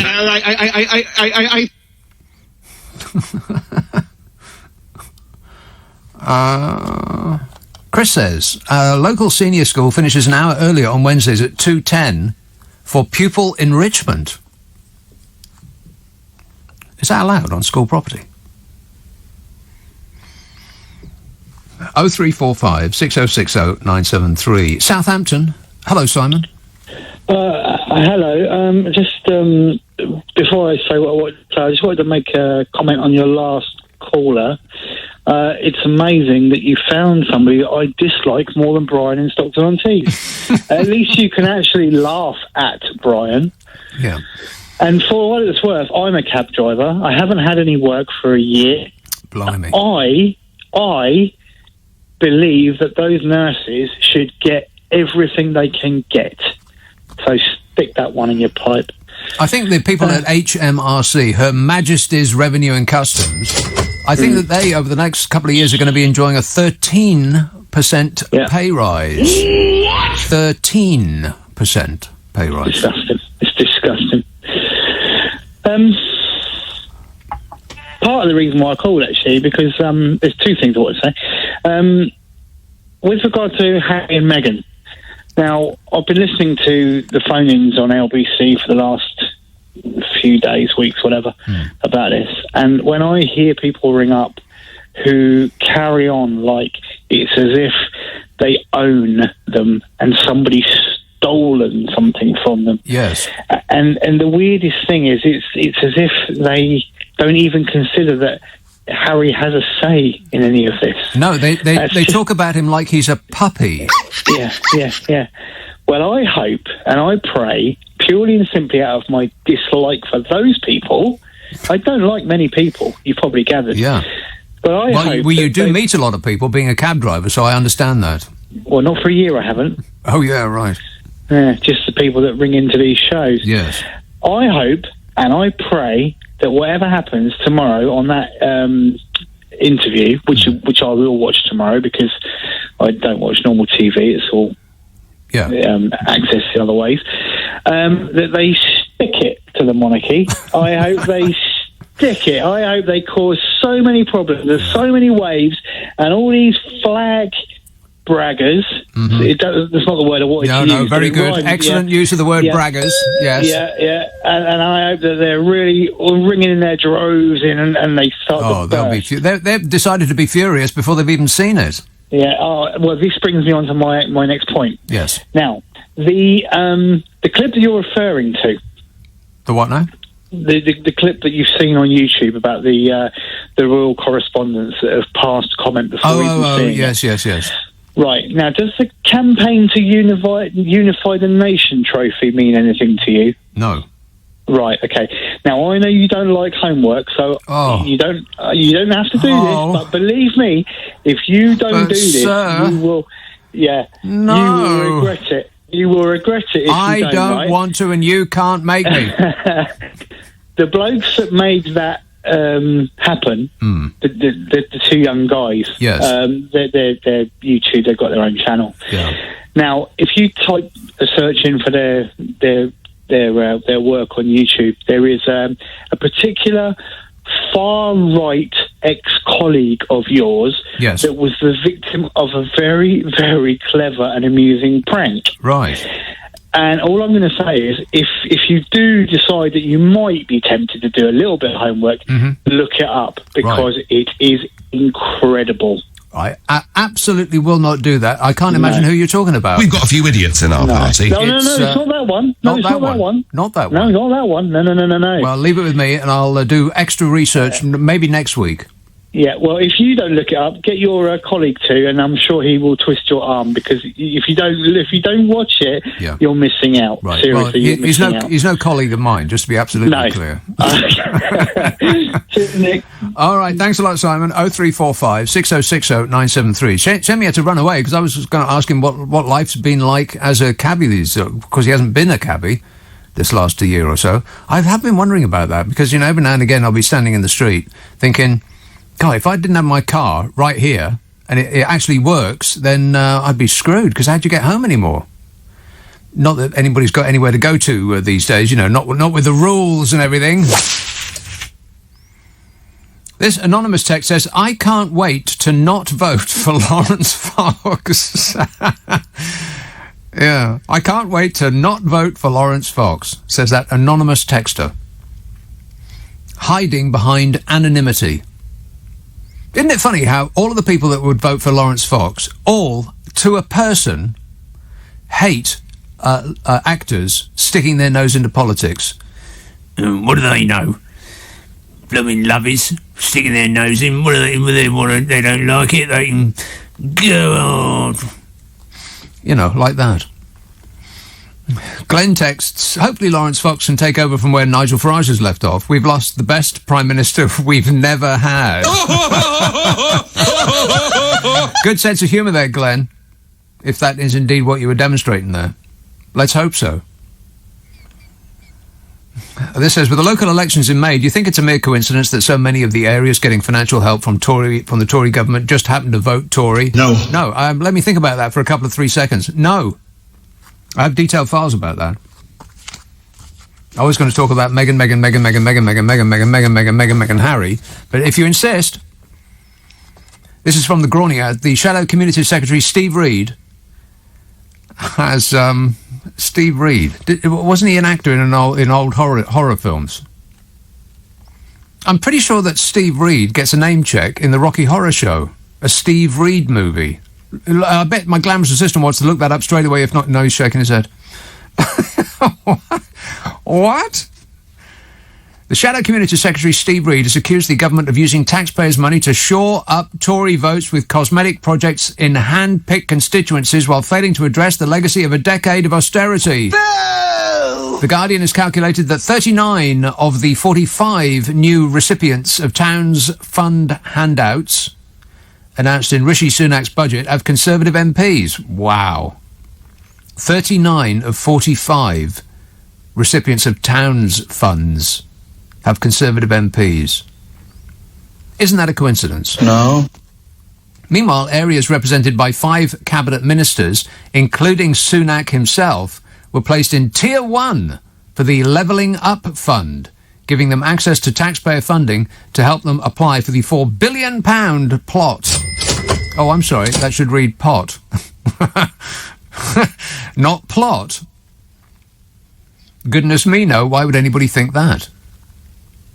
Says Steve Reed, it really does look like the Tories are trying to use taxpayers' money to shore up their own votes locally rather than tackle the deeply ingrained inequalities that exist in our country as a result of what they've done with 10 years of austerity. They're spending money to their own political advantage. Isn't that an absolute shocker? No. Aren't you just totally surprised? No.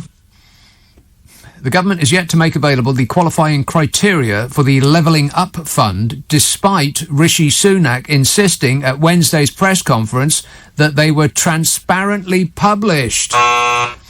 Again, what would Donald Trump do? Say something was so when it actually wasn't, and fly off before anybody could fact-check it. Just like Donny. Oh, shut up!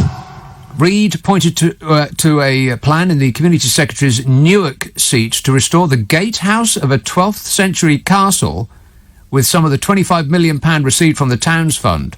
Because, that's what we're desperate for. Restoring the gatehouse of a 12th century castle. I mean, who wouldn't want that? Steve Reed says doing up a medieval gatehouse might provide a lovely photo opportunity for Robert Jenrick ahead of the next election, but it'll do absolutely nothing for the people in the communities of the region. Well, they know what they voted for. Echoing a theme of a recent speech by Keir Starmer, Reid said that Sunak had failed to do anything in Wednesday's budget to tackle the underlying inequalities that contributed to the UK's high death toll and deep recession during the COVID pandemic. I'll restate my case. Rishi Sunak has got to be the most overrated politician in the country. He's been the Chancellor while the country has just entered the worst recession for 300 years. And his ratings are through the roof. Steve Reed said the reason we got the worst recession of any major economy and the highest death toll in Europe wasn't by accident, it wasn't by chance, it was because our country is so extremely unequal compared to most of the rest of Europe and other major economies. Correctamundo. What is this?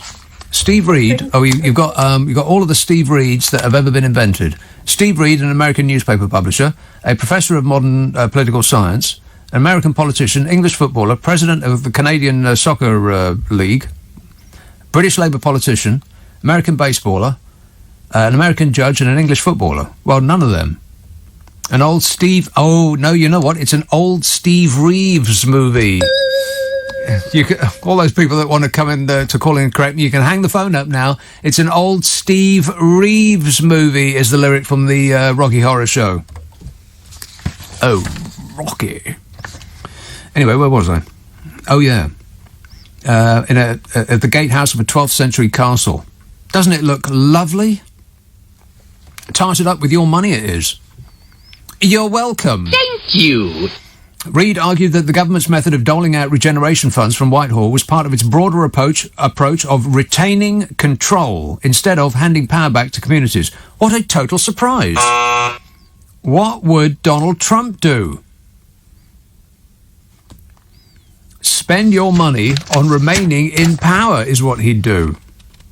Steve Reed said it seems to be in the DNA of the Conservatives. They just don't trust people.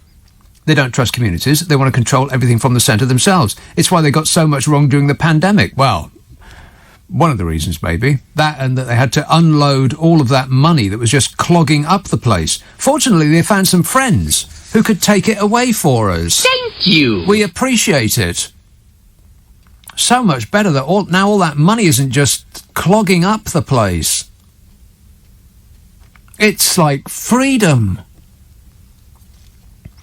Steve Reed highlighted Jenrick's controversial proposal for planning reform that would see some areas allocated as growth zones, in which the presumption would be in favour of new housing proposals going ahead. And I bet they'll be beautiful. The prices are going to be kept high from another Tory Help to Buy scheme, and developers will be able to throw up any tiny, mean little rubbish housing they like, and people will flock to buy it with taxpayers' money behind them, because prices will still be going up because of the scheme, and they'll be desperate to get on the ladder.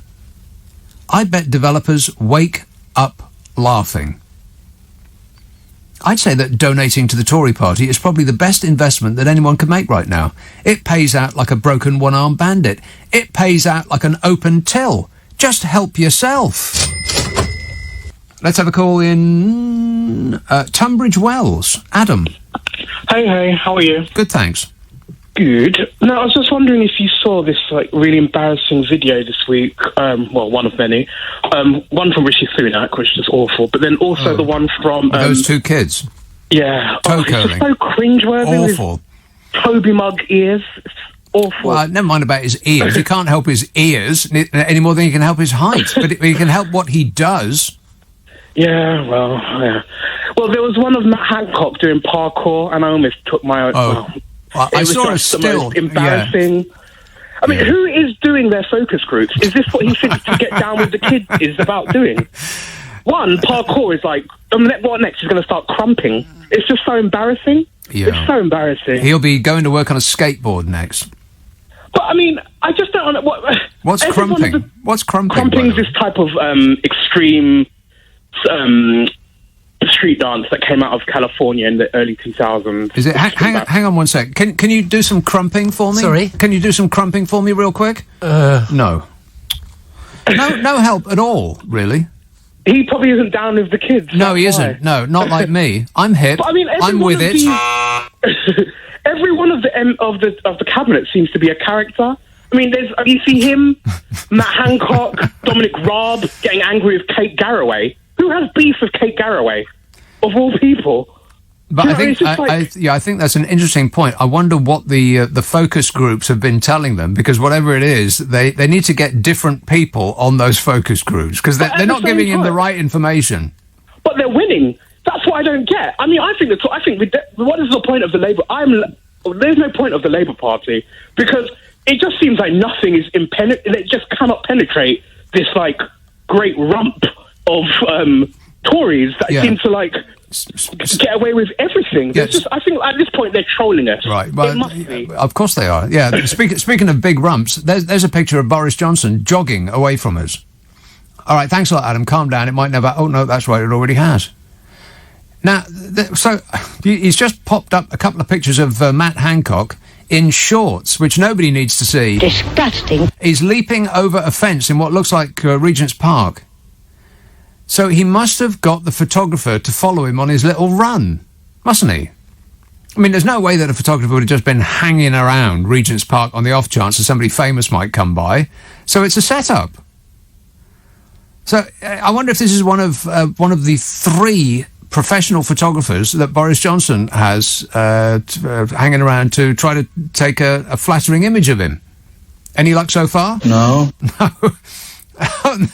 And that's a really, truly scary image of Matt Hancock doing press-ups, or at least about to do one. We don't know whether he can actually do one or not, but he's got his face down on the ground with his elbows up and his palms on the ground, looking for all the world like he's an extra in The Fly. He looks like an insect that's about to eat us. Is that really the image that you're going for, Matt Hancock? Are you trying to frighten us? Yes. Apparently so. But, you know, in the teeth of the worst response to the pandemic of any country on earth, our health secretary's got time to go and have his picture taken doing exercise. Took the day off. Excellent work there, Matt Hancock. We appreciate your cooperation. All your diligent hard work. This is what we get for all of his diligent hard work. God, can you imagine how wonderful it would be if he hadn't bothered? Just taken the year off. Think about it. Please, we're begging you. Take some time off. Rickmansworth. Hello, Keith. Nick, great show as usual. Thanks. I have a couple of words about Leonard Rossiter, but before I do that, quick word about the nurses. You know, they're getting very cocky, the Tories now, because they can see that we're getting through this pandemic with the vaccines. They know that 1% is not going to be acceptable, but they want to test out the unions. They want to test out the RCN, Unison and Unite. They know they're not going to have any trouble with this rubbish leadership in the Labour Party, but they're all worried about the unions. And I reckon he's fully prepared to up the offer to sort of nearer 10% when the time comes. I bet it's I bet it's like a Rishi Sunak deal, when just before the budget we were told, oh well, all of our taxes are going to go up, and armed men are going to break your door down and nick all your stuff, and then of course when it's not that bad, people think, oh, phew, what a great sigh of relief. Well, thank you, Rishi Sunak, you hero. And now, of course, the government hasn't said that's the amount of money that the nurses are going to get. This is the board that decide that suggests. Hang on a minute, that suggests these things, and the government then makes a decision afterwards. And so I imagine that when it comes to it, the government will say, well, because of the munificence of this administration and because Boris is such a nice fellow that he's going to actually bung the nurses a couple of quid in the teeth of the suggestion by the independent body that they should get zip. Yes, something like that. Yeah, you can be sure there's a game where they're playing, and it'll be upwards of 10%. I bet it's not. No, not 10. I think it will be. I think it'll be, they know that the unions, it's Maybe the 3 unions years. they're worried about. Maybe over those 3 unions years. will not accept an offer that's too low. Maybe over 3 years, 10%. Well, HMRC, the tax man, you know the tax man? Yeah, that's him. He's getting 13% over the 3 years, I think. Something like that. 13%. 13%. But mind you, that's where all the money is, Those are the people with all the money, so why not? Yeah. Listen, a quick word about Leonard Rossiter. Yes. When you were talking about Leonard Rossiter earlier on, you were like me. You liked very much his work. Yeah. Fred, sort of Perrin and all the others that he's done. He did the flat share thing. What was that called? Rising Damp. Rising Damp, brilliant, absolutely brilliant. And of course, he did one or two very good theatre productions, The Rise and Fall of Arturo. I mean, the mark of a really great comic actor is that he is funnier than the material that he's given. Absolutely. But you see, I think that one of the reasons he's not liked by some quarters, he's very left-wing. He's a pro-Corbyn socialist. Leonard Rossiter? Yes. Isn't he dead? He's dead now, but he was a Corbynite-type socialist when he was alive. Right. Well, I had no idea. But I thought that he was just... See, I have absolutely no evidence for this whatsoever, other than people used to say that he wasn't that nice to Joan... what's her name? He used to do the ads, the martini ads. Joan Collins. Joan Collins. I think that's a lot of nonsense. That was all part of an act. He used to call her the prop, apparently. Yes, well, she was. No. She was a good part of that ad. I mean, those were some of the funniest ads ever shown. I mean, I'm still laughing now, just thinking about it. I mean, she was very good. She played her part in that very well. Yeah, very well, yeah. Getting your head down, dear? Good idea. Very funny. Yeah. All right, thanks a lot, Keith. 0345 6060 973. The prop. They should show some of those old ads. I mean, surely there must be a programme of some of the best old ads. Well, there must be. I know that there must be. I just haven't seen one, that's all. I'll do it. I'm free. I'm very, very cheap. Mona Minuteman tweets, do you have any more bombshells for us at midnight? No. The bombshell is there are no more bombshells. Nothing has been redacted. Nothing has been held back. Nothing is whatever the word is. What's the word when you can't speak about something until a given hour? What's the word when you can't speak about something until a given hour? Umbongo. Umbongo. Embargo. Yeah, those Umbongo adverts, they were pretty good too, weren't they? I used to enjoy those. They always made me want to get up and dance. Groovy. Just a little bit, in the aisles. Except that was against the law. Text says they're not showing the Rossiter shows for the same reason that they're not showing Dick Emery. Not suitable for public sensitivity. Well, what's wrong with Dick Emery? What's wrong with Leonard Rossiter? There's absolutely nothing wrong with that show. I mean, okay, so he was a little bit unpleasant to his mother-in-law. But apart from that, there was nothing that would offend public sensitivities. Ditto Dick Emery. I think they're just... if it was offensive, then they wouldn't have showed it. What's truly bizarrely weird is for some... I don't know what they're doing, but they're just throwing classic comedy at us. And they picked an episode of... I don't know if it's been out yet, but everybody's... Well, I suppose there must be millions of people who have never seen Fawlty Towers. Just like there's millions of people who have never listened to Dark Side of the Moon. Rock and roll! Well, let's call them young people. Bill! You've got a lot of homework to do, kids. You better start now. Yeah, they showed an episode of Fawlty Towers. I talked about this a while ago. And they picked one that they had to edit. there were some words that they had to edit. They could have just picked another episode. Why did they go through that, knowing the furore that it would cause? They could have just picked an episode where there aren't any words that they had to edit out in. And there's nothing wrong with the Fall and Rise of Reginald Perrin, Rise and Fall. I don't think there's anything wrong with Dick Emery. I mean, okay, he was a bloke dressed as a woman, a lot. But what's at the very toppermost of the BBC's comedy pile at the moment? The one that's on all the blooming time, the one that they must be most proud of. Mrs. Brown's Boys. That's the level that we're at now. It used to be Fawlty Towers and the Fall and Rise of Reginald Perrin. Or is it Rise and Fall? Doesn't matter. That's the level that we used to be at. Now we're at Mrs. Brown's Boys.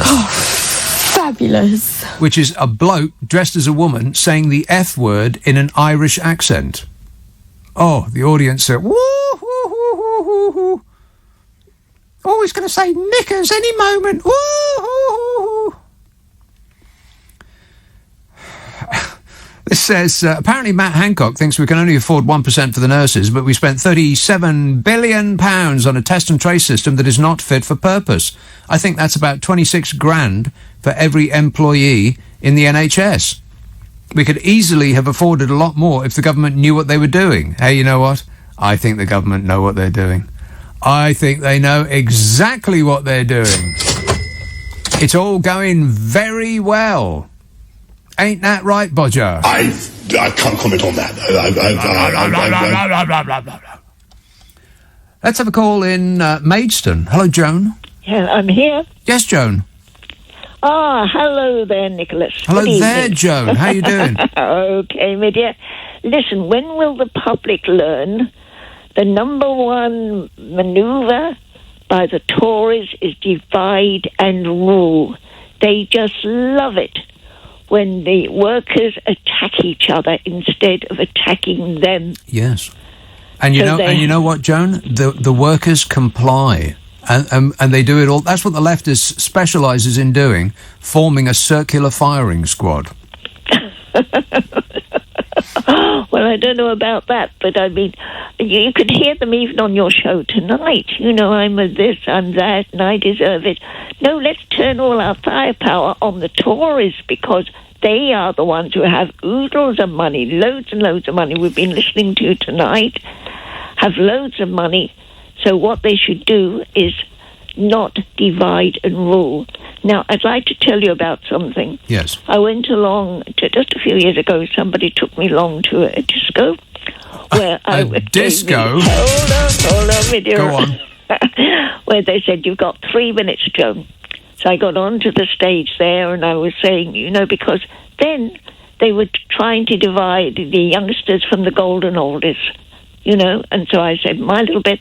And then I said to them, I'm just going to teach you a little thing here.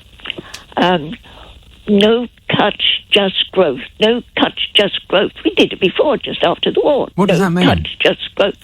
And they jumped up and down, and they jumped up and down. And But hang on. What does that mean? No touch, just growth? No cuts. Cuts. Oh, cuts.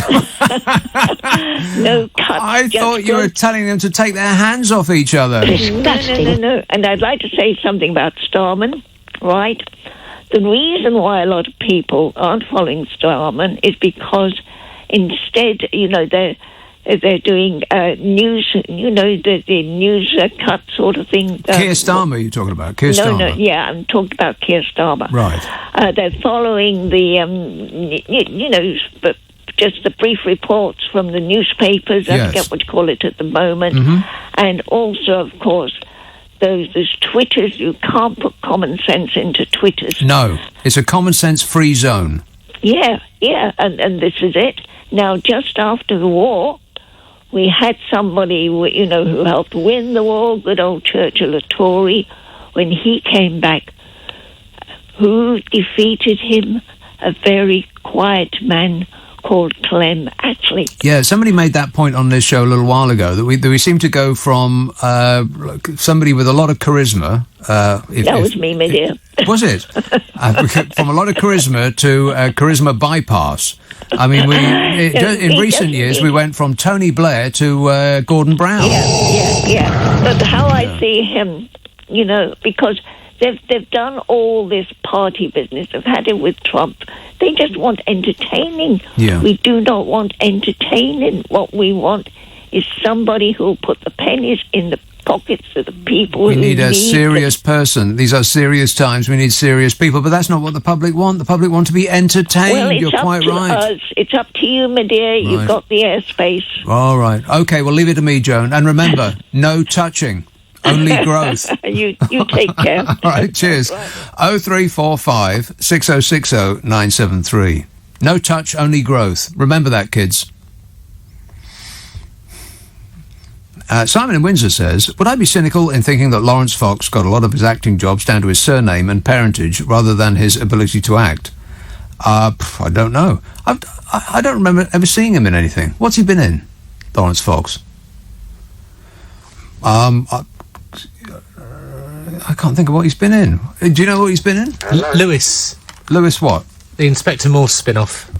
Oh, I didn't see that. It lasted too long. I mean, they were 2 hours long. Who's got the time to watch a 2 hour long drama? And does it always have to be about killing people? I mean, for crying out loud. How weird, how utterly bizarre that our number one form of relaxation and entertainment is people killing each other. What does that say about us? Anything positive at all? No. No. And we especially like it if the person that's being killed is a woman. Oh, we absolutely love that. We can't get enough of it. Every other show on TV is about killing women. What a weird and bizarre people we are. Here is calling Chelsea, Rowena. Hey, how are you? Good, thanks. Good. I wanted to agree with you. This 1%. When I heard that, I thought, for goodness' sake, it's ridiculous. Honestly, you know, the NHS is something that we're grateful for. You know, I've got family members who live in America, and if you step into their hospital, they won't even listen to you without you putting your credit card details down. Yeah. It's just ridiculous. It's let's not compare ourselves to America. America has the worst health system, but not the actual facilities themselves, which are excellent in every regard, but the system is terrible. Yes, it is. I know. I've heard many stories, and it's ridiculous. You call it ambulance, it's about 12 grand or something ridiculous. But with the amount of money that they're wasted, as you said, there's track and trace. I mean, I can't believe what, in God's name, 37 million. I mean, billion. How the hell did it get to 37 billion? And he's obviously, and also the garden thing that Boris wanted to build. I mean, it's just laughable. Honestly, the Tories. What garden thing? Are you talking about the bridge? Yeah, the bridge. Oh, I was looking forward to that bridge. I would have enjoyed that bridge. No, I think we've got enough bridges. Well, actually, that's not necessarily true, but it wasn't going to be the kind of bridge that you could drive over. It was going to be like a park on a bridge. You could walk over it. I thought that sounded quite nice. It did, but I mean, come on, it didn't even come to fruition, and it was 53 million. I mean, what happens to this? What do they do with the money? Well, it's a good question. Yeah, it just seems to disappear in the ether. Yeah, as soon as he gets his hands on the key to the safe, everything inside just magically disappears. It does. Weird. And it is weird. And what was that lady saying? For the Labour, we need somebody with a bit more oomph. I think we need to be a bit like the French. We just seem to moan about it, and then we just put up with it. We need you. Maybe you should hook up. Oh, yeah, that's what I'll do. Yeah, leave it to Russell me. Brand. Yeah. You can hook up with Russell Brand and start them like the GLC, start a revolution. No. That's what we need. No, 1,000 times no. No. If that's any help. Giving out these Trump stuff and stuff. I know it's very funny, entertaining, but, you know, serious times. And as you said, we need some with a bit more oomph. Yeah, well, this is a very serious show, and we only deal with the issues on this show. But thanks for pointing that out, Rowena. I appreciate it. I appreciate it. Nick, I'm fed up of looking at my long hair in the mirror. I'm thinking of taping up the mirrors. Is that a sign of madness? No, Mike. You are just distressed. Get it? Cruciverbalists will be all over that one. Yeah, me too. I mean, at the moment, I'm borderline tramp. But by the time that the barbers open up, when do they open? How long do we have to wait? Do you know? When do barbers open? Maybe. What? Barbers? Yeah. May. May? Yeah. Where are we now? March. March, April, May. When in May? I'll get right back to you. Yes, he's going to get right back to me. Take all the time you need. This is a live show. Go ahead. We've got no idea. Anyway, it'll probably be mid or late May, something like that. Is it mid or late May? No, it's the 12th of April. Like I said, it's the 12th of April. So that's a month. March, April. Just had to check there for a moment. March, April. Affirmative. Yeah, that's the order in which they go. This is an educational programme, isn't it? No. March, April, so another month. Oh, I'm going to look an absolute shower in a month. I mean, look at me at the moment. Look at me. Look at me. Dreadful. Awful. So you won't be able to get in anywhere near it, though, at the beginning. I mean, the phones are going to be ringing off the hook. They'll be queuing out the door. I'll have to make an appointment at the barber's. An appointment where ordinarily you just walk in and wait. An appointment? Stop whining.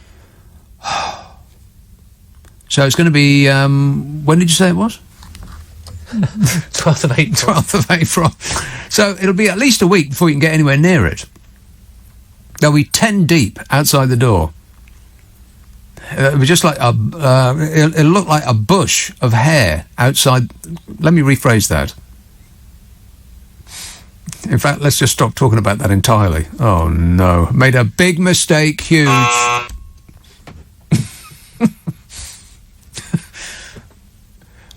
Well, you'll probably be able to get that done while you're there. I mean, they do all sorts now.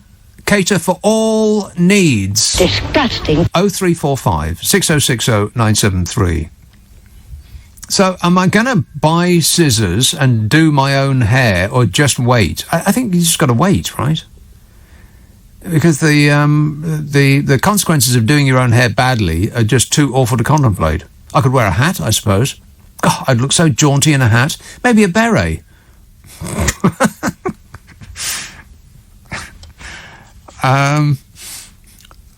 Or a bag. I could use a shopping bag. I'd put a shopping bag over my head and tie it tightly at the neck.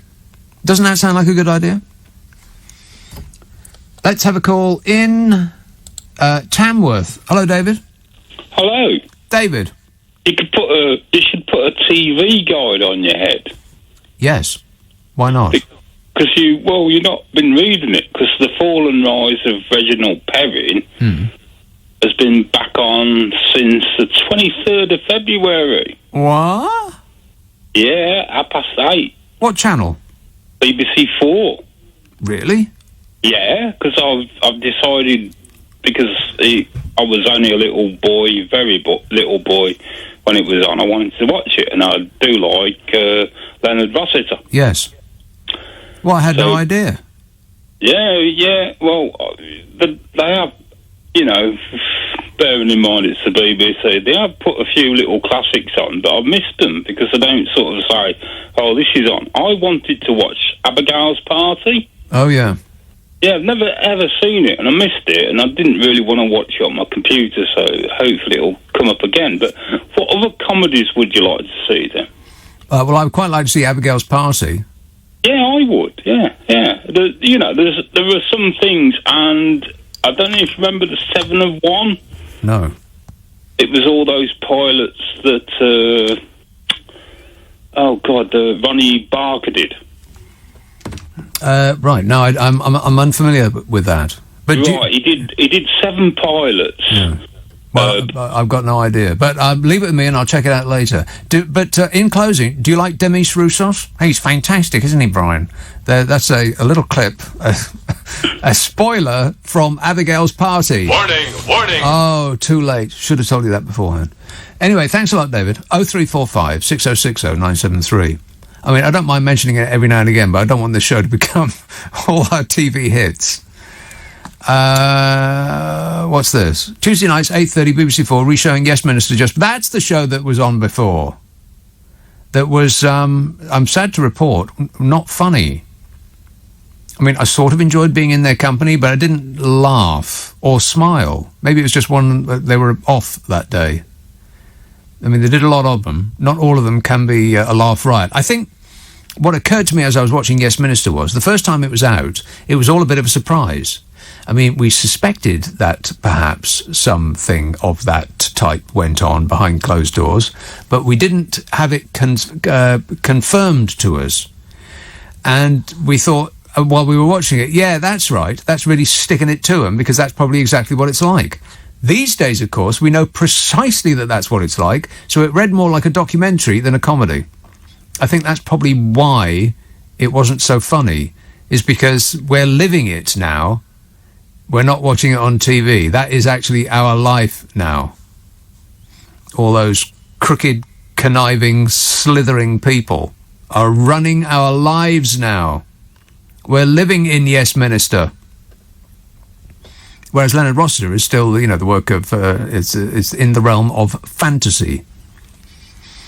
0345 6060 973. Let's have Enfield. Hello, Daniel. Oh, hello, Nick. Daniel. I was going to say about Reggie Perrin on BBC4, but someone stole my thunder. Right, well, I'll have to look it up. Yeah, it's up to the second episode. But yeah, you don't want it to turn into some local radio talking about TV hits. No, that's not. This isn't that show. So I was going to also talk about. There's been vaccine centres popping up where anyone of any age can just go and get a jab if they want. I don't know if you know about that. No. Yeah, Enfield Town. They were. I missed my chance. I mean, it was absolutely a frenzy there, apparently, today. I don't know, maybe they thought Justin Bieber was turning up and he was going to do some autographs or something, because it was chock-a-block there, apparently, so I missed my chance. How can anybody of any age just show up?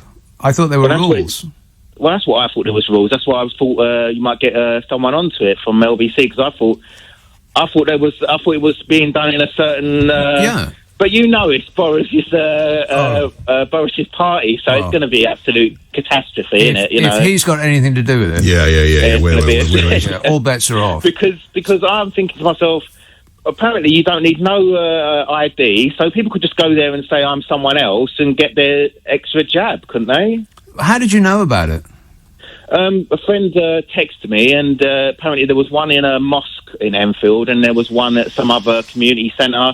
And people were queuing up, and I heard someone was queuing for about 4 hours to get one. And you didn't have to have an invitation, you just showed up? Just turned up, yeah. Really?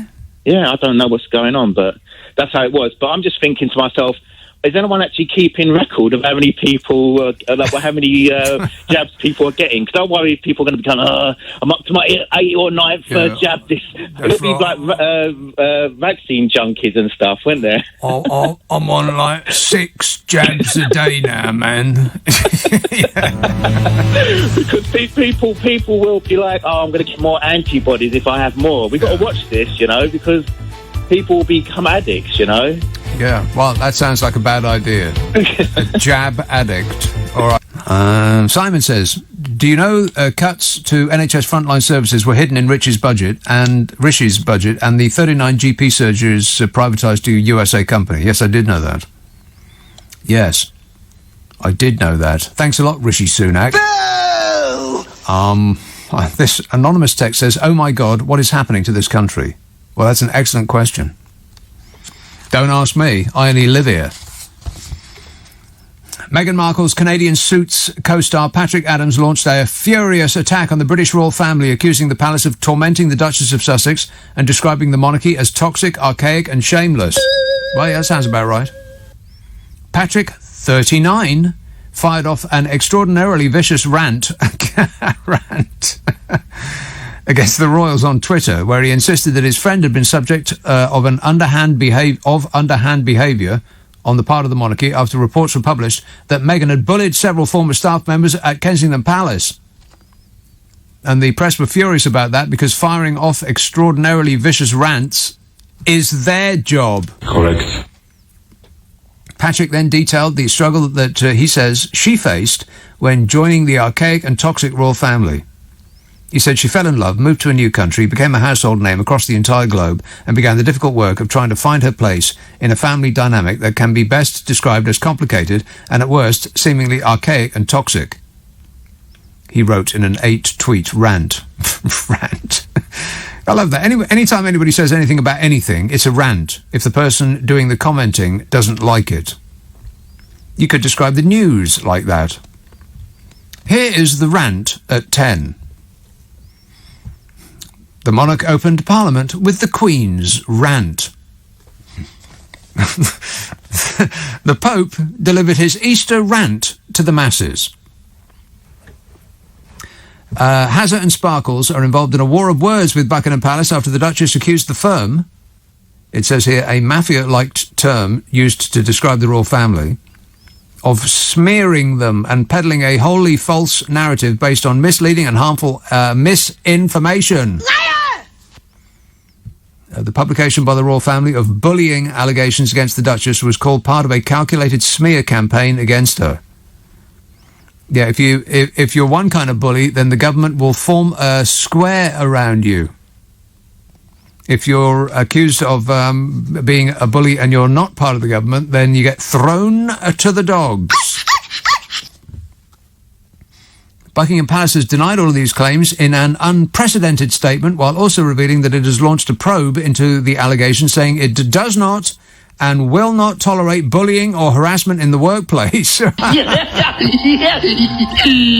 can I just say, Andy?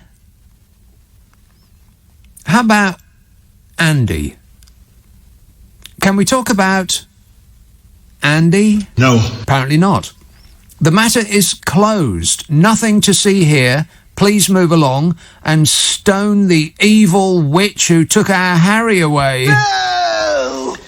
Despite the palace's vehement denial, Patrick, who likely spent time with several members of the royal family when attending Meghan's star-studded wedding to Hazard in 2018, doubled down on the pregnant Duchess's claims, accusing the monarch of promoting and amplifying the bullying accusations made against her, which were published in the Times earlier this week. The actor positioned Meghan very much as the victim, accusing the palace of attacking a pregnant woman who had to flee to the US for the sake of her mental health.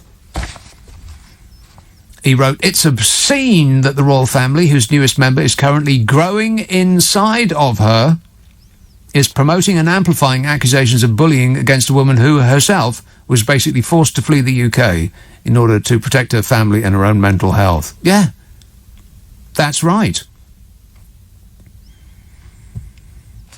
As well as attacking the palace, Patrick also slammed the British media, accusing it of publishing racist, slanderous and clickbaiting vitriol about her. Yeah, that's about right. He said, "It sickened me to read the endless racist, slanderous, clickbaiting vitriol spewed in her direction from all manner of media across the UK and the world, but I also know that Meghan was stronger than people realised or understood, and they would regret underestimating her." He suggested that Hazard and Sparkles should have been given a break from public scrutiny after they welcomed their first child, but said that instead the hunt continued. Yeah, that's exactly what it was. He concluded his astonishing rant with a playground-esque warning to the royals, telling the monarchy to find somebody else to admonish, berate and torment. Oh, they will. I mean, can you imagine what it's like for somebody entering that household? I mean, look what they did to Fergie. Look what they did to Hazard's mother. Look what they did to Kate. I mean, the insufferable snobs that slither about that place used to call her Doors to Manual because her mother used to work as an air hostess. Ugh. Having an actual job, how dreadfully common. Who wouldn't want to escape that suffocating atmosphere? Last night on the ABC talk show called The View in America, hosted by Whoopi Goldberg, broadcaster Sarah Haynes declared, "I don't hear anything about investigations that don't involve Prince Andrew and his connections with Jeffrey Epstein." Maybe that's too many don'ts in there. But she says she doesn't hear anything about investigations about that. No, zero about that. Hasn't Hazard been stripped of all his military regalia? Has Prince Andrew been stripped of his military regalia? No. Don't think so. And does that perhaps tell you everything you need to know about the family? Commentator Joy Behar compared the palace's reaction to the off with your head policy of Henry VIII, saying, "The palace will just make your life miserable. You'd better toe the line. Look what happened to Diana. Same thing, same thing. They don't like it when you go up against them. As far as Andrew is concerned, he's their boy. This girl is not blood." Yeah. God, they're really all piling in, though, aren't they? The entire edifice of the British establishment is levelling their guns at that one woman. That evil harpy has taken away our little puppy dog, Harry. How could she? It's like the country's in love and now it's spurned. Usurped we've been. He would have pledged his life to us if it hadn't been for her. Thanks a lot, Meghan. No!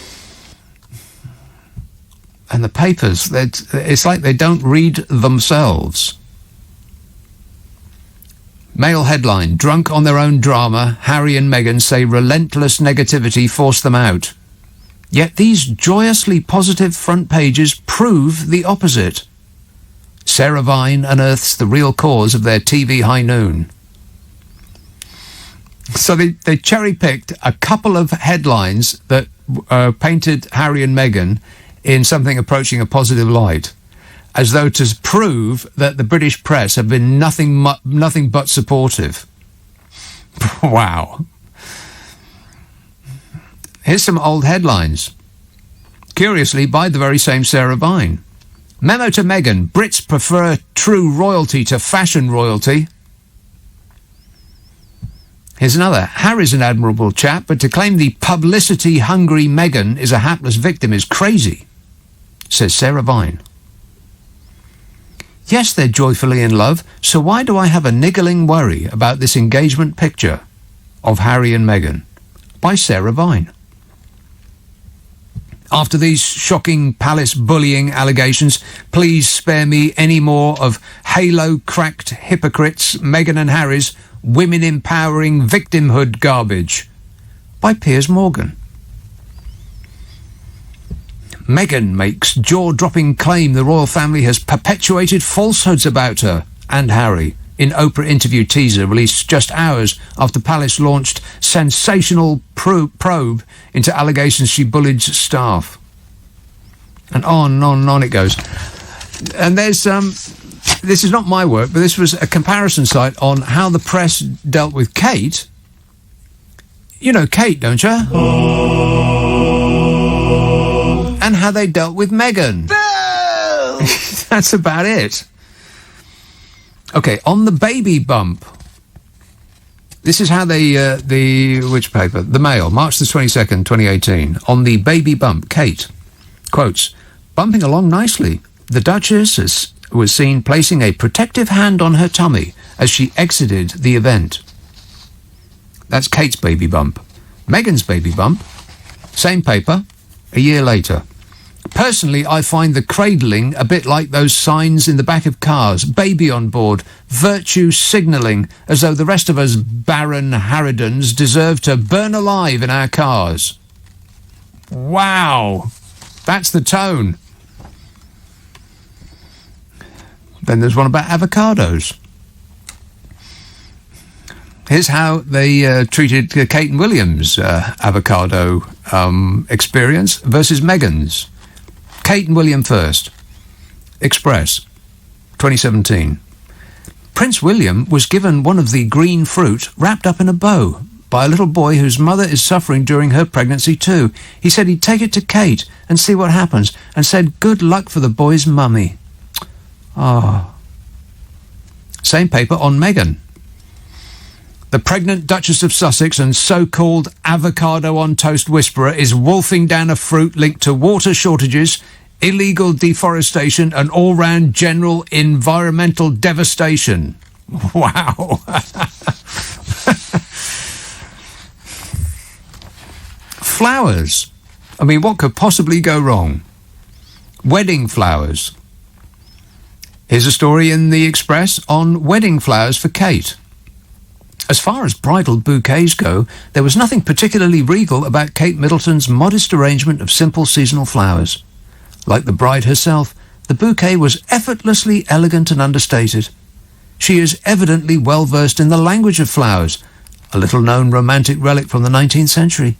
Hence the use of lilac in her bouquet, which signifies the first emotions of love, the lily of the valley, meaning a return to happiness, hyacinth, standing for constancy, myrtle meaning love, and the ivy, which represents fidelity.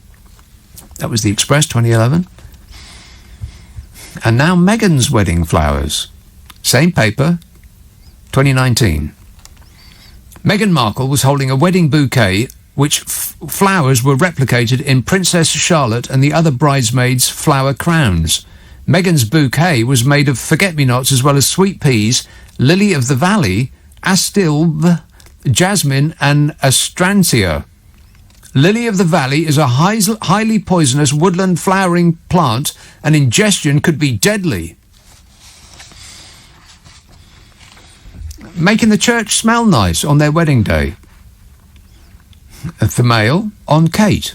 The Duchess of Cambridge requested her favourite scented candles and toiletries from luxury fragrance brand Jo Malone to be delivered to St. the Abbey.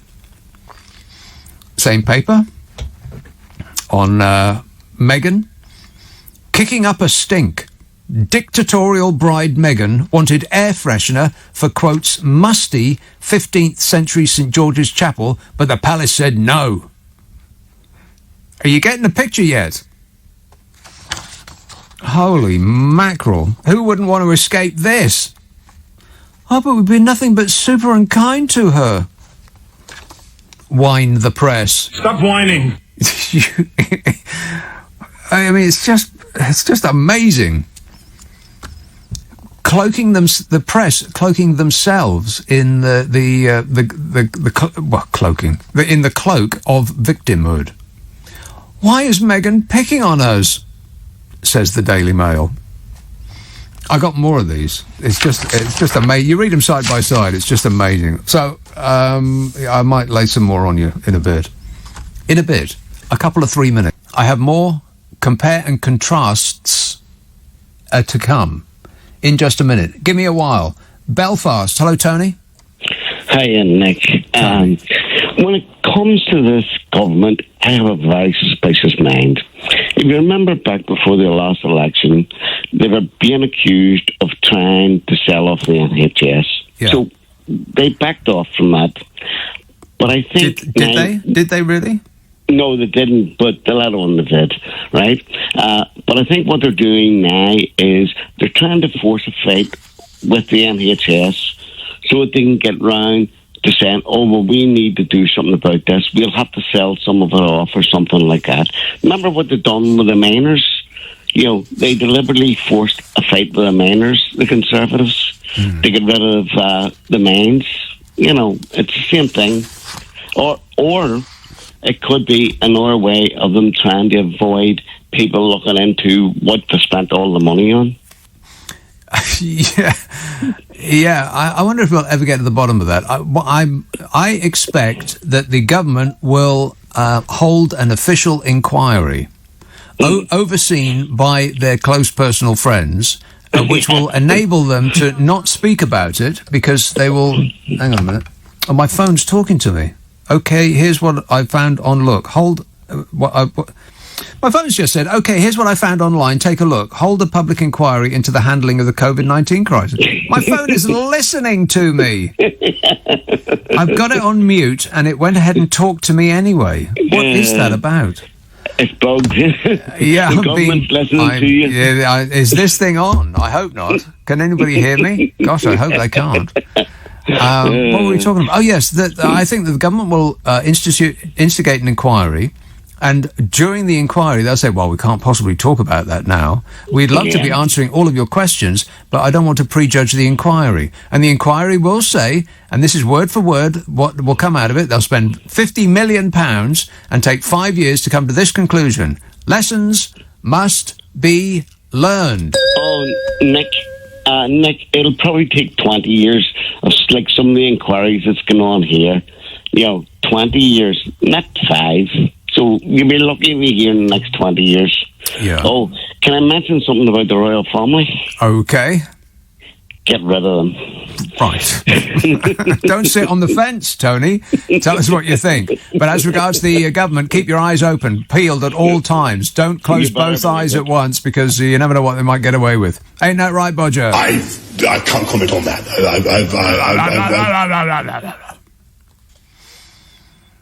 Lewis texts, the only way I can listen to the news is the Nick Abbott way. What way's that? News at 10 makes no sense unless you want to be miserable. I'd love you to have David Icke on some night to help us all get a clear view of the world today and set us straight. Right. Well, keep wishing. When you wish upon a star, you just never know what might happen. Richard in Upminster says, Nick, if Dido Harding was a nurse, do you think they'd still be offered a 1% pay rise? Yeah, they would. She wouldn't, but they would. But she wouldn't, but they would. But she wouldn't. But they would. Yeah, on that, there is a little difference between how MPs treat themselves and how they treat others. You might be shocked to learn. After they were granted an additional allowance to cover the cost of working from home during the pandemic, MPs spent nearly £40,000 of your money on Apple laptops, wireless earphones, iPods and iPhones. Can you believe that? Yes. An analysis by The Telegraph claims published by the Independent Parliamentary Standards Authority. Can you believe that there's an Independent Parliamentary Standards Authority? No. No, me either. IPSA. It shows that £39,000 were claimed by 40 MPs on Apple equipment during this financial year. Apple equipment. 39 grand. They could have bought an orchard for that.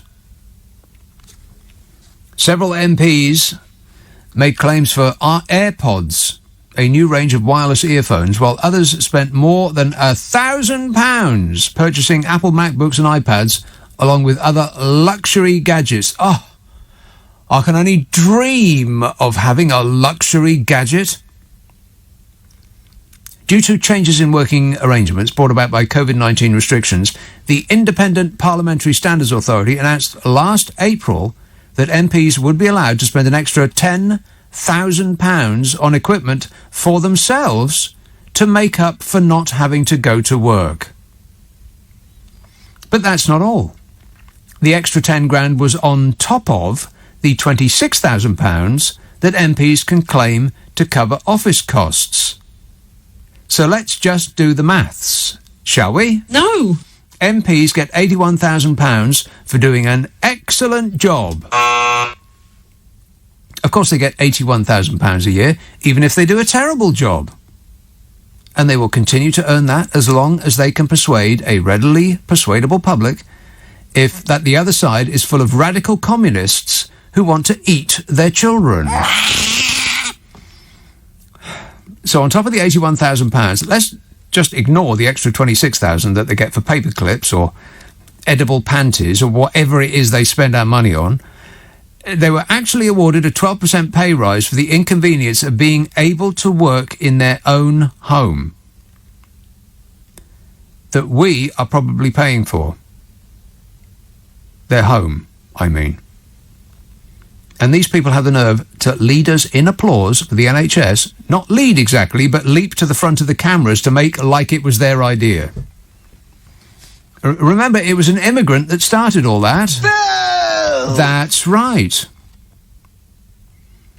And so having leapt aboard that particular train for political gain, so they could wrap themselves in the love of the people for the NHS, those same MPs decided that what would be absolutely unaffordable, what with them having had a 12% pay rise and all, would be to give the actual people they were applauding anything more than a 1% pay rise, which is a cut in real terms from what they were earning 10 years ago.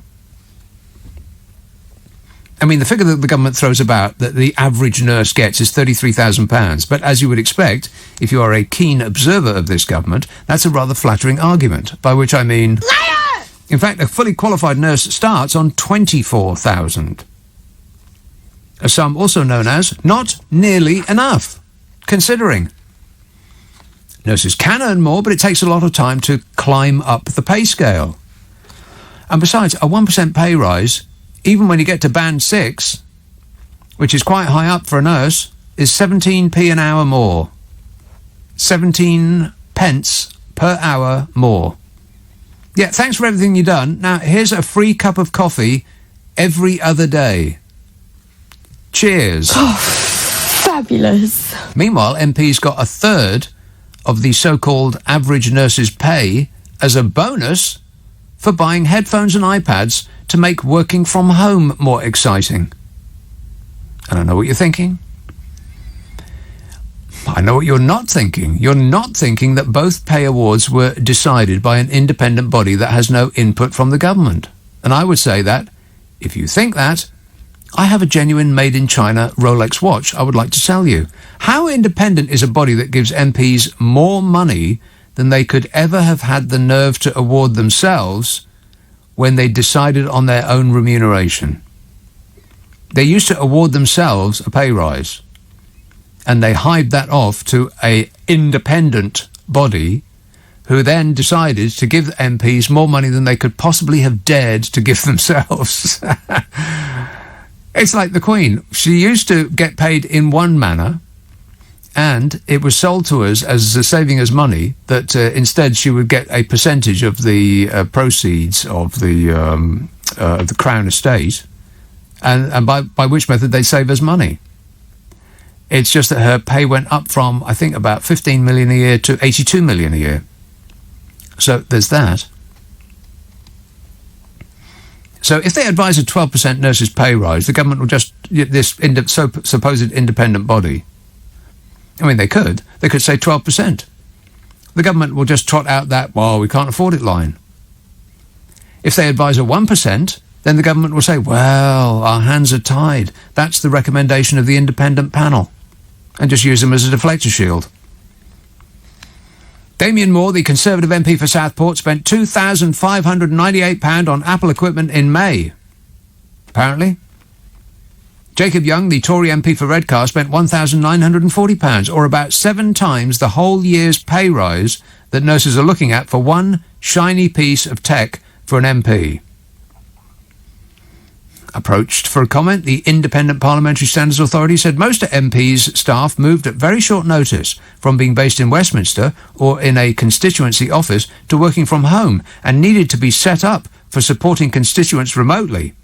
The additional budget was to help them move to home working while they were dealing with a huge increase in workload from distressed constituents as a direct result of the coronavirus crisis. In other words, they had to spend your money on iPads and headphones so they can help you.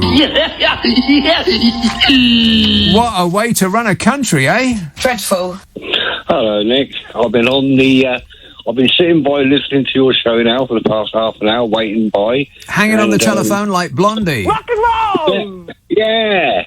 I just wanted to say your show is fantastic. Oh, thanks. Listen to it all the time, mate. You made me laugh. So, well, cheers, Cameron. I appreciate it. You're welcome. I can only but say to you, first of all, I'm all over it when it comes to Leonard Rossiter. Absolutely fantastic bloke. Yeah. Made me laugh. A great actor. I mean, a really, really excellent comic actor. Yeah. Yeah. You've also got 40 Towers. Yeah. Now, when I got married, I actually had my wedding reception at 40 Towers. In the actual hotel, which is literally just down the road from where I used to live.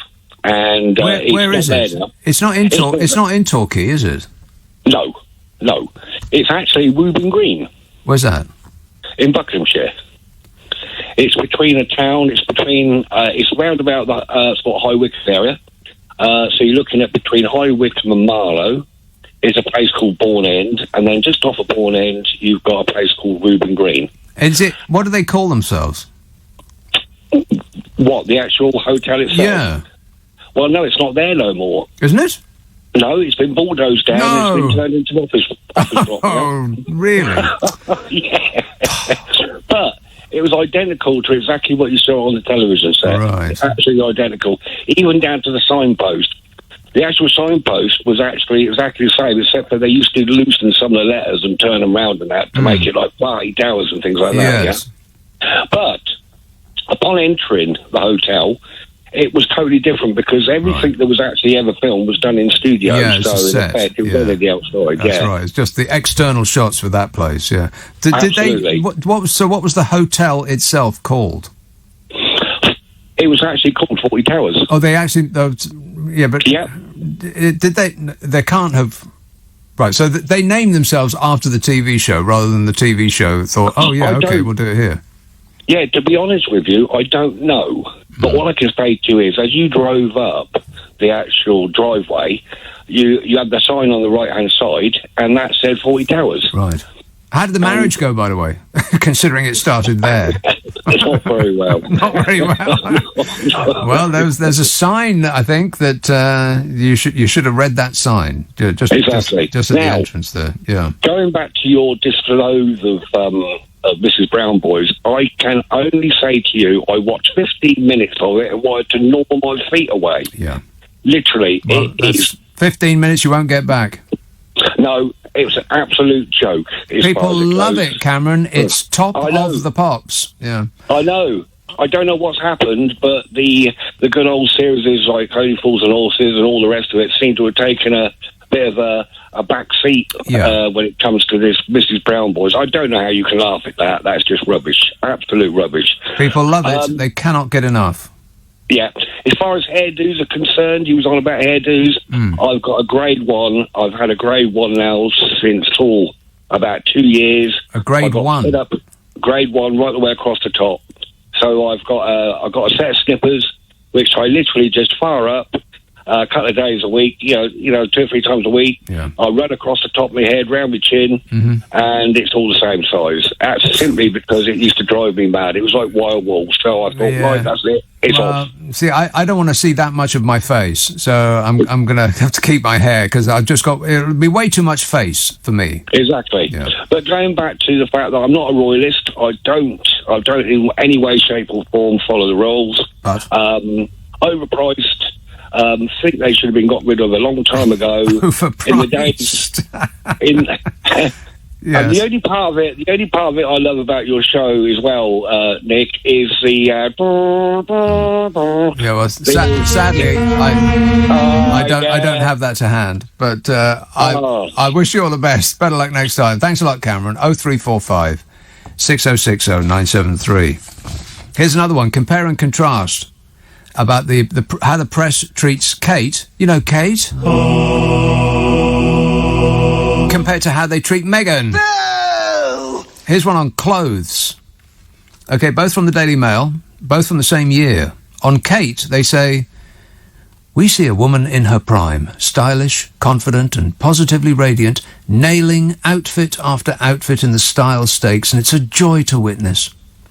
That old uniform of girlish dresses, tan tights and nude heels has been replaced by a dazzling, super chic outfit to satisfy even the most exacting fashionista. That's Kate. Meghan.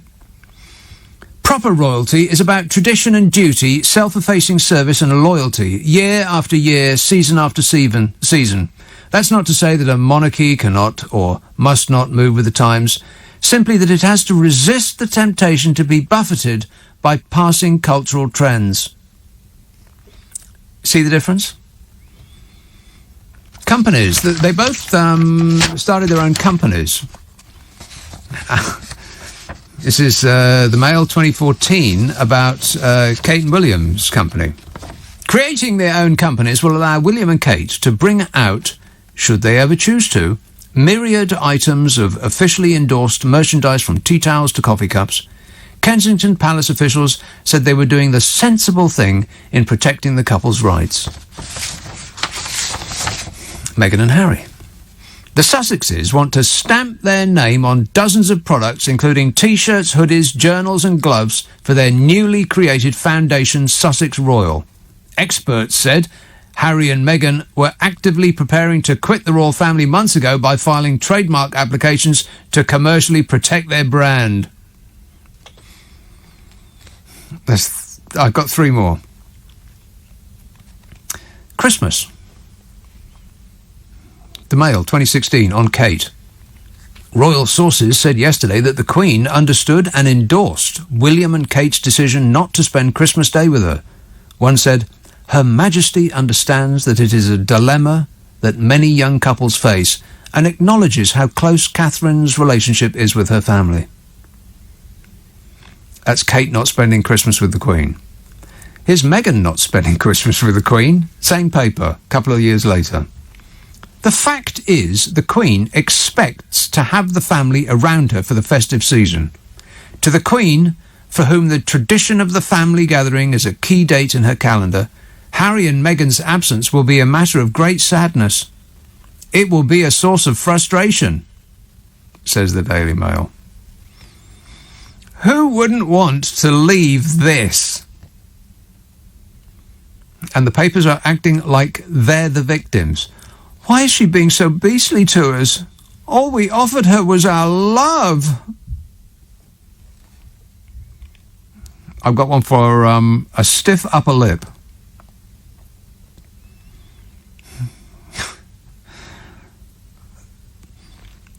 Here's Kate and William.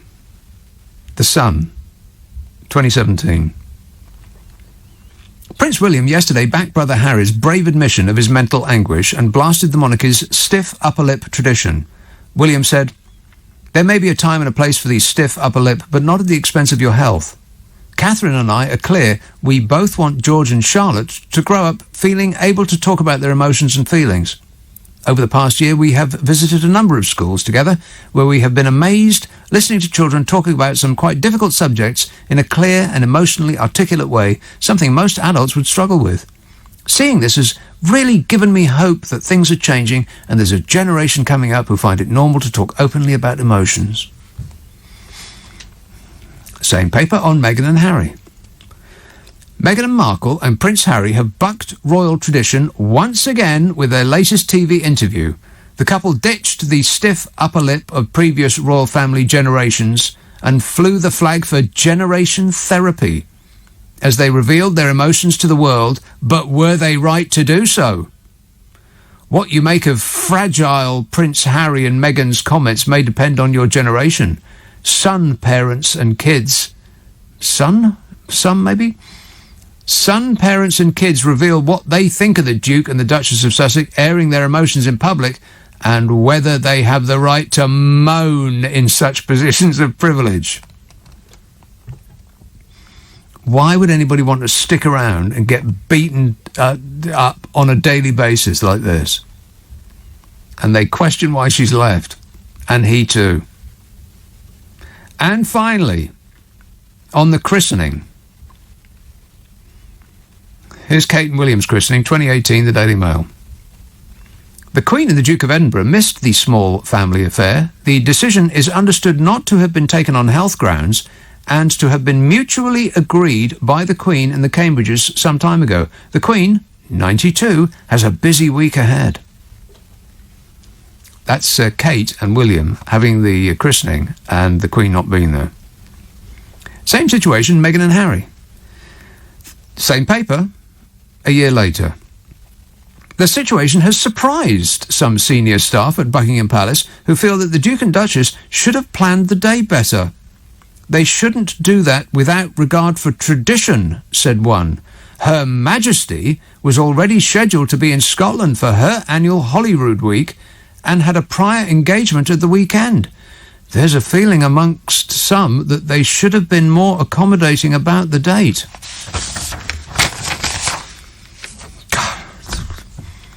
It must be like climbing out of a pit of vipers, getting out of this place for them two. God, it must be bliss being thousands of miles away. At tweets, hearing the side-by-side examples of the red top coverage of the unwelcome princess smacks of blatant racist gaslighting, but how can that be true? I mean, they're just like Donny's former favourite news channel, fair and balanced. Yes. Yeah, that's right. They're as fair and balanced as Donny himself. You know, what with his temperament and all. But I have a strong temperament, and it's a very good temperament, and it's a very in-control temperament. I have a very strong temperament, but I have a temperament that's totally under control. Yeah. Kath says, you're talking about old adverts. It reminds me of the one with the old milk tray ads. Surely they wouldn't be okay these days. Their basic premise seemed to be that it's fine to stalk and break into a woman's house as long as you drop off a box of chocolates when you're there. Yes. Hey, the milk tray man's been. That's right. Yes. Yeah. I mean, she travelled across continents to get away from that bloke, and he was always there skiing down a mountain. How did he know where she lived? Let's have a call in Enfield. Joseph. Hello, Nick. How are you? Good, thanks. All right. Firstly, I need to correct the guy that said that anybody can go for a jab. It's not true. The mosque in Enfield has volunteers that are doing the jabs, but you have to prove that you live in the Enfield area and you have to bring your ID. Right. Is there an age thing? There isn't. I think it's just for people 60 and 50 only. Right, okay, so there is an age thing. There is an age thing, Yeah. but you have to have positive ID, and you also have to tell them which doctor's surgery you belong to. Right. So it's not just, any Tom, Dick or Harry can go and say, here's my bum, give me a jab. Yeah, okay. And that's one. And shame, poor Megan, leave her alone. Yeah, leave her alone. Yeah, she's got a life, like we all have a life. Well, they're trying to take that from her in any means, any way that they can. Yeah, but I know literally and Oprah's figuratively. I know Oprah's trying to get attention now that she's not in the limelight, but... Are you kidding? She's one of the most famous people. Did you get that? Wow, that came out of nowhere. He had a very strong feeling about Oprah Winfrey. I'm quite surprised. Was not expecting that. Well, Joseph, wash that mouth out with soap. Oprah Winfrey doesn't need the work. I like the story about Oprah Winfrey when I think she was in Switzerland, and because she's an actual real life billionaire. She has $1 billion to her name. And I think it was in Switzerland, and she went into a fancy woman's accessories shop, and she picked up a bag by, I don't know, one of those names, Hermes or one of those. And the shop assistant stalked over, took the bag out of her hands and said, "I don't think you can afford that." Because she's a black woman standing in front of her. If you really needed me to fill in the gaps for you. Black woman in a fancy shop in Switzerland, told by the shop assistant that she can't afford the bag. So wouldn't she be so kind as to leave? Oprah Winfrey, the billionaire. And I think when that became news, I think the company concerned crawled across the carpet and begged for her forgiveness. I am very sorry that I screwed up. Totally screwed. I mean, I am so sorry. You just don't know how sorry I am. I am sorry. 0345 6060 973. Let's have New Malden. Hello, David.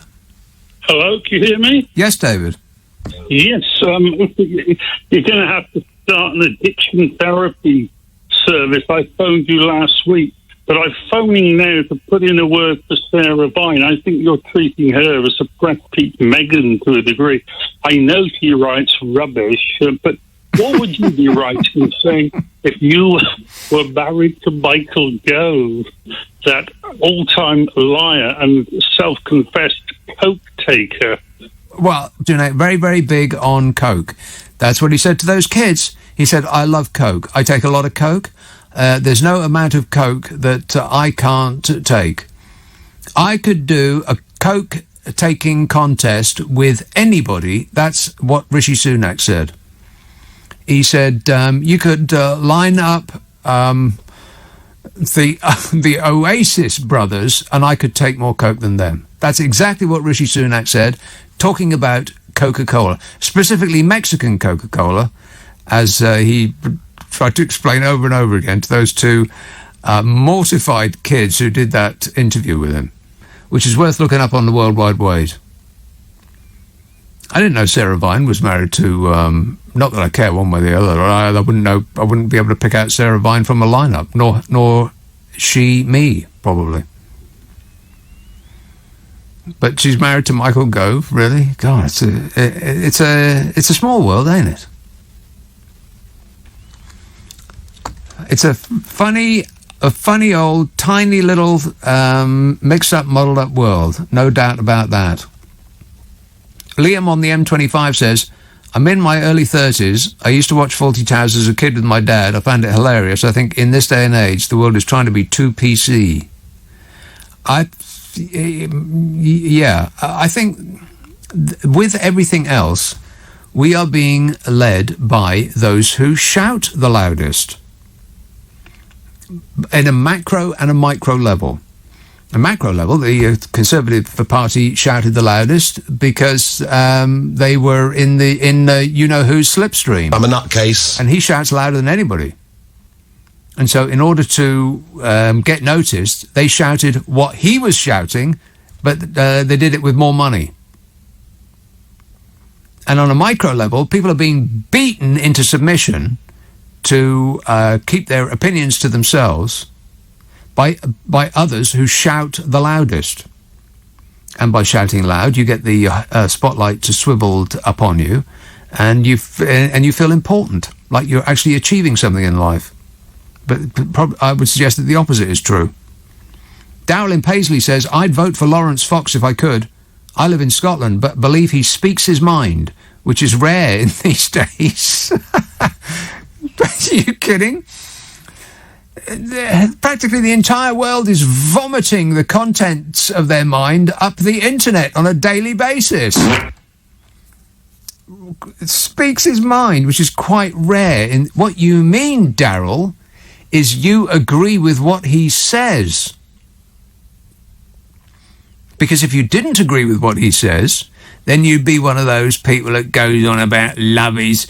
What do they know, sticking their nose into politics? They want to mind their own business. If they don't like it, they can go on off to Germany if they don't know. You know, those people. God, that's hard. That is hard to do. I don't know how they keep that up. I think I've ruined myself. Now I'm all hurty. Whinging and whining and moaning. Chris the Cabbie says, after listening to your South Park soundbites, I thought I'd give it a go. Have not stopped laughing the whole time. It's genius. You thought you'd give what a go? My wife thinks I'm an idiot. My wife thinks I'm an idiot. I feel sorry for people who don't get it. Love the show. Respect for the doctors and nurses. The government is a disgrace. Disgusting. Yep. Helen says Joe Malone candles are about £50 each. What? Air fresheners are cheap. I would love to have seen those headlines.